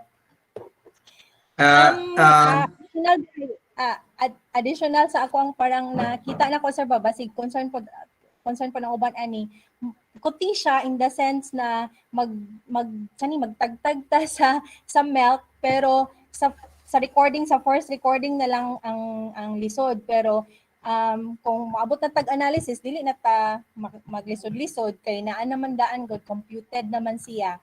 Siguro sa pag-prepare lang sa ato ang assessment, kanang ikuan na lang nato, isunod na lang daan. Like for example, we'll make 10-item assessment na written. So, 1 to 5, that's for milk 1, and then 6 to 10, para dili na ta maghimay-himay nga lisod, kanang sana, iniguan ba, identify na to, asa ang for milk 1, asa ang for milk 2. If ever lang maipon ang duha ka milk, kaya naman, di na malikayan, labi na ubang subjects, daghan sila og, bisan pa og milk na most essential learning competencies na pero daghan ra gihapon. So, possible, tulo ka milk na sa ilahang test questions for long quiz, baka 10 items na dito, tulo na ka items, tulo na ka milks ang na-hit. So, therefore, i-arrange na lang daan sa teacher. Ayun. Thank you.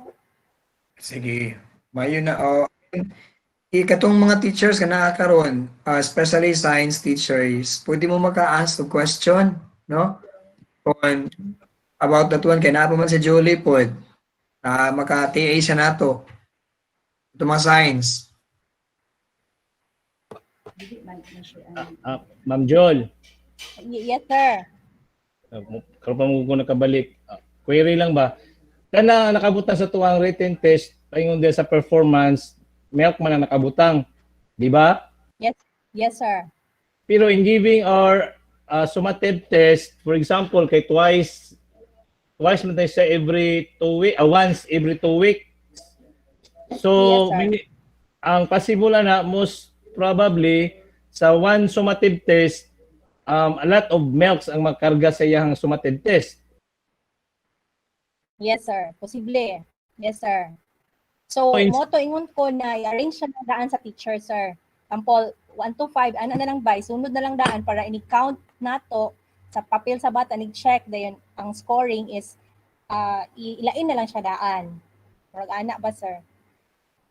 Now, what if kung naabot siya sa 10 milks ang nahuman?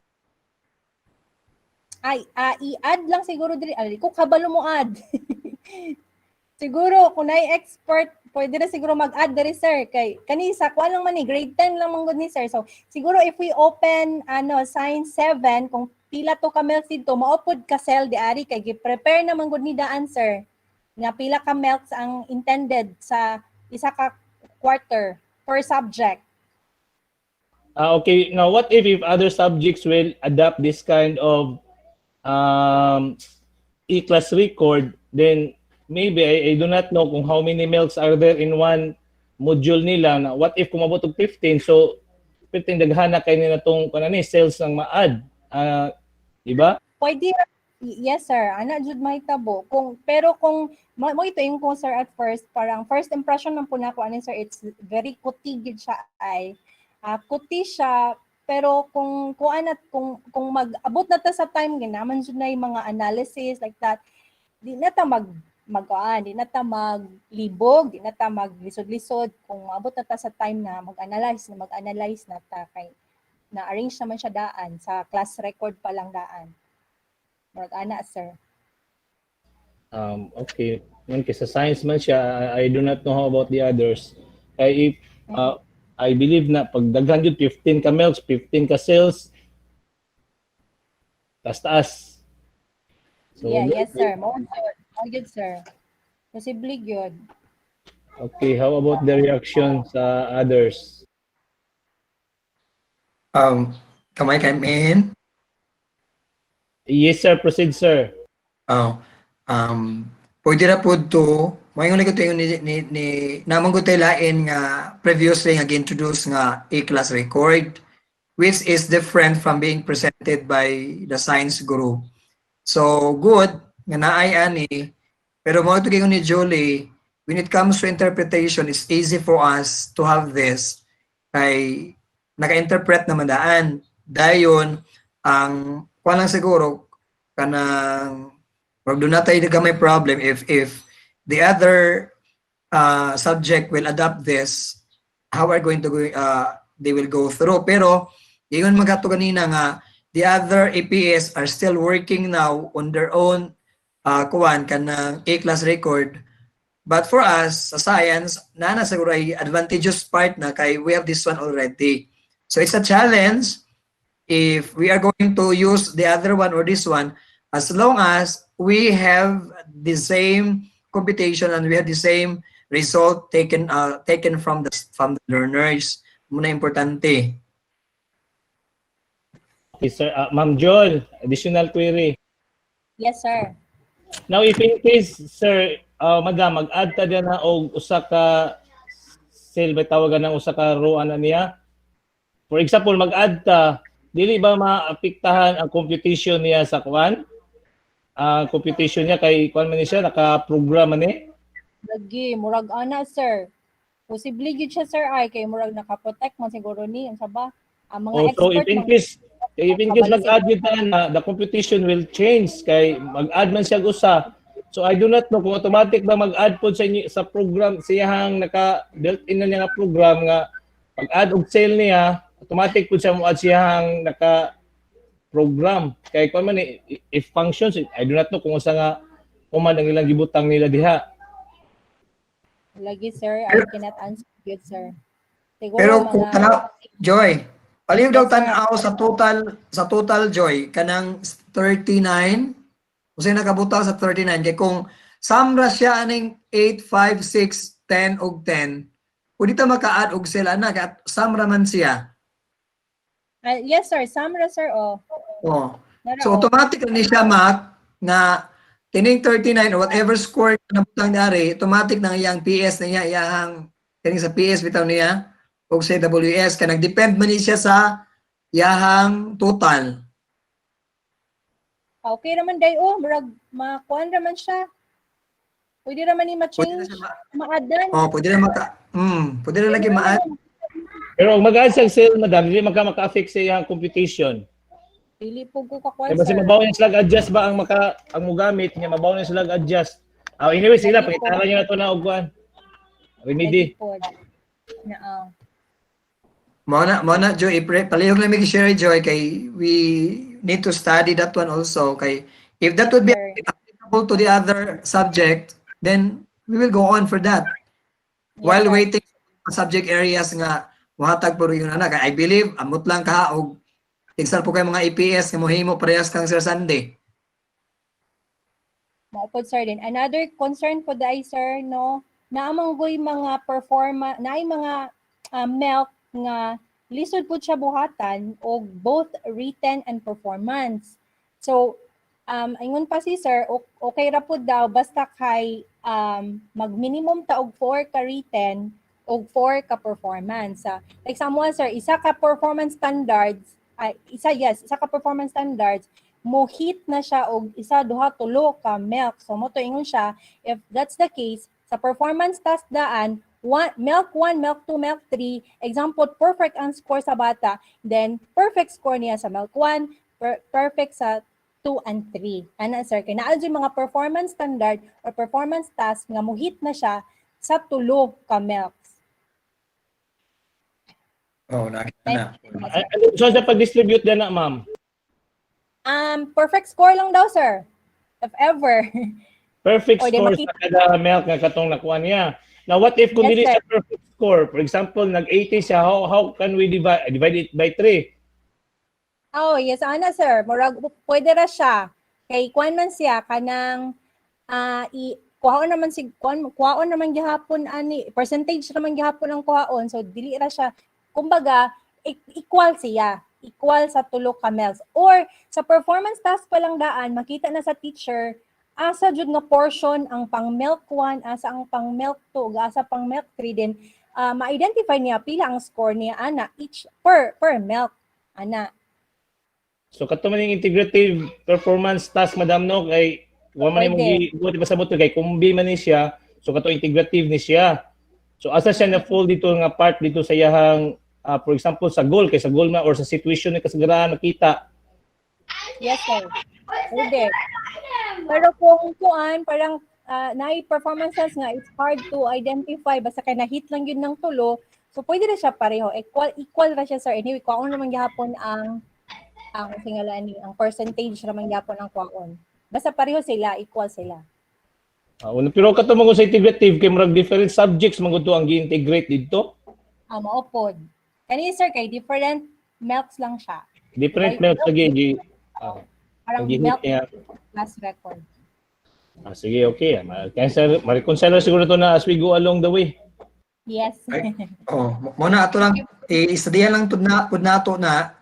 Okay, ma'am, basta na pwede na sa uban, no, Mac, no? Pwede naman po na. Oo, pero pwede man po ni siya, nindot po ni siya, kay for, ni siya, katong na niya mag-analysis ta sa, kung mag-analyze na taba ni sa, pila ang percentage sa, for example, sa milk 1, pero pwede magunta ni pod nga, maghimo og separate sheet, then automatic po siya mag-complete siya, pero, maulagi na, pero mas, okay na ni siya, kita na niya mangita niyo pamaagi.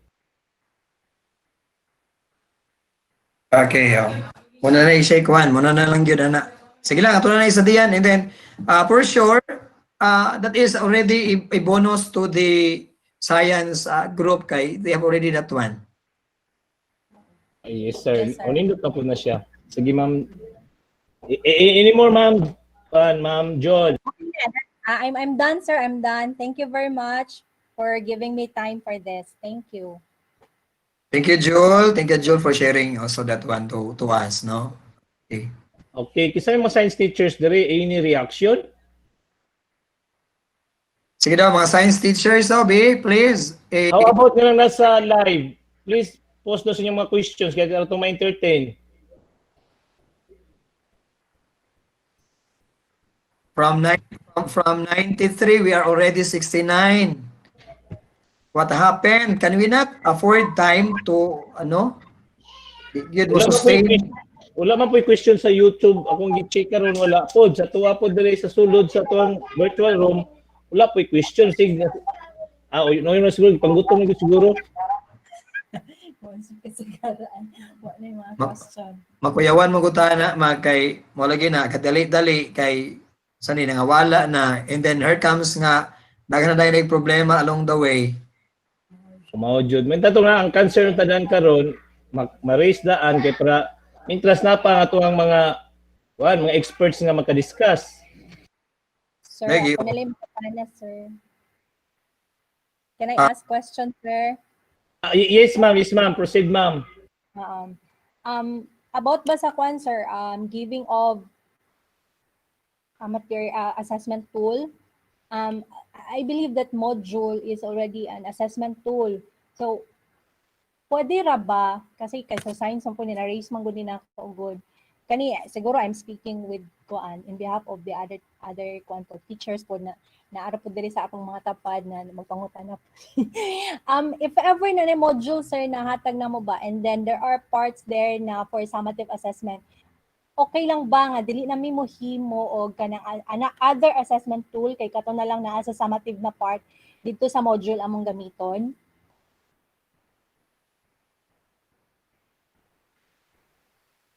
I think Sir Arnold can answer this one. Ma'am, Katong kung as what I sige sir, go ahead sir Arnold, ikaw man sir. Sige. Supplement lang siguro may no if kwan mag na may mga summative test sa tuang module Joy, di ba no? Pero yes sir. Summative test is intended for the parents for them to check if their work of their students or their learners are correct. Umogali na nga nasuko dili na suko murag gi-reprimand gyud ta sa taga regional office nga we have to give the one answer sheet of one katong sa modules kay ang atong mga parents manggod deserve as our teacher then usaon daw nila pag-check sa ilang mga trabaho nga gitudo silang mga anak if wala tong basis, wala tong answer key nga gipanghatag. Otherwise, katong summative test nga naa sa modules, kung maghimo tag summative test, maghimo gitag lain, dili gyud to na palo tong naa dito kay that is for their kuan ba kana referral kung check ba ang ilang pag-answer. Di ba Mac mo? Okay? Oh, yes sir, pero as what I understood from Sir Sandy, if in case daw ang summative test wala gipadala ang answer kay i-purpose nimo himuon mo siyang summative, okay lang daw siya i-record. Pero nag-ingon po to si Ma'am Juliet nga most probably you have to make your own summative test. So now if in case pagpadala sa module dayon dala ang answer key po dito di nagpapakapin po ka og imong answer murag activity sheet nga ma-consider nimo nga imong ihatag nga summative test o recorded na to siya as long as lang daw nga wala dito ang answer key. Now ang problem na to ani mostly sa tong modules available online. Now what if kung ang mga bata or ang mga parents nga labi nag-advance naka-download sa mga modules to sutuan ang mga answer key daan. Patay na tadaan dito niya kay mo imong gimong summative, ma-perfect yapon sila. So amrag wala gyapon na to na measure jud ang ilahang performance. So murag inana to siya Ma'am Joel. Any input from you Ma'am Joel? Okay, murag mausad na ang gikuan sad sa amo ani Sir Sandy na ang katong sa thematic manggod sir wala man answer kay ang thematic modules. So katong summative part di ato, tong evaluation na part pwede na to siya mahimong kuan katong sa summative assessment sa written kay wala man siya answer key kay naka milk based manggod pud to siya daan kay if ever magbuhat na pudlain ang teacher and then same ang milk, same possible, same ang question. So parang nadoble na noon or mag-reprint na po. So ako sigurong idea na lang if inaana kung wala na get sa bata or nalibog kay walay answer key, kay wala na answeran. Siguro that time na pwede siya ibalik na lang ba? Dili na lang mag-reprint. Kung sa ako lang mo na akong plano manggod kay nag-check ko then na ay mga wala jud naka-answer. So katulang siguro na part then i-highlight ang mga milks nga naka kuan di ato sa module mismo, i-highlight lang to di ato sa part sa module ang mga answer sa mga questions para lang gyud siya mapasar, parang a way of remediation siya nga dili na ko mag-print lain. Mura po na ako ang murag himo niya strategy sir ba para kuan kay kung himo jud tag separate sheet pero yung mo ingon maghimo jud tag separate na assessment which is okay man pod kay para kanang sana ma-test gud siya or mas okay gud na siya sa mga na ay mga answer key nga mga modules. Pero sa science mo, kato akong idea, sir. Kaya wala man gud may answer key. We have to remember that when we are going to give our summative tests, you're going to formulate our TOS. So Yes. that's the instruction given to us, no?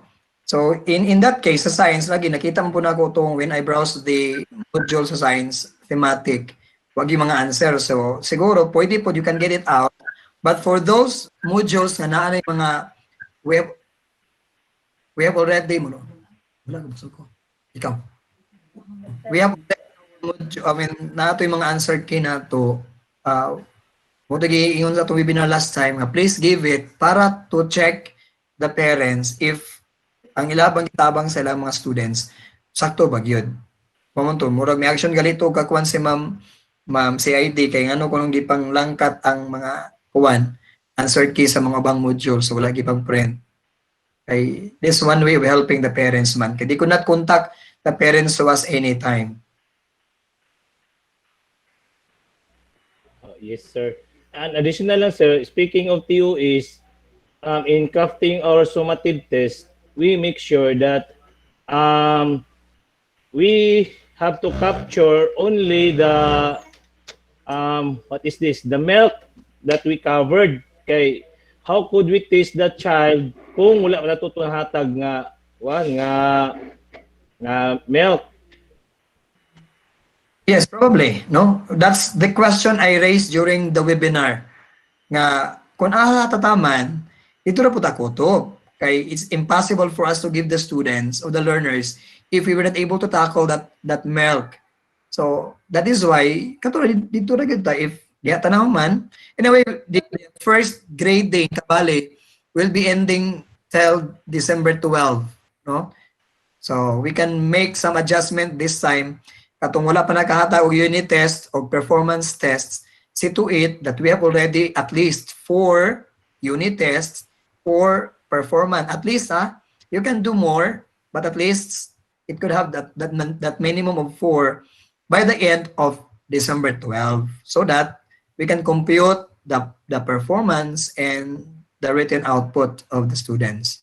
And additional, Mark, katong what we also agreed, talk last time, that the portfolio that is being given by the students or the learners are checked but not graded, but they form part of the portfolio, which also constitute a certain percentage in the computation of the grade of the students or the learners. Yes, sir, because that will serve as an output.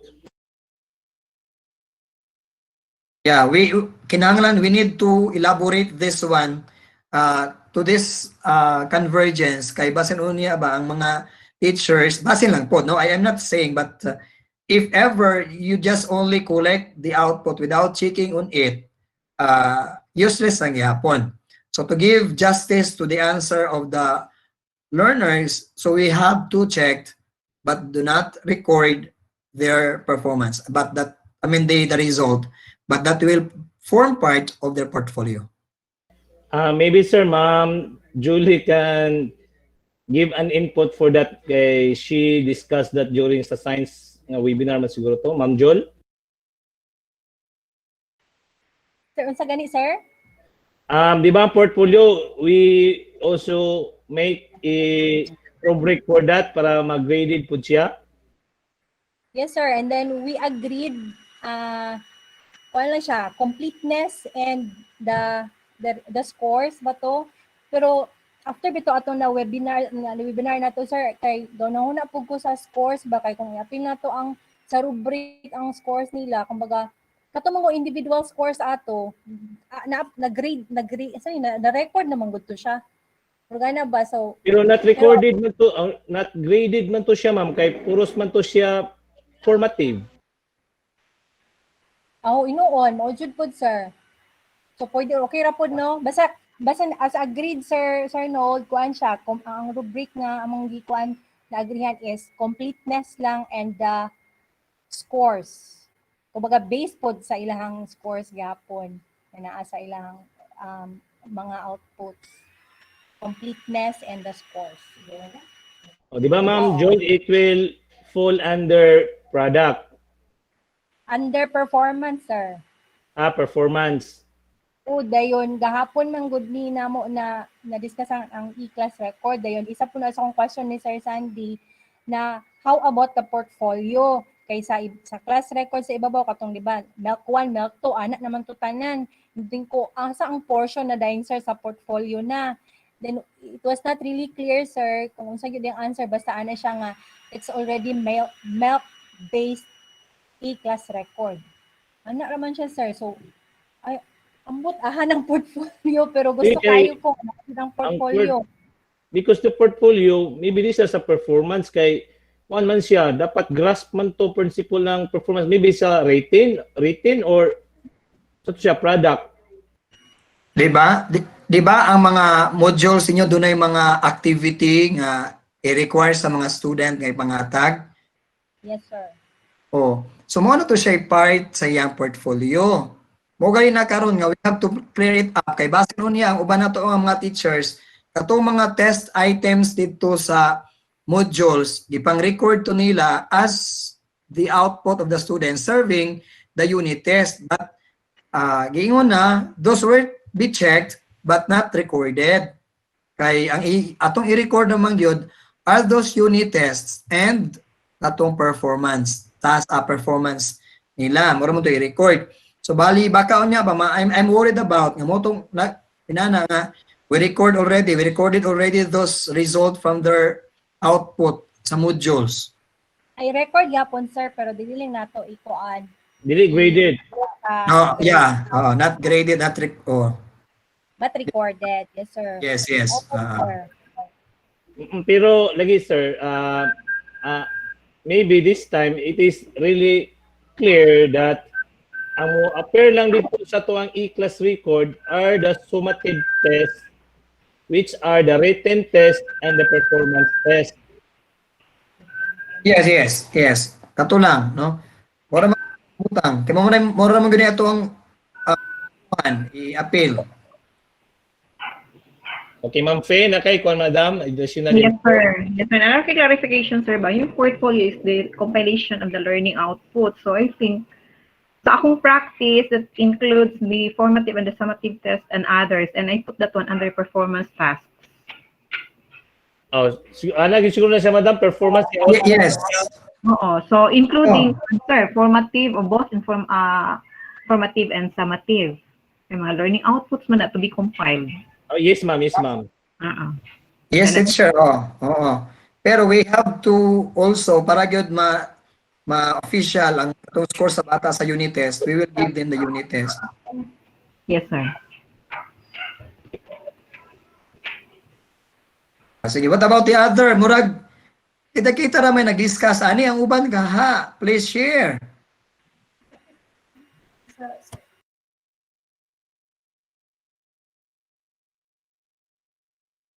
Moram tingali na concern tingali. Namati rami sa discussion ni mo Doki, sa mga discussion niyo diha. Sige, Joy, salamat. Okay. Murag clear, kato naman siguro may problema to sir. How are we going to record that one? The Yes, output of ma'am. the learners. Sige, oo. So, I hope nga mga teachers karon 66 na adi and the kuan sa tong Google sa live streaming already acquainted on what things are we going to do when it comes to the assessment of our learners. And right after this, doon naman to'y kuan kanang plan nga we have to call up the attention of the parents para they will also be informed on how are we going to give grades to the students. Along with that, the kumustahan activity. So, depende na nato when are we going to have our schedule. So, okay na. Ma'am Shari.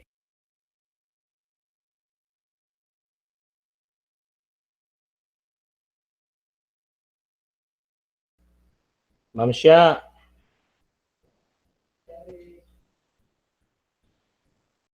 Wala na kayo additional input, Ma'am Julie? Okay na, sir. Thank you. Okay.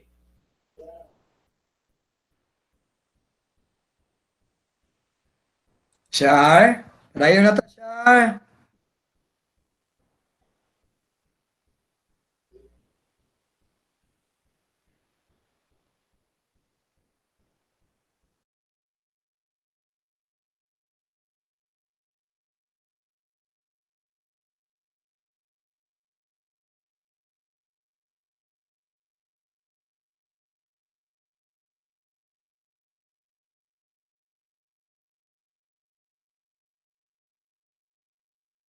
Wala man siya masyari. So maybe let's just proceed na.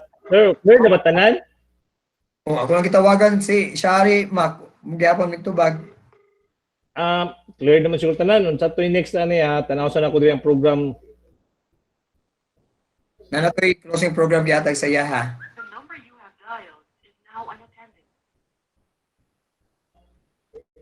Okay. Now let us proceed to our closing program.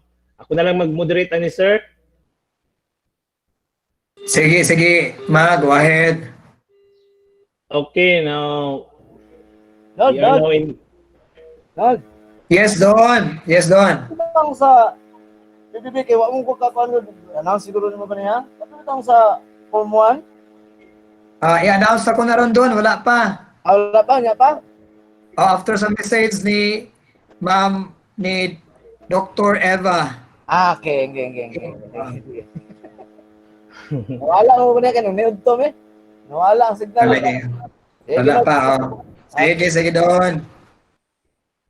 Okay, we will proceed now to the most awaited part din siya kay gipanggutom naman. Now we will have the impression from the elementary from Madam Mariper Yabo. Ma'am Mariper? Yes, sir. Madungog ako, sir. Okay, loud and clear, ma'am. Proceed. Okay. Okay, my respect to our very active and workaholic PSDS, Dr. TCA Templado. Warm greetings also to Dr. Arnold Consolacion, the superhero and the savior of all the fascists, especially when the internet signal strength is not good enough, and most of the time, substitute of speakers when they are unavailable. A true maneuver in times of trouble. My salute to you, Sir Arnold. As to the topics, all were very interesting that would guide the teachers in assessing learners in this new normal education system. And interesting in the sense that a new basis in grading and promotion in times of health crisis, in this time of health crisis. Our thumbs up to Sir Maki and Ma'am Sherry, who were very lenient to cater our lapses and serve as an active moderator in all webinars conducted. Appreciation and bravos were also given to all the facilitators for a very comprehensive discussion with their assigned topics. Ma'am, sir, our high five were given to all of you. To the participants, I would like to congratulate all, for I knew all of you have gave full attention of all the stated topics being discussed. Hence, those are our main tasks to monitor and assess our learners and serve as our guide, as where we go in monitoring and assessing their progress and remediation as well. Once again, to the organizers and maneuvers behind this webinar, may you continue to extend your expertise when we needed your help along the way in the implementation of the said DepEd order. Salute and hands off to all of you. God bless and more power. Thank you so much, Madam, for that very impressed with the message. Now, for the secondary, welcome, we sir. have yes, ma'am. Thank you, For the Per. Thank secondary, we you. have Ma'am Janet Bacalso. Ma'am Jan? Sir. Okay na, sir? Sige, ma'am, proceed. Okay. To our very supportive public school district supervisor, Dr. Tessie Aracha, to our school heads who are present today, especially to Arnett Consolacion and Ma'am Eva Roslinda, to our facilitators, namely Ma'am Betty Olgasan, who discussed about the essential futures of DepEd Order 31 series of 2020, together with Ma'am Graysal Omas and Lonilin Bastasa, to Ma'am Maria Sagrario Pareño and Victor Cavillon, who give us the key points on assessments, particularly in grading and promotion, to Ma'am Fi Kayasan, Elsa Soon, and Sir Wabi Mejos, who explained to us the grading procedures, to our moderator, Sir Richard Makig-angay and Ma'am Shari Misapalo, good afternoon. To all fellow teachers, good afternoon. The main thrust of this Department of Education is to provide us the access, the progress, and the quality of education in both elementary and secondary. Okay, so on this webinar, I have learned a lot of things. With the help of our competent facilitators, the seminar was well organized in terms of structures, frame, contents from the start to the end. So it went smoothly. The webinar were also informative and useful. It caters our needs and how we assist our students based on the DepEd Order 31 series of 2020 in addressing these new normal times. This is timely because it addresses the needs of the students as well as the demand and challenges of this pandemic. Secondly, I would like to congratulate my co-participant for participating this webinar and to learn something from this webinar. And I also congratulate the facilitator who managed the training program efficiently. The program objectives were attained, and this is now a challenge among us to apply this in our respective school. This is me observe the time management was observed in every session. In overall, this training was well planned and organized. Lastly, I would like to encourage everyone who are present today, who are still here in our webinar, to share the knowledge and this skill that we have learned in this seminar to our co-teachers in our workplace. Once again, thank you and good afternoon. Thank you so much, Madam Janet. Now, next, please help me welcome Ma'am Eva Maria Roslinda for her closing message. A pleasant good afternoon, or pleasant afternoon to everyone. So it's good to hear the wonderful impressions from elementary and the secondary.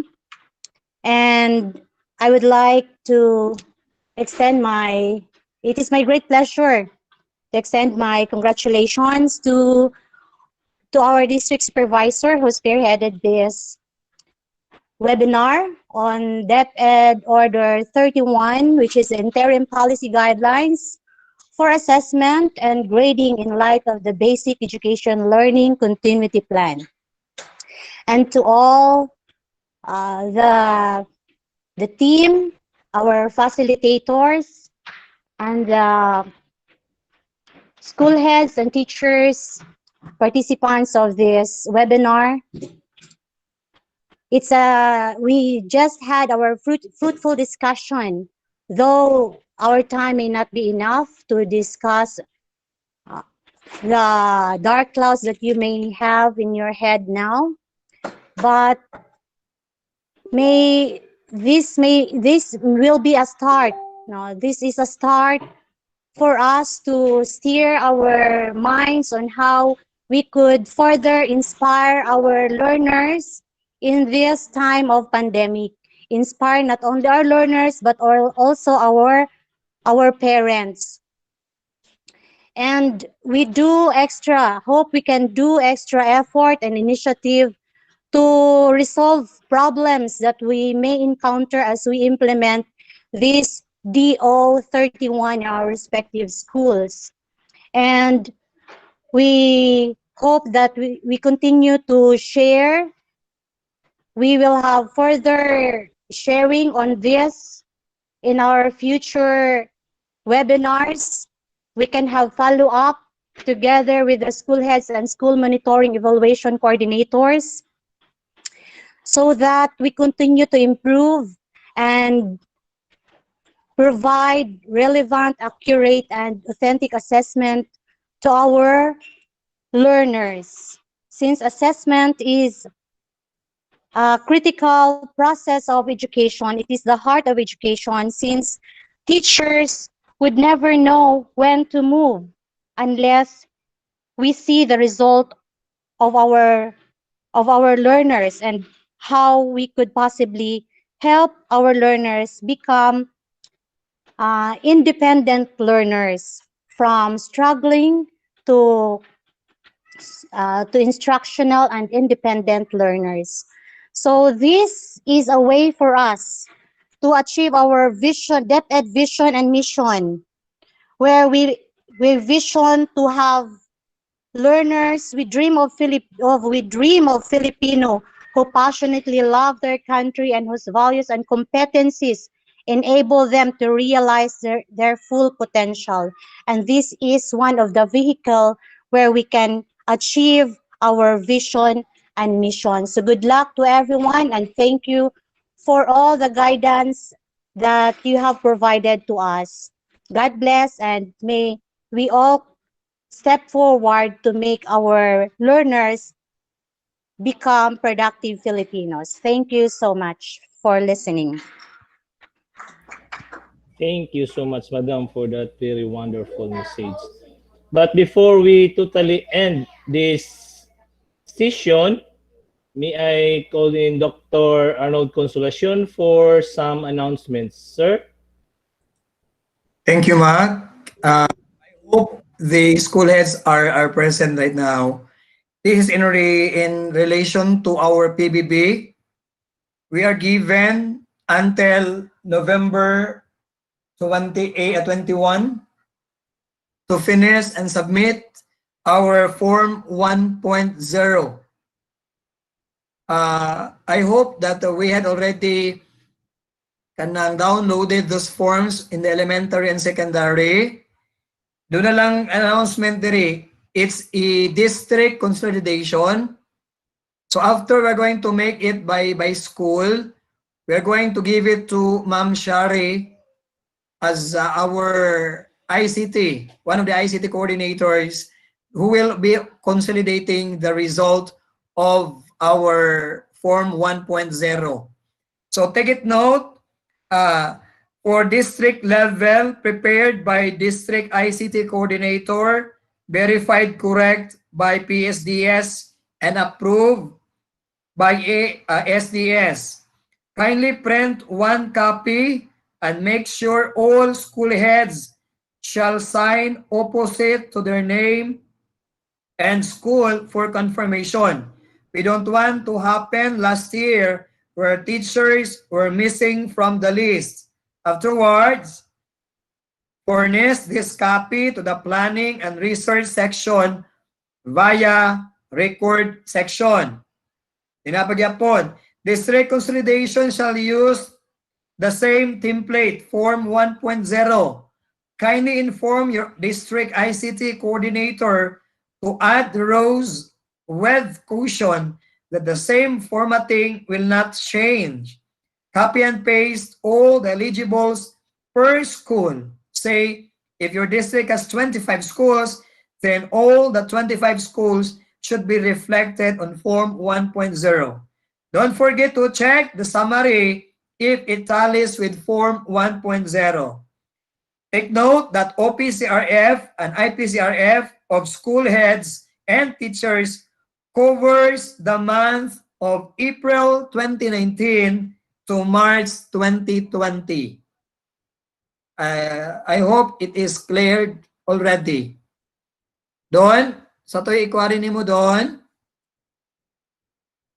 Kuanol ba? Kining sa akong pangutana kining sa PMT, Secretariat kasi atong ibutang nol. PMT Project Monitoring Team o na? Project Monitoring Team Secretariat kasi atong ibutang ug sa PMT Chair. Wala Sa division no? O sa ilaran na doon, ang atuwa lang doon, by school, atong isubmit ni Shari. Using Form 1.0. Ang katong Form 1 lang. Oh, Form 1 lang atuwa doon. Okay, then Ay naman to, dili pa punta ka select ato sa tagod. Better bata og best, murag may mag-identify ato. oo, okay. Kuan man na no. So blanco lang sa sila- ning school ranking, kining best better good. Oh, blanco lang sana. Kay sila ra may identify na. Hasta po ning sa classification, classified naman ng school no, medium large ba? Yes, classified naman ta. Natuwa. Oh. Dayo. Sige. So buti lain na. Basta mora to daw doon nga iniguman ihatag nato sa ICT nato district. Soft copy ang atong ihatag? Yes, soft copy. Sige. Sa kuan lang siguro no? Na may kuan sa ICT dito lang siguro. GC sa ICT. Mangutana ta ni Maki og ni Shari. Kaya ako dili ko member sa ICT nga group. Kasi maghimo lang siguro link para sa kuan para sa document. Sige din, ikaw lang, Boss Mac. I-send lang sa ICT niya, GC na to. Puhon. Yes, boss. Basta ikaw. Inform lang po mi Mac. So, Yes, again, school heads, please, we are giving until November 21. Today is 19. We still have 2 days more to go. Kay na naman to i-link po nga ihatag sa atuang ICT coordinator ang atuang district summary. So please lang, and of course your readiness sa face-to-face, we are still waiting. School heads, as being agreed yesterday, that we need your data today. Thank you. We're done. Nol. Doon. Mong tanong ko utro katong sa mag-print tag hard copy na no? Asa man ang sa Form 1? Wala ang sila ra doon. Mo print man sila doon kay mo perma man ang mga school heads o na ilahang mga teachers kay panalitan mo perma ang mga school heads dayon na ay nakulang nga mga teachers si school head na may mobayad sa PBB. Sige na. Sige doon. Salamat. Salamat.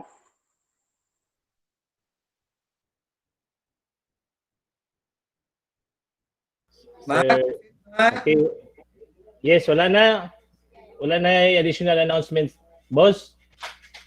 Wala na. Katuratan na. Nag-cater na. Okay, thank you. Okay, before we part with ways, may I ask Ma'am Sharsa to bless us. Madam? Okay, let us pray. Our most precious God, we are so blessed and happy for the success of our webinar. Thank you, Lord, for all the brilliant facilitators who guide us on how to handle our works, on how to cater education, despite this pandemic time that we are now facing. We entrust you everything, Lord, because we know that in you we can do everything through your guidance. Bless everyone, Lord, as we continue our journey as a public servant. This all we ask through your mighty name. In Jesus' name we pray. Amen. And in the Father, the Son, and the Holy Spirit. Amen. Okay, ma'am. Amen. But before tamo enjoy, do not forget na niya i-post ani Sir Arnold ang sa evaluation. Nagnawa ko ni Shari, wala pa man siya naka-post, Mac. Ang problema na kay wala ko'y copy kay sa may gahimo, wala ko'y link. Mao gali, oo. Nag-ring yung phone karon no? Sige lang, basta kay within this day, we are going to accomplish that evaluation, online evaluation. Yes, yes. Palihog lang ko kung sa i-post nato sa DepEd Tigbaw, then please give it na lang. Or some GCs ninyo, GC. And then, please na lang po do, sir. I-share na lang po para maabot sa tanan. Okay, Mark. And then, please, wala ka na tininood. Kay that's the basis now. After that, we will give a report. Okay, that's all for now. Thank you, everyone. Thank God you. bless and keep safe every time.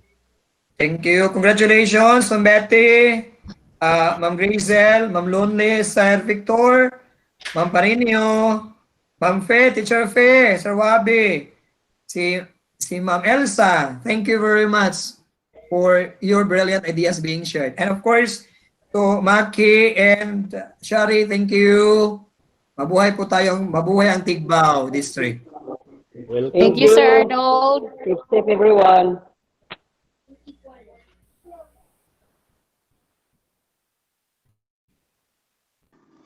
Happy lunch, everyone. Usay sud-ani mo da, Joy, gay ko, be. Inon-on, Doki, inon-on. Sure. Alam ni. Sir Arnold, true na ha. Yes. Dili na bola-bola. Nakuyawan, gay ko, per, sa description. Yes, Ren. Yes, always. Salamat, per. Okay, welcome. City. Ren, suman. Arnold, after sa ma-accomplish na mo ang Form 1, i-direct na mo og send sa ICT. Oo. Sige, sir. Salamat. Sige. And by tomorrow, school heads, I'll be giving the PMR. And napako trabaho po. School heads, tomorrow. Sige, sir. Sige, so that we can work on Saturdays and Sundays. Sige, thank you, sir Arnold. Sige, yes, Jong. PMR.